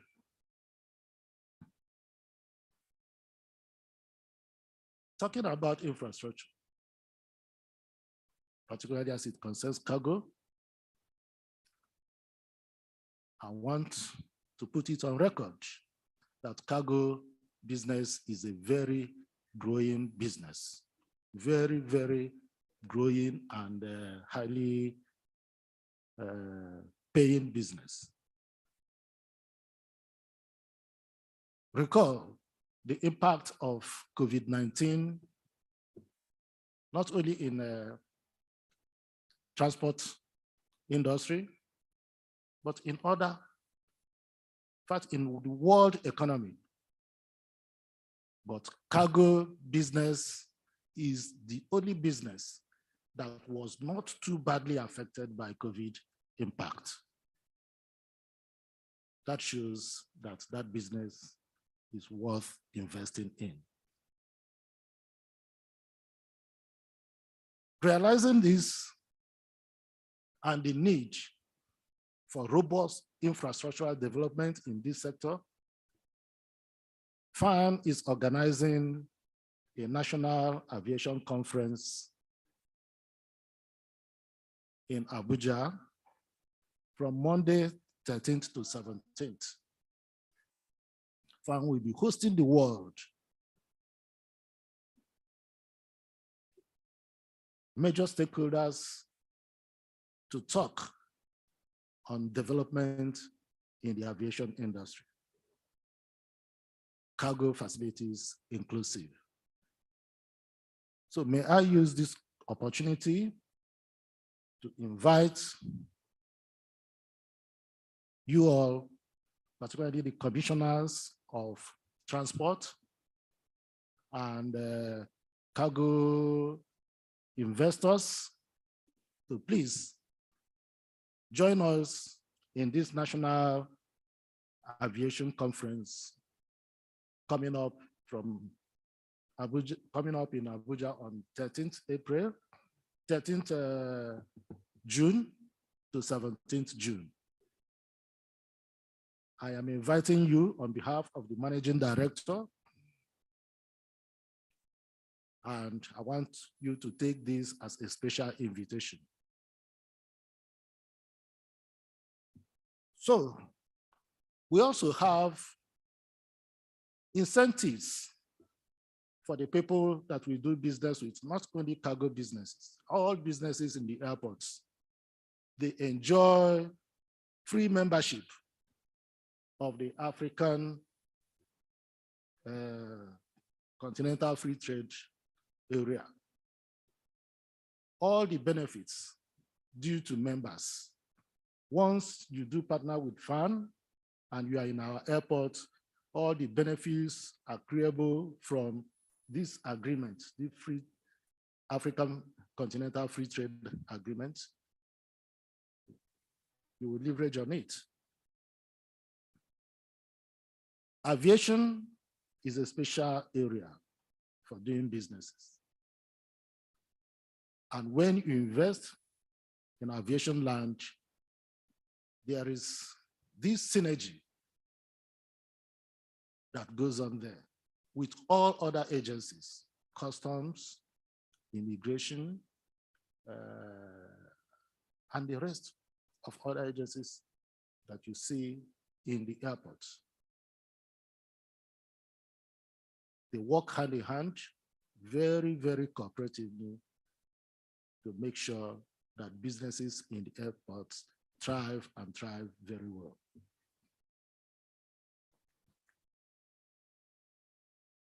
Airports environments are very, very secure and safe. We have all it takes. The Air Force are there, police are there, aviation security, all this will give you maximum protection and guarantee safety of lives and businesses. So what are you waiting for? We have this opportunity, and airports land are prime land, very of high premium. When you invest your business in the airports, be it cargo or whatever, the multimodal transport system is always there. In Abuja, we have linked our international airport with rail line, though recently it was vandalized. In Lagos here, we are working with the Lagos State government to have a rail line linked to our international terminal. We're also working with Lagos State government to develop another major road, express road, that will link up to decongest the existing roads that lead to the airport terminal. So you can see in our airports, we are also thinking about interconnectivity and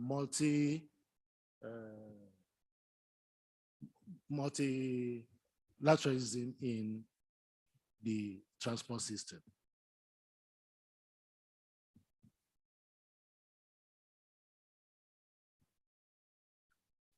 So, my dear people, like I said, this was what I was able to scribble down just a few hours ago because I was jolted when I heard that the prepared speech of my MD, which I was coming just to deliver,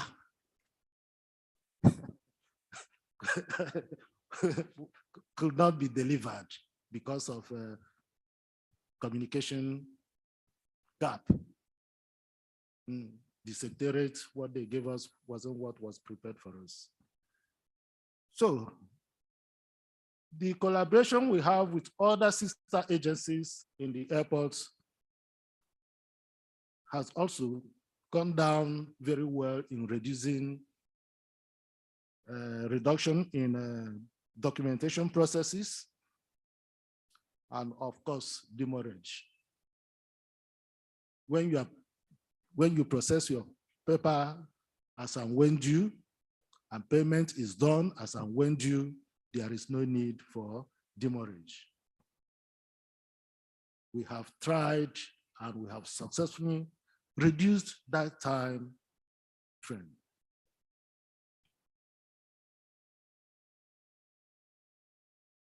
And I want to state here categorically that the level, the volume of cargo businesses that these other agencies, NACO, SACO, DHL, and some others are today receiving and sending out from Nigeria has improved and increased tremendously.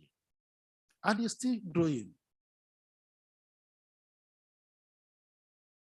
With our new facilities coming up, particularly in the non-perishable warehouses, modern warehouses,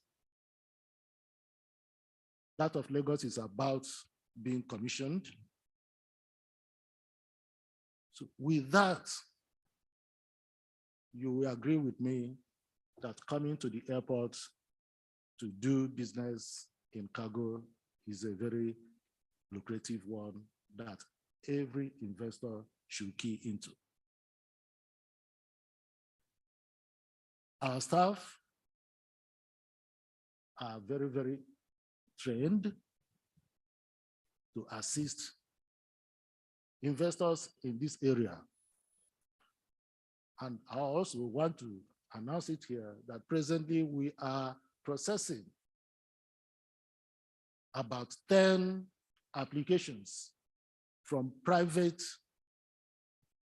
investors who desire to invest in cargo businesses in our airports.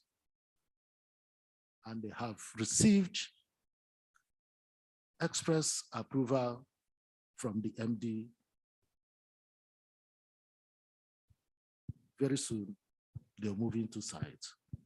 They mobilize into site, and before you know it, our cargo facilities, not only in all these airports I mentioned, but in other airports will come up. And it will be a good business for Nigeria. Don't know if I've overspent my time. Yes, sir. Okay.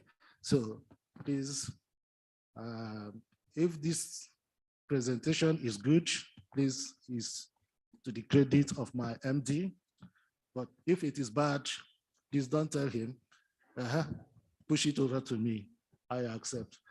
So once again, I want to thank I think thank you so much. Let's clap for the MD now, showing that the presentation is good. Thank you, Mr. Ngu, for taking that challenge. Apologies, the communication, there was a gap, a swab of topic, which was given to him. But when he arrived, telling us what was given to him, say, oh no, it wouldn't be your beat to talk about that, which another group was given. But he said, well, as a professional, let him, get what he has just told us about FAN.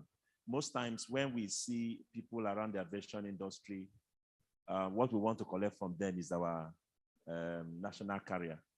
But I will protect you on that. It's being handled by the ministry. You may not be able to tell us all about the national carrier, but people who are very current, July is the date, and they say they will not ship anymore. We will know who and who have been able to get that privilege to constitute the national carrier and want to see Nigerian Air fly and then do the usual Lagos to New York, which today we all suffer. My friend was going to South Africa. He first went to Ethiopia before going to South Africa. So it just means you're useless. Your time, nobody values it. You go to Ethiopia, increase the mileage, and come down again. From Lagos, we would have just gone and save time, do business, get more funds. So aviation is a challenge. It's a challenge. We are not really harvesting the advantage God has given us.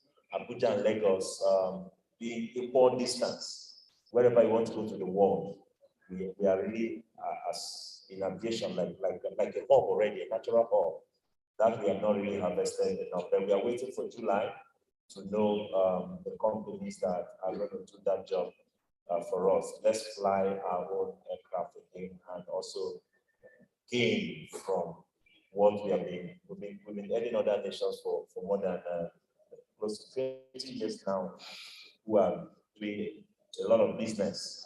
I still hear in airlines, we have opened Port Harcourt office, we have opened Kano office, and all of that is Nigerian money that are flying. Madam Denisa is here. They are in the accident investigation or prevention. And recently we heard about that the agency is now multimodal. How much of that? There was a bill, I don't know whether it's passed, that AID is not only going to do accidents for air, there's going to be more than air. And we are thinking, how would that be possible? Do they have what it takes to go do accident on road, accident on water? So I don't know what Senate is doing, but at the time it was everywhere in the newspaper that AID is having that mandate. But I don't think that bill has been accepted by Mr. President. In all of this, he has mentioned, especially for the cargo airports, what are the safety measures that AID is making sure are in place? Now we are talking about some planes that are heavier than other ones carrying cargo, not human beings. Is there a special component where AID makes sure a cargo airport have extra facilities for safety, goods handling, and all of that in your mandates? Are there such things so that we can be educated here? Okay. Sorry, I think there's a mix-up here.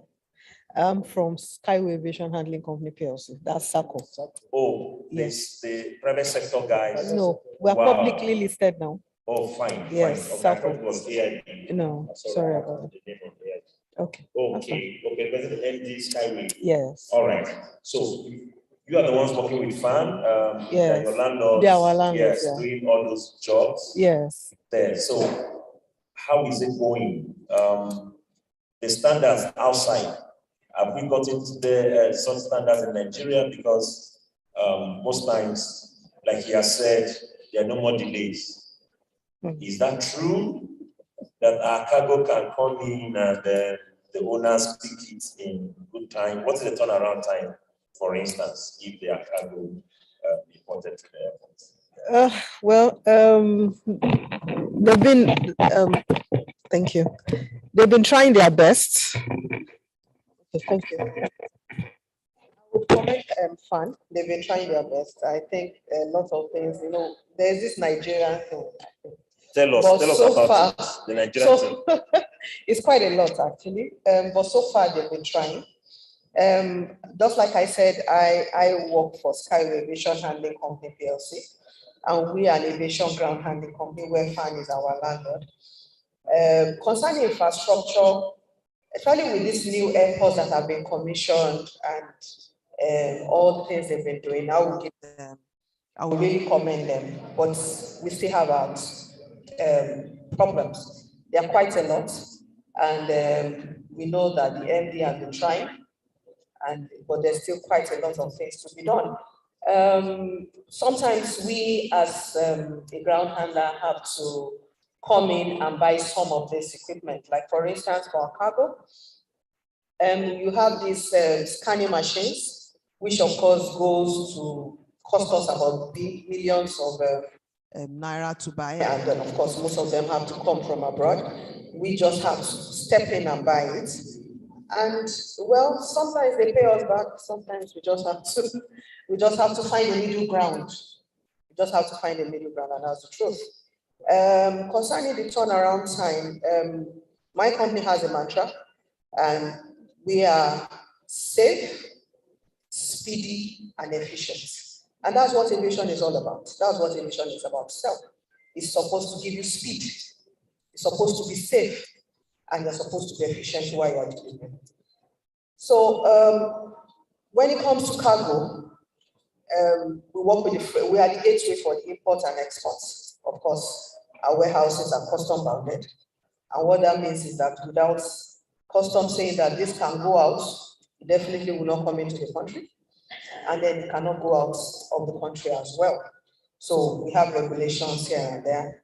But I think we'll be good tenants if my order would want to admit so. And it's been good so far. Thank you. All right, ma'am. Before I let you go, we have our airports operating without rail services. So, of what advantage do you think if we have connectivity, rail connectivity to the airports, to the business you do? I would like to use Heathrow as an example in London. And you realize that once you come into the airport, all you just need to do is just connect to the rail line. From there, you're going to Marylebone. From there, you're going to anywhere. You can connect easily with your bag, even whether you take the land rail or anyone. And it will be a very good one in Nigeria because right now, if I want to use the Lagos airport as an example, before you can connect to the domestic wing, you have to come out all the way and go around, take the traffic and everything. But we thank God for the new one that is happening right now. And then I can see that that's what is in the works right now. They want to connect the international wing with the domestic wing. So you don't even have to come out, just go through the ramp. And if we can connect to rail, that would be fantastic because rail has the advantage over land in the sense that there's no traffic. One, you can carry more stuff. Two, and then of course there's speed as well. So if that can be done, that would go a long way. I was happy to hear that the Abuja airport has that in the works. And of course, we all know the Lagos traffic. It would be very nice if Lagos can enjoy that advantage as well. Thank you. Let's have Mr. Vincent. Finally, sir, your talk about connecting with rail or the tram, the two airports, domestic and international. Are you collaborating with NRC or what? And is there time or is it all a fan product?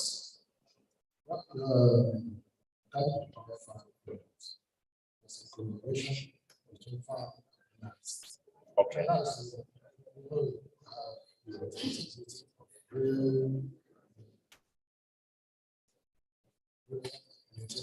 Yeah, yeah, construction.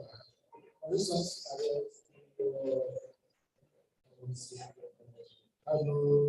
bridges.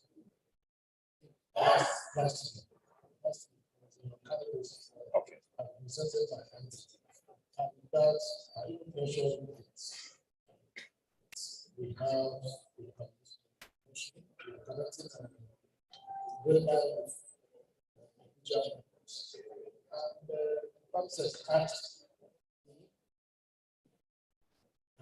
project you completed, which NRC responded that they completed, but near complete was done. These budgetary allocation for that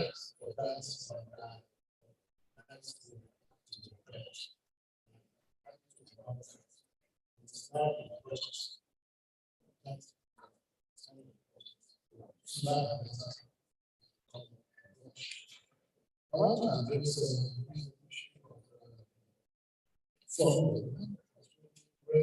concession business to private partners. The essence of that concession, the essence of PPP is to inject private funding to assist government, because government cannot fund all projects in a particular sector. Otherwise, they will do it alone. But bringing in private participation is for them to help broker funding. And of course, we all know that where the private person and private enterprise goes to fund, it's a cheap. And this is one of management and resource funding. So for some, we keep partnering with you when you have funding challenge. Because we know how to face such things. Either through grants, governments, or whatever.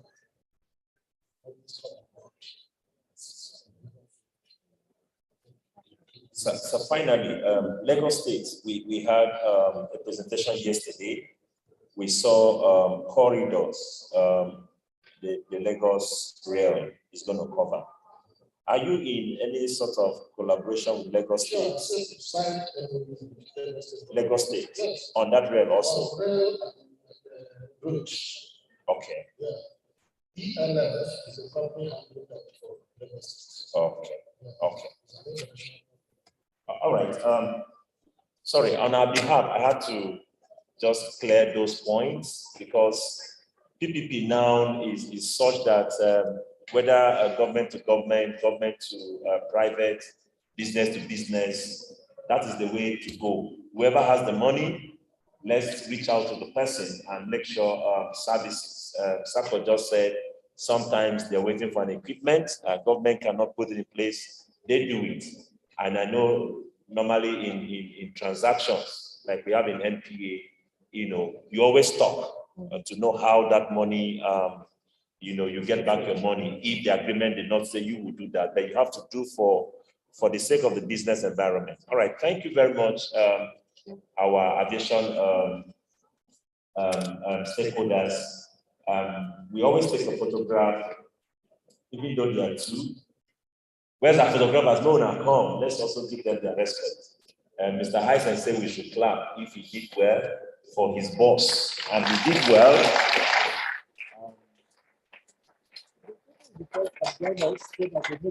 Okay, we want to hire the let's ask the commissioner, sir. Please, can you get your colleagues to join them? They can like say, we know the vex organization. We know vex. We know vex at all. Thank you very much, my respected VIOs, VIPs rather. Let's have that photograph done. As that is happening, the next two groups will come together.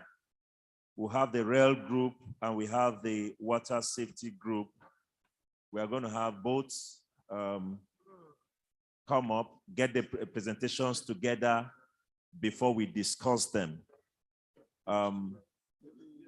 I have Dr. Salam, who is very resourceful. He can take both presentations, so he can take both discussions. So I will not want a two-man discussion group anymore. So I will bring those two together after this session of photograph.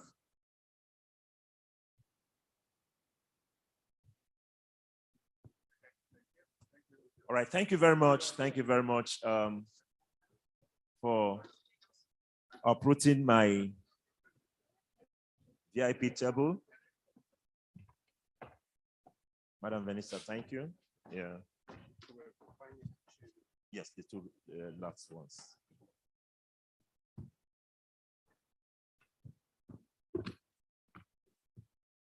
Ladies and gentlemen, thank you very much for your patience. Dr. Salam is here already. Please, sir, you can take the moderator's seat this time. Let me invite, how can we use technology to drive safety in water transportation? We have the MD NIWA was supposed to take that topic, but is ably represented in this meeting. The Director of Marine Services, National Inland Waterway Authority, NIWA. You see, my village people follow me, come. I don't lost my paper now. Managing Director, Marine Services, General Manager, sir. General Manager, Mr. Joseph Moro, Ororo, please, sir, welcome. My village people just collected the paper, but they will not get me. So is the MD, representing the MD NIWA this evening. Mr. Kayode Olowo is also here from C Code, MD C Code, please. Let's also have you upstage. Dr. Salam is to moderate. He's already seated.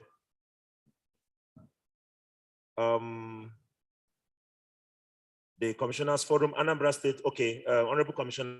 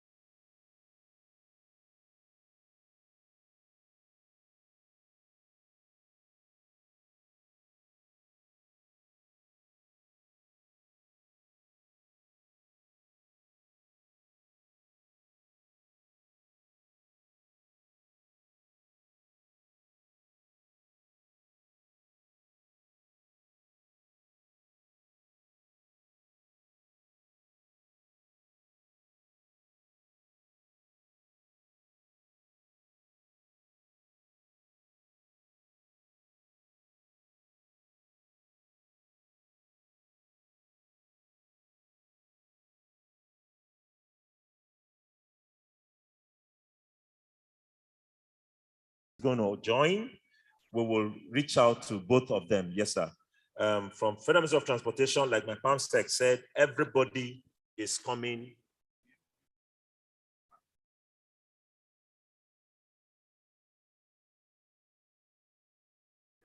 Yes, please. Where are those young boys? Get another seat. MD Lamata is supposed to join this team. Thank you, sir. Thank you, sir. Let's welcome MD Lamata. Mr. Akinajo, Mrs. Okay, I saw her yesterday. Madam, welcome. Please, where are my friends now? Okay, you need the help. Sorry, ma'am. It's part of our host. Yes, so just so don't worry, the chair is coming. Please. If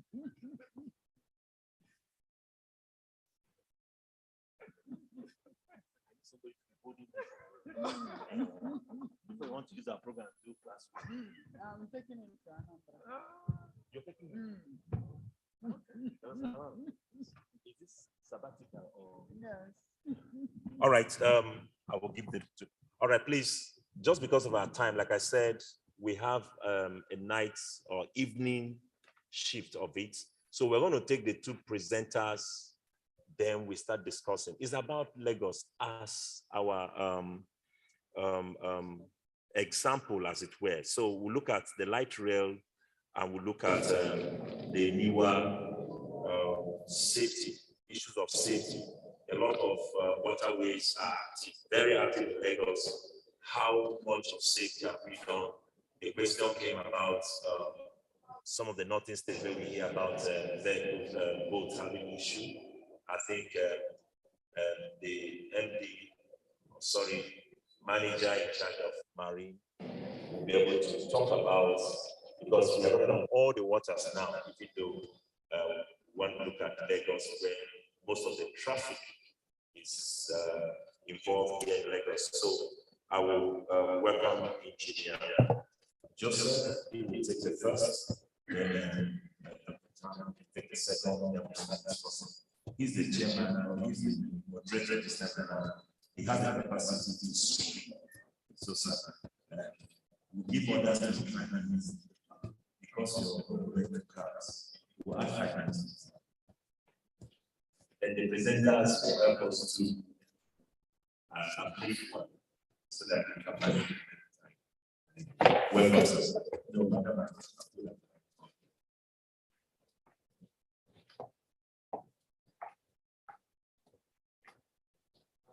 Good afternoon. I want to stand on the existing protocol. My name is Engineer Joseph Lororo, General Manager.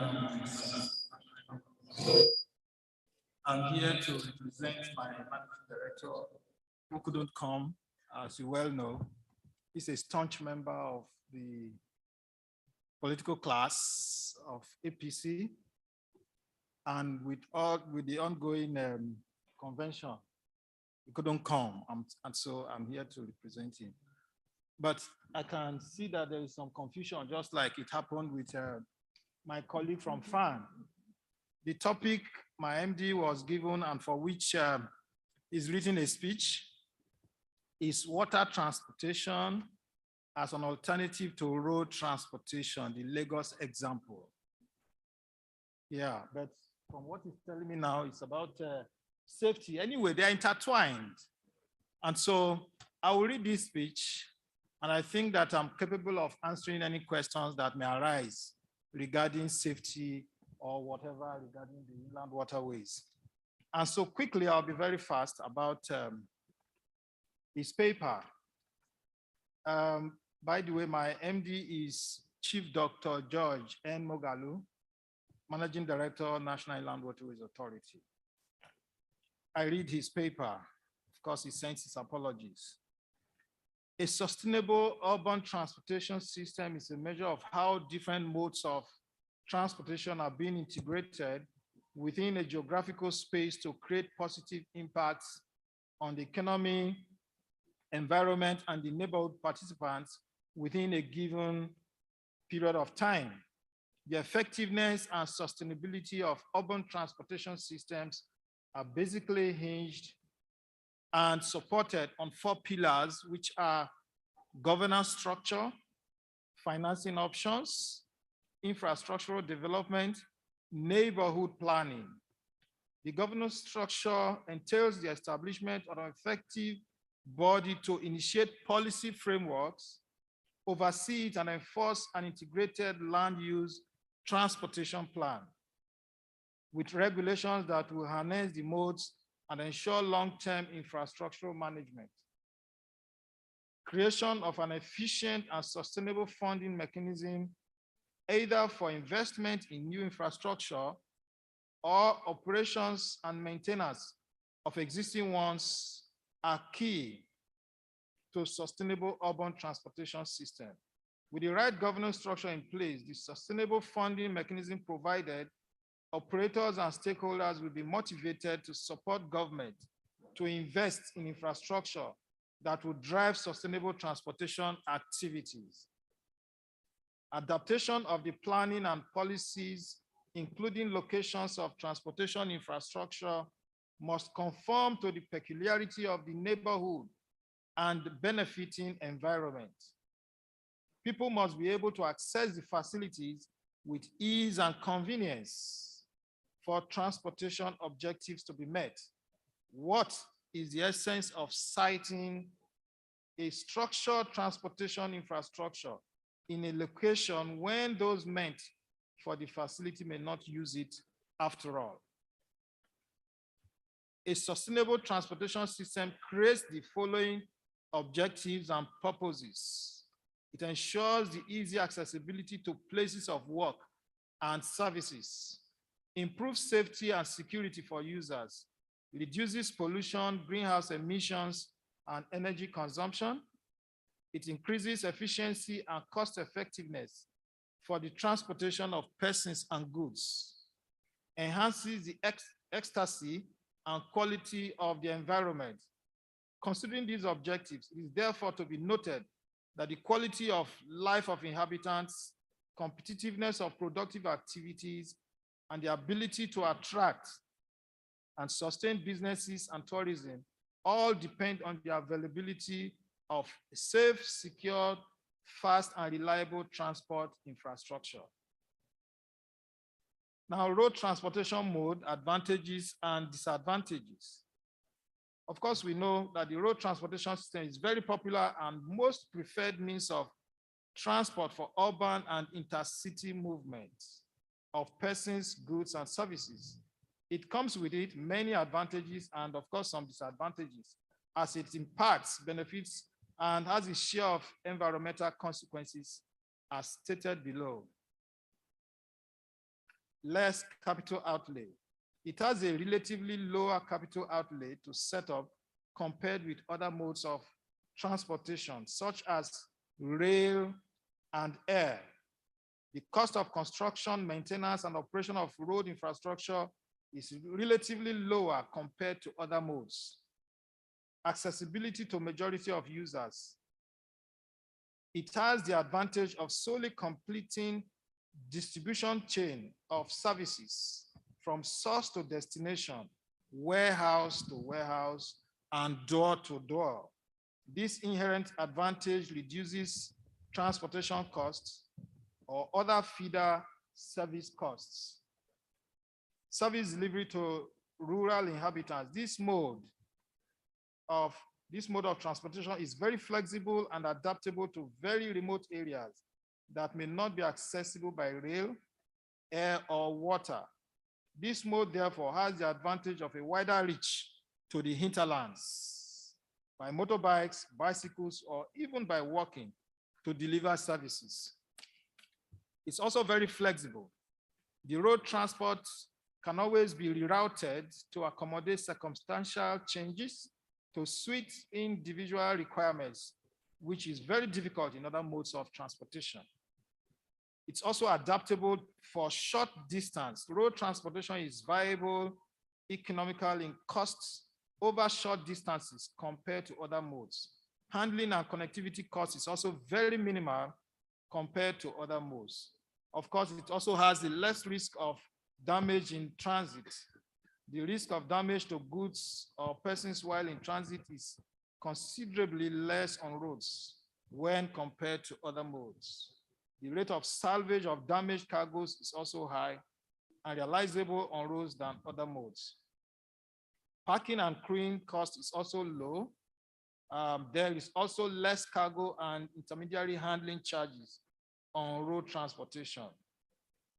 Feeder to other modes. All other modes require the road to finally feed the consumers of or destination service. Road transport usually completes a logistics chain. However, despite these advantages, it also has disadvantages and limitations, which include high vulnerability to seasonal and weather impacts, is prone to freight accident and regular breakdown of vehicles, It's not suitable for long distance movement and conveyance of bulky cargoes. That is speaking economically. Slow speed and very unreliable on safety and security of operations.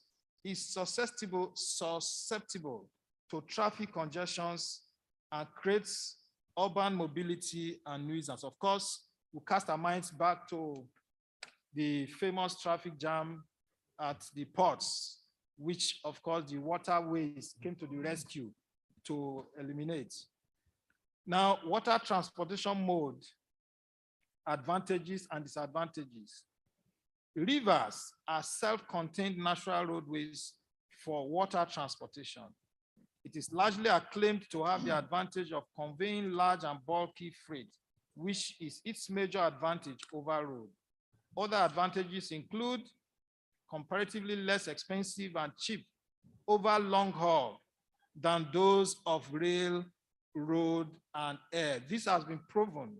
Over a long distance, it's a lot cheaper by road transportation than any other mode of transportation. Of course, rail comes next to this. And I'm sure that I will hear from my brother in the rail services. Now, it's used mostly international freight trades or long distance movements, even within the inland waterways. It's useful to convey bulky cargo. However, there are disadvantages inherent on water transportation too. It is slow in operations. Time factor is an issue.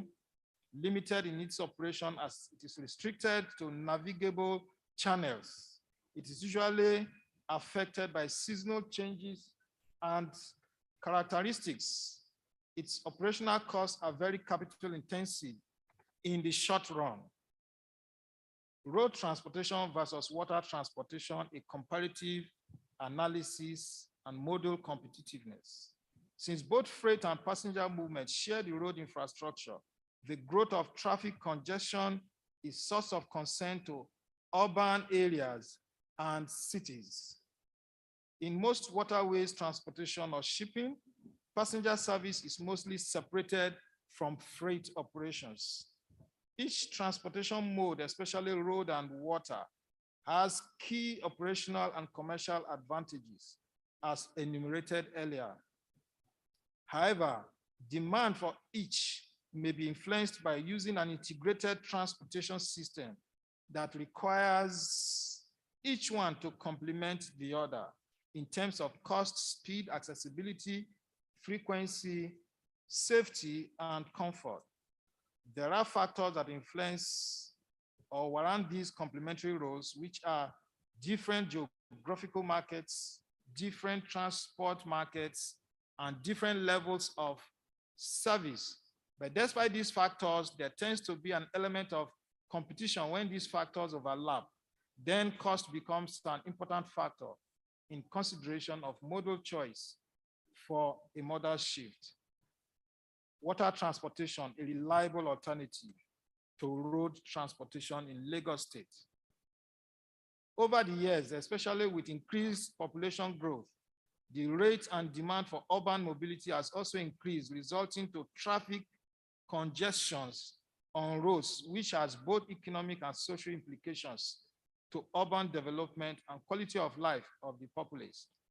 Available data shows that about 23% of the Lagos state landmass is covered by water, and this necessitates the need to fully explore the option of water transportation as a viable alternative to road transportation, considering the potentials this huge natural endowment can bring to bear in the lives of the people. Traffic congestion has indeed become a growing problem, ravaging many urban areas all over the world. And most cities like Lagos, right, thank you. And most urban areas like Lagos have their share of this problem. Let me try to abridge as fast as possible. So Lagos has a huge potential to derive from the waterways of Lagos. Going around Lagos, you see that almost every critical part of Lagos can be accessed by water. If only we have developed the channels leading to the airport, As we know, there is a canal that goes to where the toll gate is. If that canal is developed, we'll have no business spending so much time on the roads to access the airport. Going to Festac and all those areas, Ikotu and all those axes are somehow connected by water. When I was here as area manager, I told a lot of people the advantages that will be derived if the waterways can be developed and people can take advantage of the possibilities of moving from Badagry to Lagos Island using the waterways. And I'm glad to know that that has taken off and that has saved a lot of time on the waterways. But I find that in spite of available water transportation, most people also do not want to use it. I can't imagine anyone in Ikorodu coming by road to the island to work. Because if you are time conscious and you want to actually get to your place of work in time, the waterways is the best option, because from Marina to Ikorodu is just about 35-40 minutes. So why should anybody who is serious about his or her job spend hours on the road? So these are the advantages that we can derive from waterways. Thank you. Can you give me 2 more minutes, please? 2 more minutes. Okay. All right, thank you.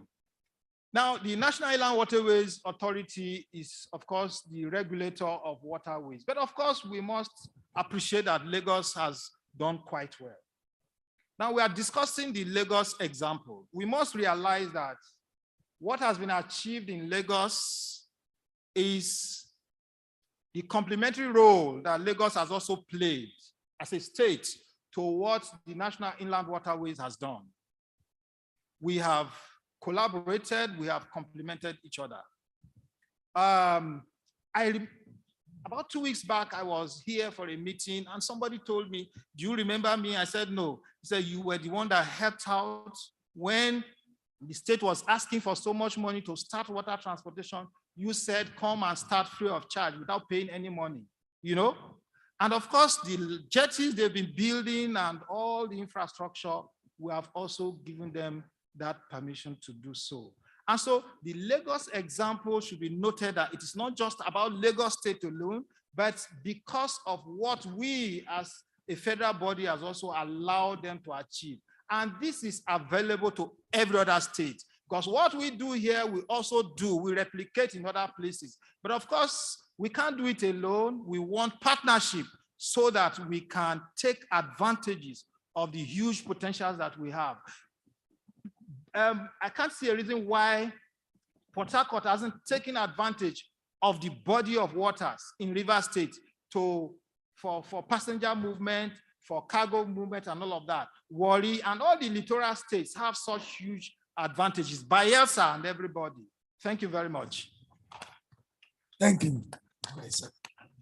Yes, before we go on this, I want to seek for your indulgence to quickly use 30 seconds to explain the last panelist discussion.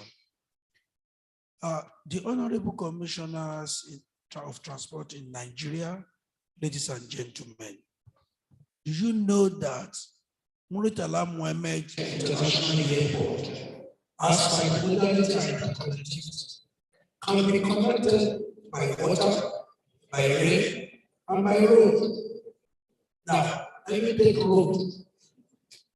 All the FAR need to do, Federal Airport Authority of Nigeria need to do, is to come into partner with Lagos Bus Services, and they run the blue bus. But when you look at the construction of the airport, including the new terminal they've built, we have the interface, we have the terminal, and we have the air side. At the interface side, there is no bus terminal.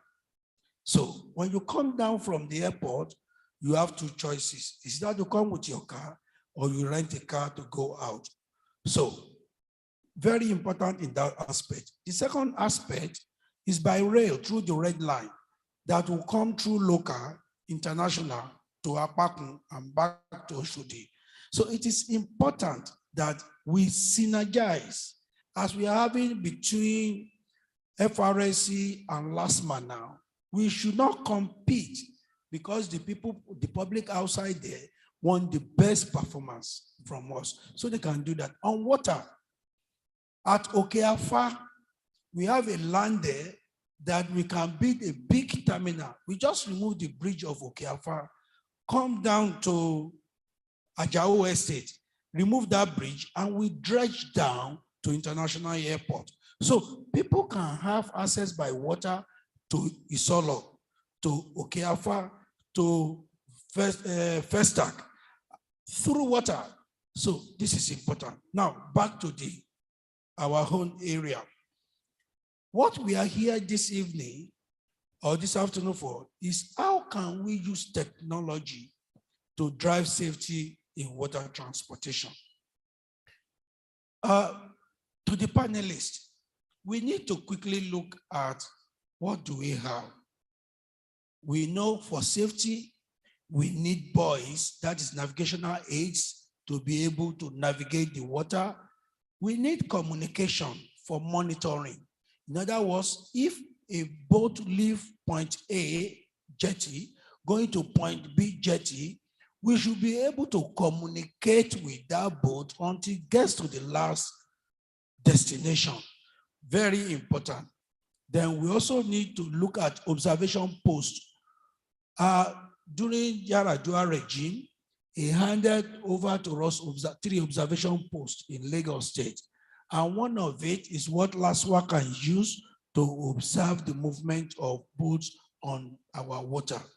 We also need to get search and rescue.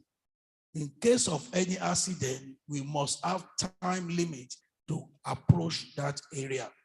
Hydrographic survey for the depth and bathymetric survey to be able to see the contour of the sea level is important. I've discussed buoys so that you don't go out of the channel.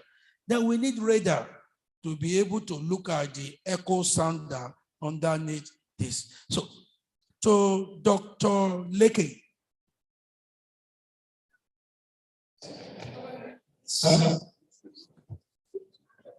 it's that is a topic that we have to discuss of how can we use technology to drive water transportation.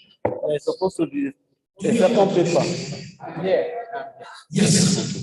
Dr. Leke, would like you to discuss about the technology that's automatic for totally limited. Please discuss about the technology or safety of the water. Thank you. Thank you so much.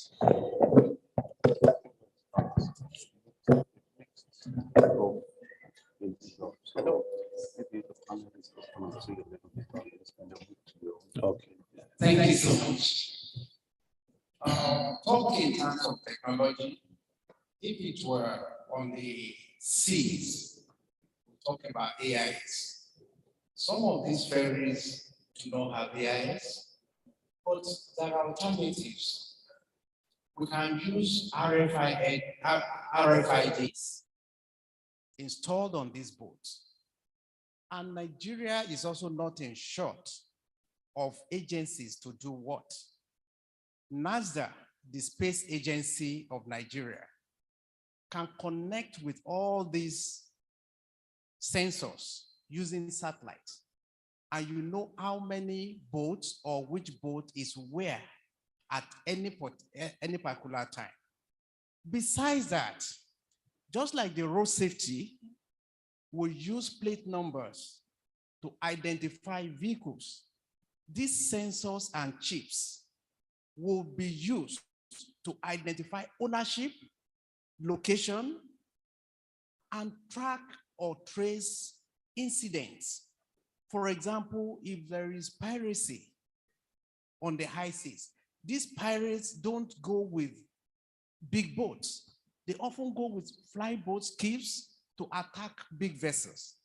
But if they are well numbered or marked or with sensors, even if the owners decide to tamper with these sensors, you're going to know immediately that somebody is tampering with what? Then you can approach that location. And if an incident happens anywhere, it is also traceable. Just like we trace the big vessels, it is possible.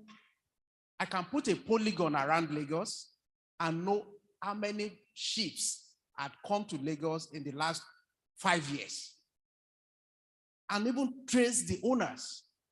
We can do the same thing for inland waterways. And just to underscore what you said earlier, there is need for synergy. Inland waterways and the state governments need to partner. The same way the concession roads, concession waterways to private agencies, let them run it. It will be more effective. And government will stand to gain better. Look at the state of Illinois in the US. In 2018, about 83 metric tons. It's just the same number of just like navigable waters we have in Nigeria, which is about 3,000 kilometers. They have 1,100 miles of it.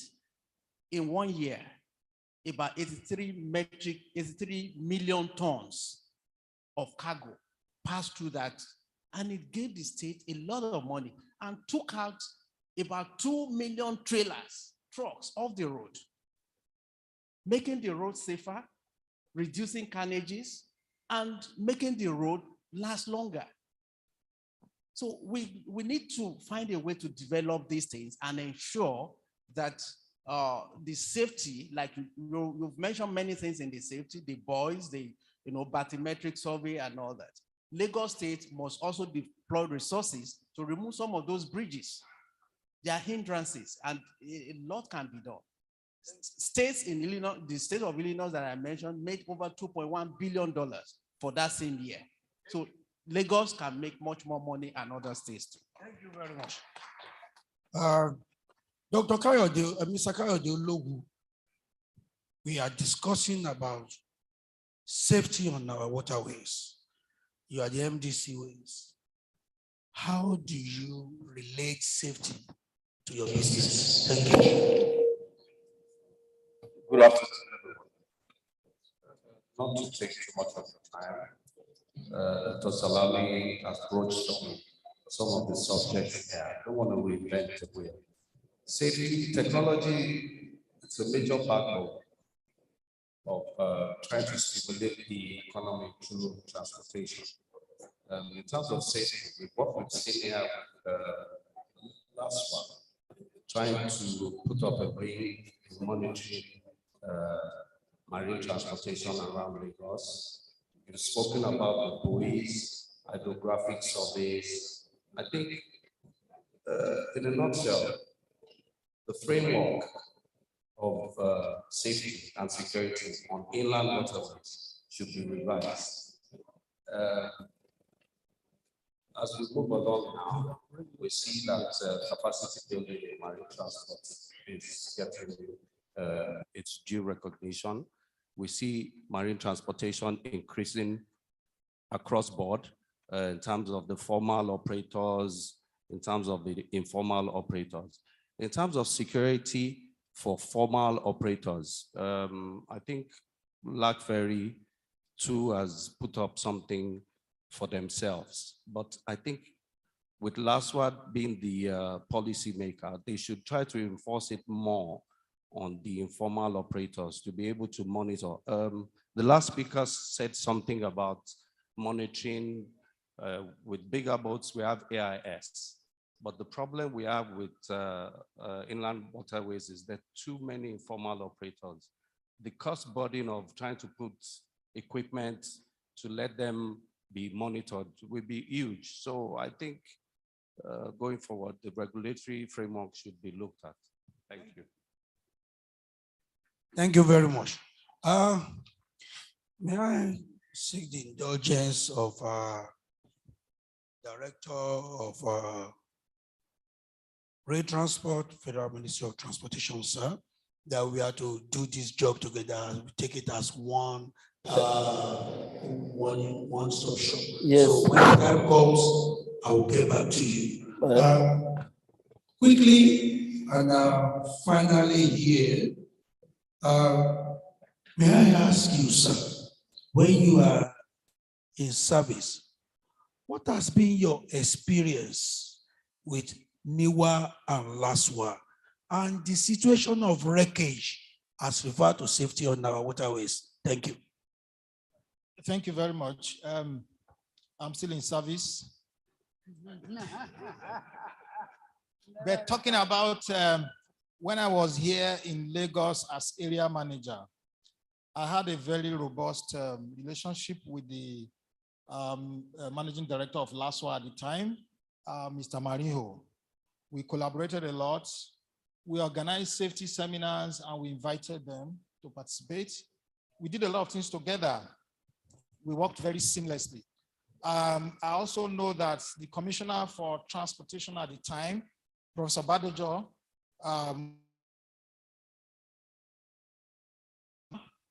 we had a very good time together.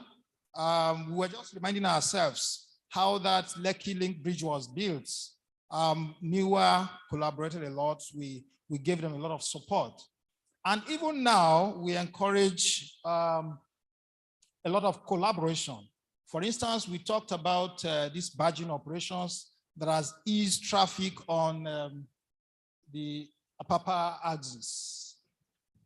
The badging operation is largely an activity between NIWA and Nigerian Ports Authority. But of course, we have co-opted LASWA to work with us. And on a number of issues, I remember also a few months back, an organ of Lagos State government wrote to us wanting to have in fact, they wanted to establish a transportation code, which we are coming up with. It will be concluded very shortly. It will look like the Bible or the Quran of the waterways, spells the do's and don'ts and what have you, it's gone through all the legal processes. It will soon come out. So the state government wrote that they wanted to do theirs, but they learned that we already are working on one and they didn't want to duplicate. Of course, that is right, because whatever they come up with wouldn't be restricted to Lagos alone. Ours is national. And so we told them we'll avail them a copy of the code when it is eventually passed. So we have a very robust relationship. But I guess you also, oh, wreckage. Yes, issue of wrecks. There are a lot of wrecks in Lagos and other parts of the country, Port Harcourt, Bayelsa and all of that. We have a system in place where, government can't have all the monies to remove wrecks. So we have what we call no cure, no pay. A situation where clients will appeal to us or apply to us to want to remove wrecks, and we go through all the process and we give them approval to remove at their own expense. It's more like a partnership. Once they have done that, we as the receivers of wreck within our inland waterways, we have a sharing formula for the proceeds. So we have given approval to a number of people to do that, apart from the budgetary provision that is given to us, through which we also remove a lot of wrecks. I remember that since 2019, we have been removing wrecks. Even this ongoing procurement exercise, we are going to do some removal of wrecks along the Krikri-Jegun axis. Even this morning, I had a meeting with some applicant who wants to remove wrecks on our no cure, no pay model. And so by next week, I'll also make recommendations to my chief executive and we'll keep removing wrecks. Thank you very much. So for the last masquerade to dance now, we will close this panel and invite Dr. Zhang to speak. But before this, Dr. Zhang come on board, may I humbly call on the Honorable Commissioner, Transportation, Anambra State, Mrs. Igwebuike. Honorable Commissioner, what will be, you've heard everybody here, our experience on waterways, and when Anambra State Waterways Authority comes on board, you need to tread softly with NIWA. Presently, we are in Supreme Court, so I just need to tell you.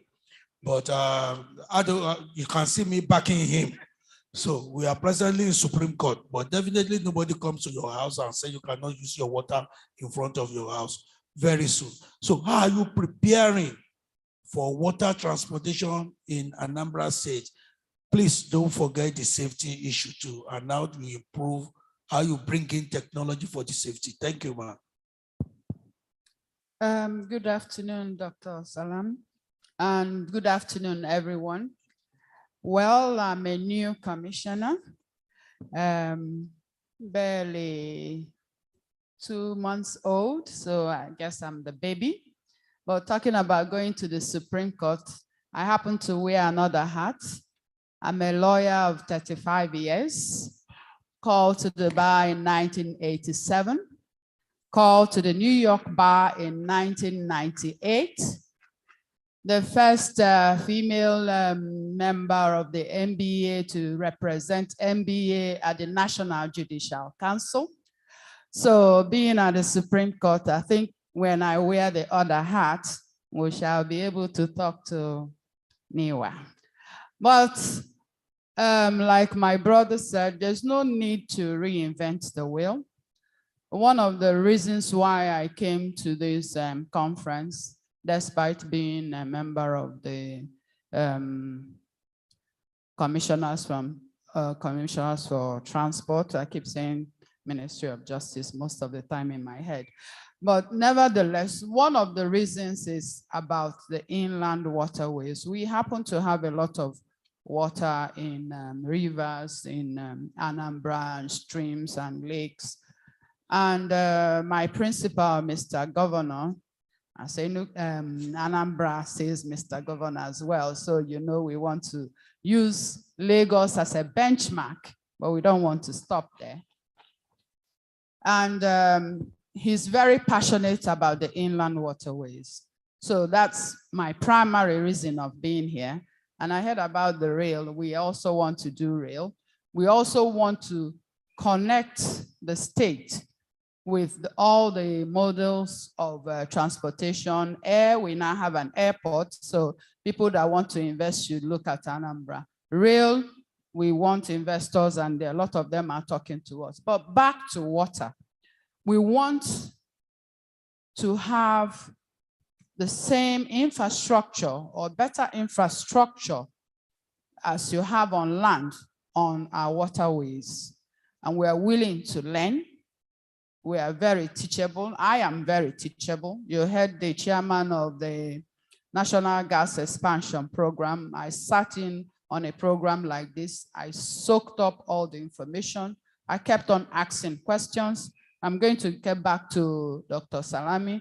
I'm going to get with all the people that are stakeholders, because we want our waterways to be a preferred means of transportation, public transportation. We want it to be accessible. We want it to be affordable. We want it to be safe. And we want it to be timely. So everything that you can give us, Niwe,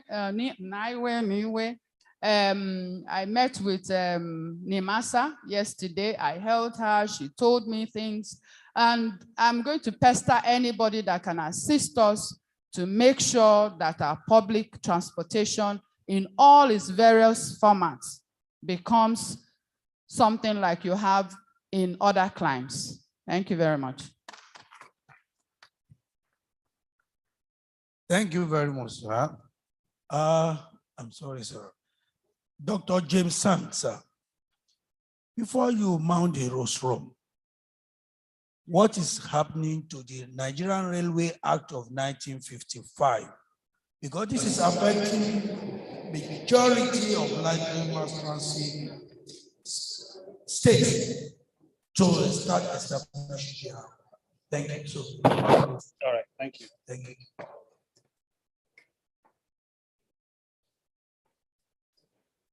Distinguished ladies and gentlemen, permit me to stand on the existing protocol. My name is Dr. James Zhang. I work with the Nigerian Railway Corporation as a Director of Corporate Planning. I'm standing in for my Managing Director, Engineer Dr. Fidet Okiria. He would have loved to be here, but for other official engagements, he has asked me to stand in for him. I'm going to present his his paper on his behalf. And I hope I did a good job of that. Thank you. My MD is expected to speak on the topic, leveraging state light rail mass transit scheme for economic turnaround, prospects and challenges. So what are we looking at in this presentation? A brief introduction on transportation generally, the Nigerian Railway Corporation, the mass transit trains that NRC runs, performance of our passenger train services. You may ask, why do you have to look at the performance? This is just to show us how important the mass transit trains are, and would speak with figures so that we all know what we're talking about. Then the modalities for running state light train services. I'll talk about it briefly. Then states, I'll mention some of the states that engage in mass transit trains at different stages of construction. The advantages of mass rail transport, the challenges, prospects and challenges. Thank you. Introduction. It is universally recognized that transportation is a crucial factor for sustained economic growth and modernization of a nation. The adequacy of this infrastructure, of this vital infrastructure, is an important determinant of success of a nation's efforts in diversifying its production base, expanding trade, and linking together resources and markets into an integrated economy.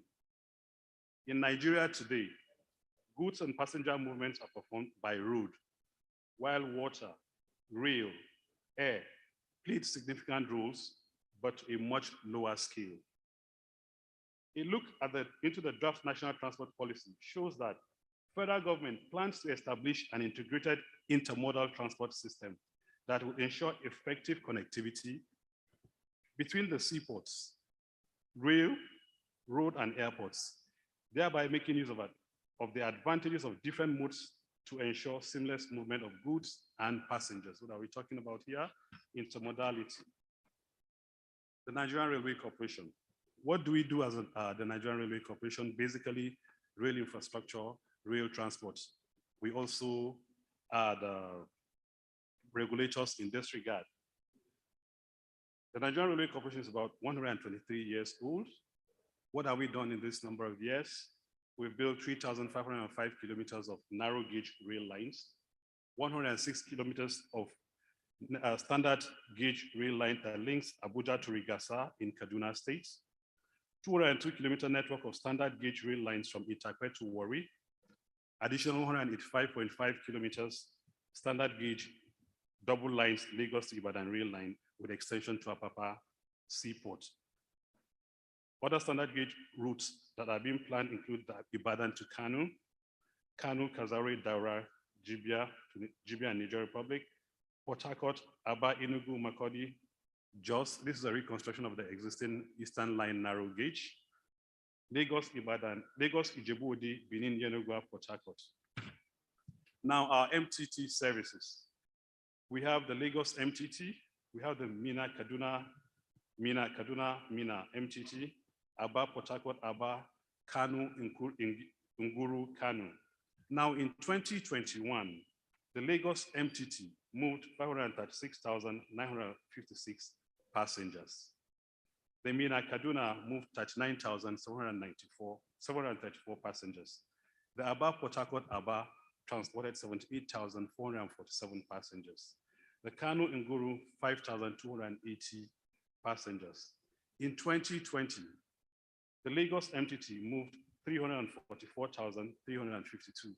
The question may be, why is the number dwindling, falling? We're all aware of the COVID-19 that came in and then interrupted virtually everything. The Mina Kaduna mass transit could not be run. Aba Port Harcourt transported 27,747 passengers, while the Kanu Nguru transported 5,347. In 2019, the Lagos MTT transported 1,235,152 passengers. The Mina Kaduna transported 16,439. Aba Port Harcourt Aba transported 213,549. Kanu Nguru transported 14,361. Now, the performance of the train services. Again, I'll just run through some figures. In 2012, we had 4,155,000 988. In 2013, 4,328,786. I understand clearly that I'm limited by time, so permit me to just jump over some of this that may not be too relevant. I have a pictorial presentation here. Unfortunately, it's not being projected. I can just skip to the other slides. I would make this available to the organizers in case it's needed. Now, the impact of an efficient rail transport system in the economy. Improvement in the time performance, notably in terms of punctuality, as well as reduced loss of damage to goods. Land use maximization is part of it. Moderate environmental impacts. We all know that the impacts by the trains cannot be compared to that by the roads. Minimizing damage to our roads. Of course, we were able to take the heavy loads out of the road. The roads will have longer lifespan. Opening up rural areas for development. It's interesting to know that the Lagos-Ibadan train that we introduced, today the price of land along the corridor has risen far, far up than it used to be. Creating employment opportunities. No doubt, even the business of constructing the rails create jobs. When they are in service, they also create jobs. Now, modalities for running state light trains. Again, by virtue of the Railway Act of 1955, it's only the Nigerian Railway Corporation that can run trains in Nigeria. However, they can give out franchise to others to run. A typical example is what happened in the Abuja Metro. The FCDA ran the constructed the Abuja Metro line. They ran it for some time, but due to certain issues, it's not running, but we're hoping that very soon it will commence operation. Today, we're discussing with the Lagos State government, the red lines and the blue lines with NRC. They've gotten the franchise very soon, hopefully. They will commence the red line. Discussions are at advanced stage.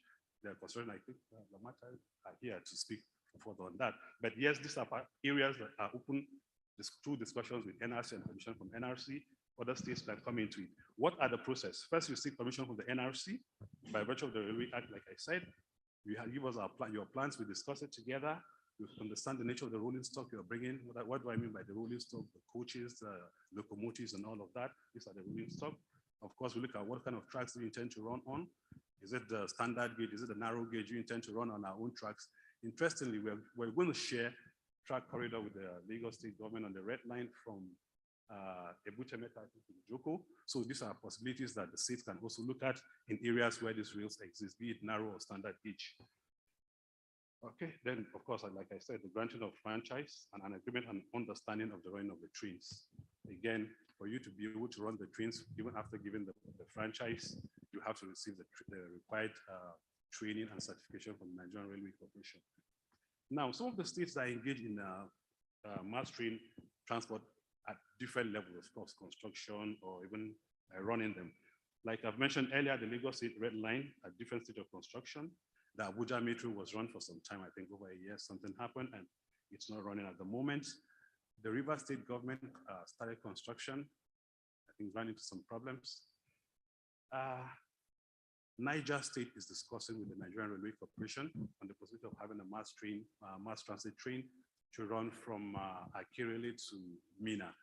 It's at an advanced stage of discussion. Here, they're going to use our own rolling stock on the narrow gauge for their own mass transit. Again, we do that. We've done that in the past with Kaduna State government.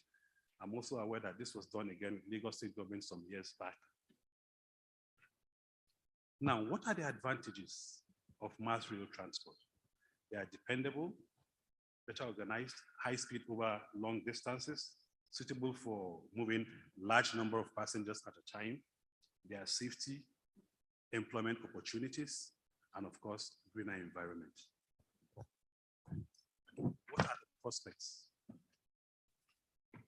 Investment in rail mass transit will bring about impacts on job and income growth in the following areas.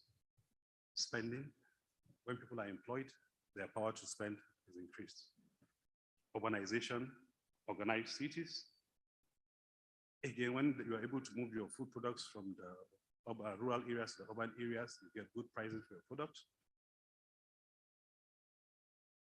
Institution of intermodality. Today, where you have the rail station, you have buses, other cars coming to pick up passengers from the train stations to their destinations. Again, to have an effective mass transit train, we cannot run away from intermodality. the need for this to all work together, all the transport systems, road, rail, air, sea, to work together can never be emphasized. Now, what are the challenges in mass transit trains? The major challenge in real business is funding. It's capital intensive. Those who have tried it will tell us that this is really capital intensive, and we are experiencing that.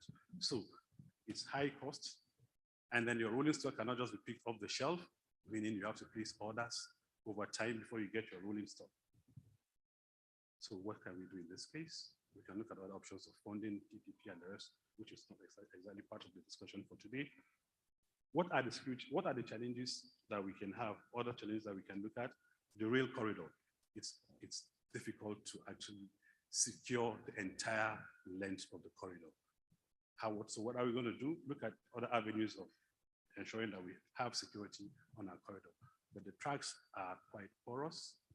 It might not be possible to say you're going to fence the entire stretch of tracks that might run hundreds of kilometers away. The use of technology might come handy in this regard. Thank you very much for listening. Okay, I remember. He had asked me a question on the issue of the Railway Act. The Railway Act has gone through review several stages, the National Assembly. I think it had gone through it had gone through first, second, and third reading. We are hoping that something will come out of it. Unfortunately, we do not have control over the National Assembly. We also know too well that if something is done about the act, it will open up the rail sector. And in any case, I don't think it's really a hindrance, because as it is, states can still participate in the rail business. Individuals, organizations can still participate in the rail business. All that is required is we need to have the necessary permit from Nigerian Railway Corporation, and it will be business as usual. And I can tell you that Lagos State government can tell you we're doing this and we're doing it good. Yes, there might be some challenges, but we're doing it good. Thank you very much. Thank you very much. How I wish Commissioner for Transportation in Ogun State is on the panel here, but and the Commissioner for Transportation in Lagos State, because they are the architect of the master plan of railroad and water in the state. Thank you. I can bring them up. Please, we will need you here, please. I don't know. We will really need you here. Okay, you will contribute there. Okay, thank you very much. When we talk of the prospect of the economic turnaround of rail, we're looking at it reduces congestion, employment, it creates employment, it reduces pollution, safety, convenient, accessible, and it moves a lot of people within the space of time. But when we look at the challenges, we're talking of the safety, security. When I say safety, if it is EMU, electric motor unit, even DMU, diesel motor unit, there is a lot of safety issue there. The security aspect of it that has just turned up to Nigeria now is the issue of the bandit, another thing that is happening. So I think I should start from the managing director of Lamata. If we can know what are the challenges that you encounter in red and blue line corridor that you are working on. Thank you. Thank you very much, Dr. Salam, and good afternoon to everybody. Implementation of any form of infrastructure comes with its challenges, because that is the very nature of construction. When NRC was talking, securing your corridor is a big challenge. Lagos is a developed city, and we are trying to build in a developed city. One of the easiest things to do would be to implement a real infrastructure in greenfield site, i.e. there is no development and you can just do kilometers and kilometers of rail. And you will realize that majority of the world, where they have rail infrastructure, that's what they did. And that's how come they have such a developed rail system. But Lagos is a small land area, and it is highly densely populated. So obviously the first challenge you have is securing that right of way, because the right of way, as we know it, is populated. And Lagos has been very innovative, and we have done a lot of work and a lot of advocacy and a lot of stakeholder engagements to allow people to understand why we have to have these acquisitions for the good of the people. And obviously that comes at a cost. And those are the sorts of things that will make the cost of implementing a rail system in Lagos very different to implementing a rail system in cities that are connecting other cities through greenfield sites.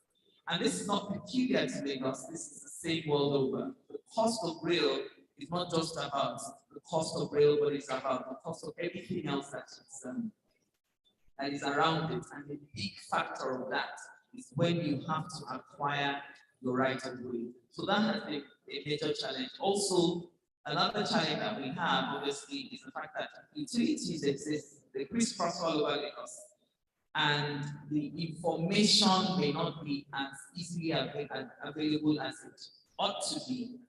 And we are having to tread very carefully to ensure that we do not cause disruption to these facilities, or to these utilities, to ensure that we do not destroy water pipes, we do not destroy all other forms of existing utilities. And that in itself has meant that we tread very carefully.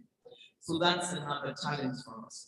Now, what I would say is a challenge was obviously surmounted by my predecessors, the Commissioner for Transportation in the state, who was the Director of Rail in Lamata at the time, and the Commissioner for Transportation in Lagos State, who was the head of the Director in charge of planning at the time, was ensuring that we have relationship with NRC to even allow the state to have the right of way that we require. That was a long-standing conversation that took years of negotiation. And I am glad to say that I'm sitting pretty uncomfortable today because of the hard work that this gentleman did. And obviously, also the fact that NRC finally, like the gentleman just said, worked with us. And we now have an agreement, a memorandum of understanding with NRC that allows us to go ahead and do the infrastructure that we require. Now, he referred to the fact that we are going to be sharing track on the red line. That's what we're going to be doing. We're sharing track from Agbado all the way to Ebute-Metta, and we will be building our own independent track from Ebute-Metta to Oyigbo. And the finality of it is when we move from Oyigbo to Marina. But the bottom line is it's about a state desiring to move its people en masse, and rail transportation by every understanding beats every other form of transportation, hands down, in mass transportation. So therefore, it is incumbent on Lagos, because of the population that we have, to continue to strive to ensure that the 6 rail lines that we have identified and the 1 monorail that we have identified in the strategic master plan is implemented. Then and only then will we begin to harness the economic power of this state. We will ensure that when we have our rail system working, we will be able to allow ease of mobility, which will lead to ease of doing business. Ease of doing business will create more businesses, will create jobs, will then begin to grow or continue to grow our already growing economy. And all of that lies in ensuring that we have collaborations. We must have collaborations with neighboring states. Ogun State is a very good example. We have been in discussions with Ogun State to ensure that we can have the rail start from Agbado, which is another state, coming into Lagos. And we do know that there's nothing that goes on in Lagos that doesn't affect Ogun, and vice versa. And there's a lot of the Honorable Commissioner for Transportation alluded to it yesterday, the Joint Development Committee that's been formed between the 2 leaders. That for us is the key, and we really hope that the discussions that we have with Ogun State will lead to fruition, and we will be able to complete the infrastructure. It is to their benefit, it is to our benefit, and we're looking forward to that collaboration yielding fruit, such that the implementation of the red line will be completed. The red line, you know, when we're talking about mass transportation, we're not talking about tens of thousands of movements. We're talking about hundreds of thousands of movements in a day. So the red line, when the study has been done, it's speaking to circa 1 million passengers a day where it is complete. The blue line, when it is complete, is speaking to 750,000 passengers a day. So there's no other way for Lagos when we think about the things, the people we need to move. And also we think about everything else, ensuring that there's sustainability, ensuring that our emissions are kept to a minimal position. Even if I use a diesel train, it is still better than diesel buses and all of that. Having said that, the vision of Lagos is not to sit with a diesel train, it is for us to be electrified. And that's why the rail system that we are building, the blue line, is going to be electrified. And I know that NRC are also looking to electrifying the rail in the future. Those are part of the conversations that we're having with them. And we know that some of the vehicles can also be converted to electric vehicles. And the one that Lagos State has bought for the red line has had to be diesel, but it's diesel that can be electrified. So no matter what we're doing, Lagos is constantly thinking about the future and ensuring that whatever we do will be convertible and usable in the long term. Thank you very much. I'll still come back to you on the theme of this conference, multimodalism and interconnectivity. I want you to prepare your mind ready that you, LBSL, and last one, need to be thinking of the movement of people, accessibility, so that by the time the rail stop now, you will need 20 to 15 buses to move people. You also need to have the timetable that the rail will not go before the boat land, back, and the buses will be waiting for the passenger, the rail passenger. I'm coming to that. Sir, we are together. My brothers, we are together. Yes. What has been the experience and the plan of NRC, Nigerian Railway Corporation, when it comes to the security of infrastructure and the passengers that are flying this mode in Nigeria? Please. Thank you very much, Mr. Moderator. I'm happy that my colleagues that have spoken from NRC, Dr. James and Madam from Lamata, has actually mentioned some of the collaborations that has been going on between the Ministry of Transportation and the other agencies. Part of what I wanted to talk about, they have actually mentioned first regarding the interference that we are anticipating with the use of a common border, of common facility between Agbado and Ebute Metta. We are trying to work in a way that none of the services will interfere, because you know these things, especially the mass movement, they need to move at the right time, and when the intercity one is coming, we have to also make sure we blend it together in such a way that none is disturbing the other. Then I also mentioned about states, the need for other states to emulate what is already happening with Lagos State. And I hope Rivers will be able to take their own light rail to a conclusion also, such that people can benefit from its provision. Now, talking about the security that you have mentioned, you know, we made a proposal to the Federal Executive Council on the provision of surveillance on especially the Abuja-Kaduna rail line. Unfortunately, I think there were some issues about the contractor that was initially proposed, and that had to come back to the ministry, which we are working on. We have a lot of people making the proposals that they want to make this provision of surveillance. Some have different ideas that they have brought. We are always receiving them in the ministry. But like it has been mentioned, rail generally involves a lot of funds. Even this surveillance we are talking about is also fund. And we have the experience, we know about what has happened in some of the installation that government has done, where you even install maybe CCTV cameras and people go and remove it. So we are trying to make discussions with some of these proponents on possibility of them maybe having it on a private partnership, such that maybe it will be services that they will render and the government will have the NRC will subscribe to provide to extending their security coverage or monitoring to the railway line as they are to also monitor other. So we have a lot of proponents on that. People are welcome, like Dr. James has mentioned, to invest in the rail.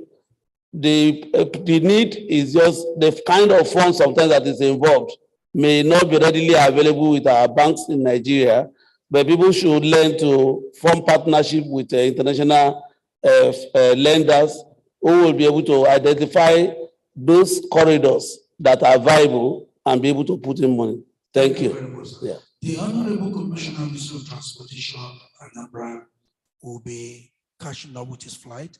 I don't know if you can quickly let us have the picture and allow the Honorable Commissioner of Transportation, Ogun State and Lagos, say 1 minute after we're taking our photograph. MC, can you allow that to happen? Eh? Okay. Okay. Okay, let's take our photograph. Please, everybody, let's take it. Honorable Commissioner Ogun State and Lagos, please, we kindly seek for your assistant to join us here with the photograph. The representative of Commercial is also here. Sorry, sir. Okay, please. There are people, when you see the uniform, you know this is transport. The uniform is very, very important. Very important. Thank you, the Honorable Commissioners, please. For this solidarity is important. I tell people that just like laws cannot be made without public hearing, that is how policies cannot work without these conversations. The moderator, they pursue you. What? Okay. Yeah, please, those that have a badge, can we put the right side front? Yeah. Honorable Commissioner Ogun State, please. Your badge is still the other way around. Great, great.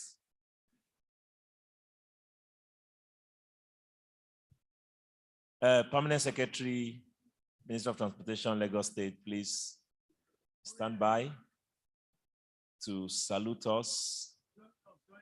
Oh, he's a little.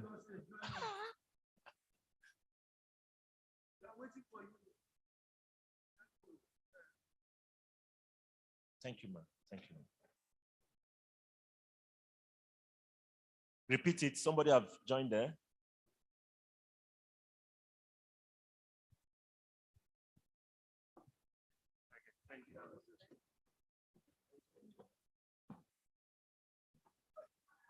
Okay, so let's, the 1 minute from the Honorable Commissioners, Ogun State and Lagos. Let Ogun State go first. Yes, maybe from the rostrum, sir. Let me speak to NLC. NLC. Yes, sir, you can, yeah. Just a few comments. Over the years, we have had wonderful collaboration with the Nigerian Railway Corporation. Successive MDs and CEOs of NLC, I think, have always had a positive posture towards the state governments when they want to implement mass transit. But we've never been clear about the posture of the Federal Ministry of Transportation and the relationship between NLC and FMOT when it comes to state governments interested in developing rail infrastructure and services within the jurisdiction.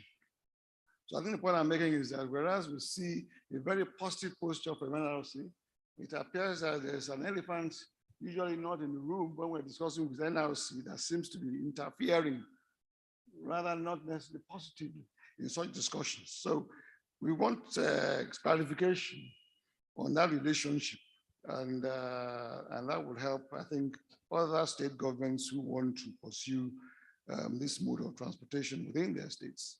I also want to suggest to NRC, and indeed to Federal Ministry of Transportation, that maybe given the interest the state governments now have in exploring rail transportation, you should have an officer or a desk or a team within the ministry and also within NRC that has specific responsibility for looking at assisting the state governments or working with the state governments to develop rail infrastructure and services in advance of the repealing of the act and enacting a new act. Until then, let us have one or two people in their corporation, but even the Ministry of Transportation, Federal Ministry of Transportation, have somebody there whom we can also talk to that has responsibility for coordinating the interests of the state governments and also overseeing the interests of NRC and indeed the Federal Ministry of Transportation.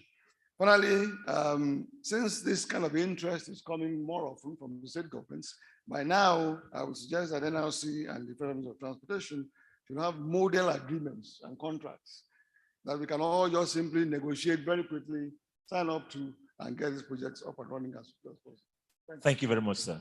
Thank you, sir. I know Doctor will do better in the 1 minute. I will. I'm just going to attempt to answer Dr. Salam's question, the question he posed to you. So since you don't have the time, I'll just say it. So LAMATA is actually a regulatory agency. And so it's actually coordinating the activities of all our bus operators as well as the rail operators. And then we have LASWA. So we are deploying ITS to ensure that the timetables are coordinated in such a way that when you get off your train, you don't miss the bus. So that's something that we are conscious of, and it's something that we're working towards, and it's something that LAMATA would achieve. Obviously, the Ministry of Transportation, Lagos State, will ensure that it monitors the activities of all the various agencies to make sure that everybody is working properly. In a coordinated fashion. So I think that's all I want to say for now, and that's within your 1 minute. Yes, sir. Thank you very much. Thank you very much. And the panel, can we applaud again to the panel on inland waterway and rail transport? Thank you very much. You can take a bow, ladies and gentlemen. God bless you. Real good. Now we are winding down, and just as the vote of thanks will be going off, we will step up as we did yesterday for our meal. Let me invite the Permanent Secretary, the Minister of Transportation. Initially, I was thinking, is it our protocol officer? He was everywhere yesterday to make sure this program, kickstarts very well. Mr. Kama, you have really been an instrument for the success of this program. God bless you, sir. Thank you, sir. Welcome. Thank you. Good evening, ladies and gentlemen. I wouldn't be the one to take much of your time again, because already I can feel that we all need to take our lunch. Also, the dinner will soon be served based on the time we are planning for the gala night. But be that as it may, I have to thank everybody that contributed to the success of this program. You will agree with me that it has been a very lovely program, insightful, impactful, and we are all taking different aspects of the presentation away with us. It's not only that you are learning from the host state, we've also gained a lot from interacting with everybody. It's not only me that actually worked, we did that together yesterday. Chinwe is there, but I will leave the vote of thanks to Chinwe to do, but I must also thank everybody here, particularly the people behind. I couldn't sit down, like you said, because this is Lagos and we're a center of excellence and we need to set the pace. And I'm sure we've done that credibly well. I'll leave all other things to the dinner and the gala night, but I want to assure you that the Secretariat is working hard. We'll come up with a communique that the forum will look at, then we should go to publish it for us to see. So I want to thank you once again for coming to Lagos, and we'll try and make sure that when you come back again, it will be a better visit. Thank you. Thank you, sir.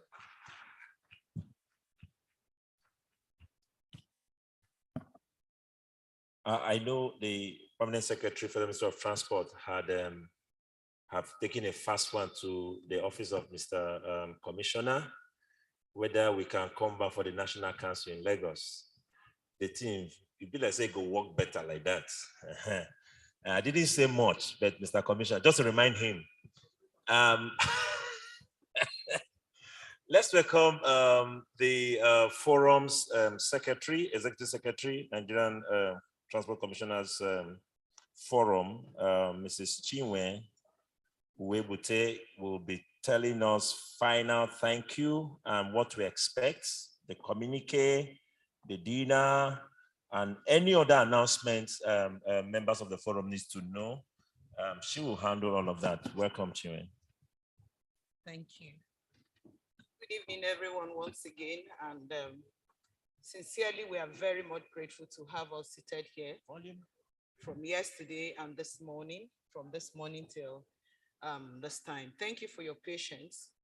Thank you for your time. Thank you for all the valid contributions. Thanks so much to all the speakers, all the panelists, and our moderators. We do not take your time for granted. I especially thank the host states and His Excellency. Let me go through my speech. I want to believe that before I'm done with this, the Secretariat will be done with the communique and deliver it to us.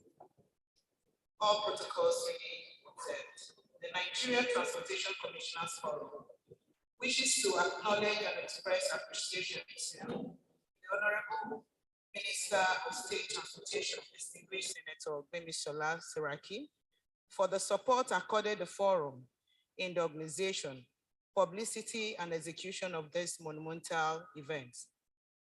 His Excellency, the Executive Governor of Lagos State, who shouldered the responsibility of hosting this event, providing an enabling sustainable and conducive environment for the forum to execute the maiden edition of National Transport Technology Conference and Exhibition.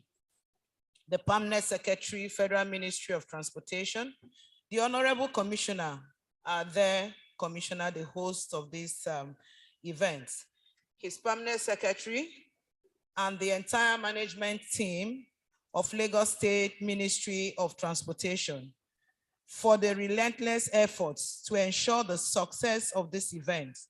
Your time, your energy, your resources are truly valued. Yes, Lagos State truly deserves a round of applause. Please help me thank Lagos State Ministry of Transportation. I want to sincerely, from the depth of my heart, not just reading from the paper, thank the Honorable Commissioner for his time, for his patience, for picking my calls at all times, for responding to all my messages and comforting me whenever I seem to be tired, getting weak. He's been there. Thank you very much, sir. And to his Permanent Secretary, my boss, my friend, and my headmaster. I called him headmaster. You know what headmasters does in those days with their long canes. I want to thank every one of you. All honorable commissioners and permanent secretaries, I sincerely want to thank every one of you, the Secretary General of this forum. I am grateful, sir. Thank you, sir. The commissioners of Abia State, Edo State, Kebbi State, Plateau State, Delta State, Katsina is here, Kaduna is here, and every one of you, I am totally grateful. And my own Niger State, thank you so very much. The COMASHA, Federal Road Safety Commission, thank you, sir, very much. The Director Generals, Managing Directors of various public and private parastatals, especially those under the Ministry of Transportation, Lagos State. Thank you so very much for your time, for your presence. It made all the difference. Captains of industries, our distinguished speakers and panelists, partners and sponsors, members of the press, ladies and gentlemen. Words may not accurately convey the depth of appreciation from Nigerian Transportation Commissioners Forum for the success achieved in executing the maiden edition of Nigerian Transportation Technology Conference and Exhibition with your most generous support and various contributions. We have seen over the decades that our sector is not progressing geometrically as it ought to, especially in this technological-driven economy. The presence and representation of key stakeholders in these 2 days, 2 days conference and exhibition not only shows our awareness to the fact above, it equally underlines our willingness to change the narrative and position the sector towards greener transport system, as stated during the course of this event. As we have all seen, there is much work to be done in sanitizing our sector. Thankfully, technology has provided effective and efficient ways of achieving that for the purpose of restoring sanity into the system with security and safety in view. I'd like us to know that October 2022, this year, the forum will be clocking 5 years from inception. And we have not relented efforts in seeking for opportunities to synergize with the public and private sector for collaborations with all key stakeholders at all levels of implementation for emerging and trending technological solutions to ensure economical, energy efficient, and environmental friendly means of transportation across the Federation. The forum looks forward to your support and collaboration in the implementation of these resolutions that will be reached shortly and for the execution of future editions of National Transport Technology and Exhibition Conference. We are indeed very much grateful, and I think after lunch, the commissioners and their permanent secretaries will sit and give us the next direction. So probably when we send our SMS, bulk SMS to everyone, we will probably let us know when the next edition, where the next edition should be holding. So the states represented here will decide, will tell us, a state will pick and tell us who should host the next edition. Thank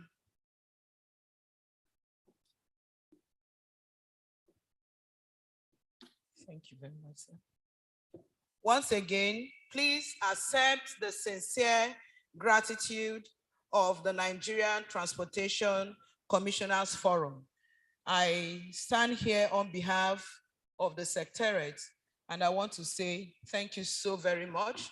We'll be having our dinner this evening at this same venue by 7 p.m. And the dinner is, the essence of the dinner is to appreciate every one of us, but to recognize specific industries and individuals who have done well, who have done well in one way or the other in the growth and development of this sector. We also want to use it as an opportunity to encourage every one of us that this job is not for one sector, it's not for one subsector, but it's a collective effort that we all need to put our hands together and give this sector the presence that it deserves. I have here with me a communique that has emanated from this gathering, this 2 days gathering. So I will be going through them for adoption. Communique issued at the end of the Medin Forum of National Transport Technology Conference and Exhibition with a theme, multimodality and interconnectivity, achieving an efficient and greener transport system in Nigeria, held between 7th and 8th of June, 2022 at Lantana Hall, Eco Hotels and Suites, Victoria Island, Lagos State. Preamble. The first ever maiden edition of Transportation Forum was organized by the Federal Ministry of Transportation in conjunction with the 36 states commissioners of transportation. The forum was hosted by the Lagos State Governor, who was ably represented by the Secretary to Lagos State Government, Mrs. Folashade Jeji. The forum had in attendance all the 36 states commissioners for transportation, as well as, I'll add here, commissioners of transportation and their permanent secretaries, as well as the Honorable Minister of State for Transportation, Senator Gbemisola Rukayat Seraki, who was represented by the Permanent Secretary, Federal Ministry of Transportation, Dr. Mrs. Magdalene Adjani. The forum focuses on the formulation of policies on multimodality and interconnectivity of transportation system for integration and collaboration among all the states and relevant MDAs, resulting to intelligent transport system. The forum was meant to provide solutions to enhance the transport policy in recognizing different modes of transportation, its connectivity, and deploying modern methodology and technology alike. Technology like the automated number plate recognition, ANPR, security services, among others. The umbrella, which brings different sectors and subsectors together, resolved at looking inwardly at policies and roles of the various sectors on mode of implementation to drive the purpose of transport technology and interconnectivity in order to achieve an effective and efficient greener transport system in Nigeria as a whole. Observation. The conference observed the factors mitigating the effectiveness of transportation system in Nigeria, which was primarily on primordial government policies as against the 21st century deployment of technology for intelligent transport system, ITS. Further to the above, the conference sees the need for the collaborations of all relevant stakeholders to come together to promote the need for modern transportation system, which can only be achieved through public and private sector. Lagos State Government Transport Master Plan, focusing on use of technology and innovation to drive transportation system, which now serves as model for other states of the Federation. For example, deployment of automated number plates recognition, ANPR, intelligent traffic signal lights, establishment of inland waterways, monitoring and data management center, etc. The conference also identified the underlisted challenges. A, inefficient transport system. B, poor traffic information management as a result of unavailability of geo-information system map, high rates of accidents, safety and insecurity, congestion in ports and road delays, poor quality internet, stroke penetration, environmental pollution, inefficient intermodal connectivity, inadequate monitoring and inspection.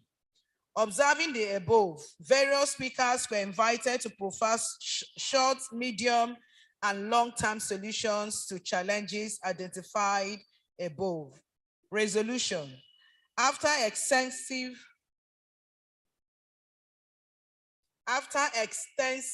discussion, the conference in its wisdom agreed on proactive steps of deployment of transport technology for intelligent transport system to drive the sector successfully. The forum focal points were highlighted as follows: using technological inventions to integrate all modes of transportation system, prospect of offering most economical, energy efficient, and environmental friendly modes of transportation.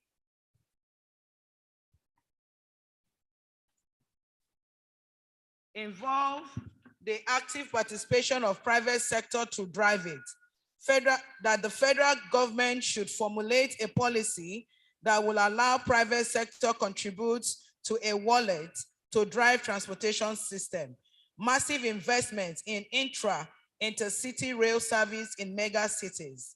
To have safety, flexibility, accessibility, and cost-differing transport system.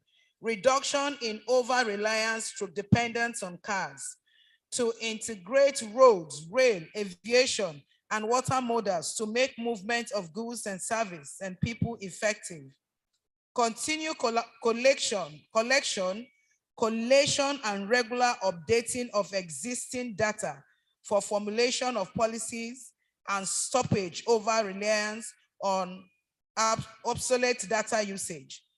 Interagencies collaboration in order to work harmoniously. Deployment of intelligent transport system to improve capacity management and increase the speed on our network bands. Public transportation station within 500 meters of every home. A transport system with significantly less adverse effects or impact on the environment. That is 50% reduction in greenhouse gas. Construction of new or rehabilitation of infrastructure for implementation of ITS. Promote awareness, integrate ITS into manufacture of vehicles and construction of transport infrastructure. Every mode of transportation must contribute its quota effectively and efficiently in the interest of national economic development. The need for interrelated and the interdependence of all players in the transportation sector for fluidity and seamless movement of passengers and goods from one point to the other. Recommendation: periodical meeting of the National Transport Technology Conference and Exhibition, embracing innovations and technology to drive transportation system in Nigeria. All other states are encouraged to emulate the standards set by Lagos State on the Transport Master Plan through technology driven. Priority should be given to safety and security of all transport gadgets and utility. There is the need to use transportation to drive safety and security. The rate of interconnectivity of all the modes of transportation should be harnessed. Need to identify and construct clover leaves on major traffic congestion points in mega cities such as Lagos State. Conclusion: all recommendations put forward requires implementation, which has been lacking in every government policy. The public-private participation in driving the success of the multimodal and interconnectivity is very essential. Thank you.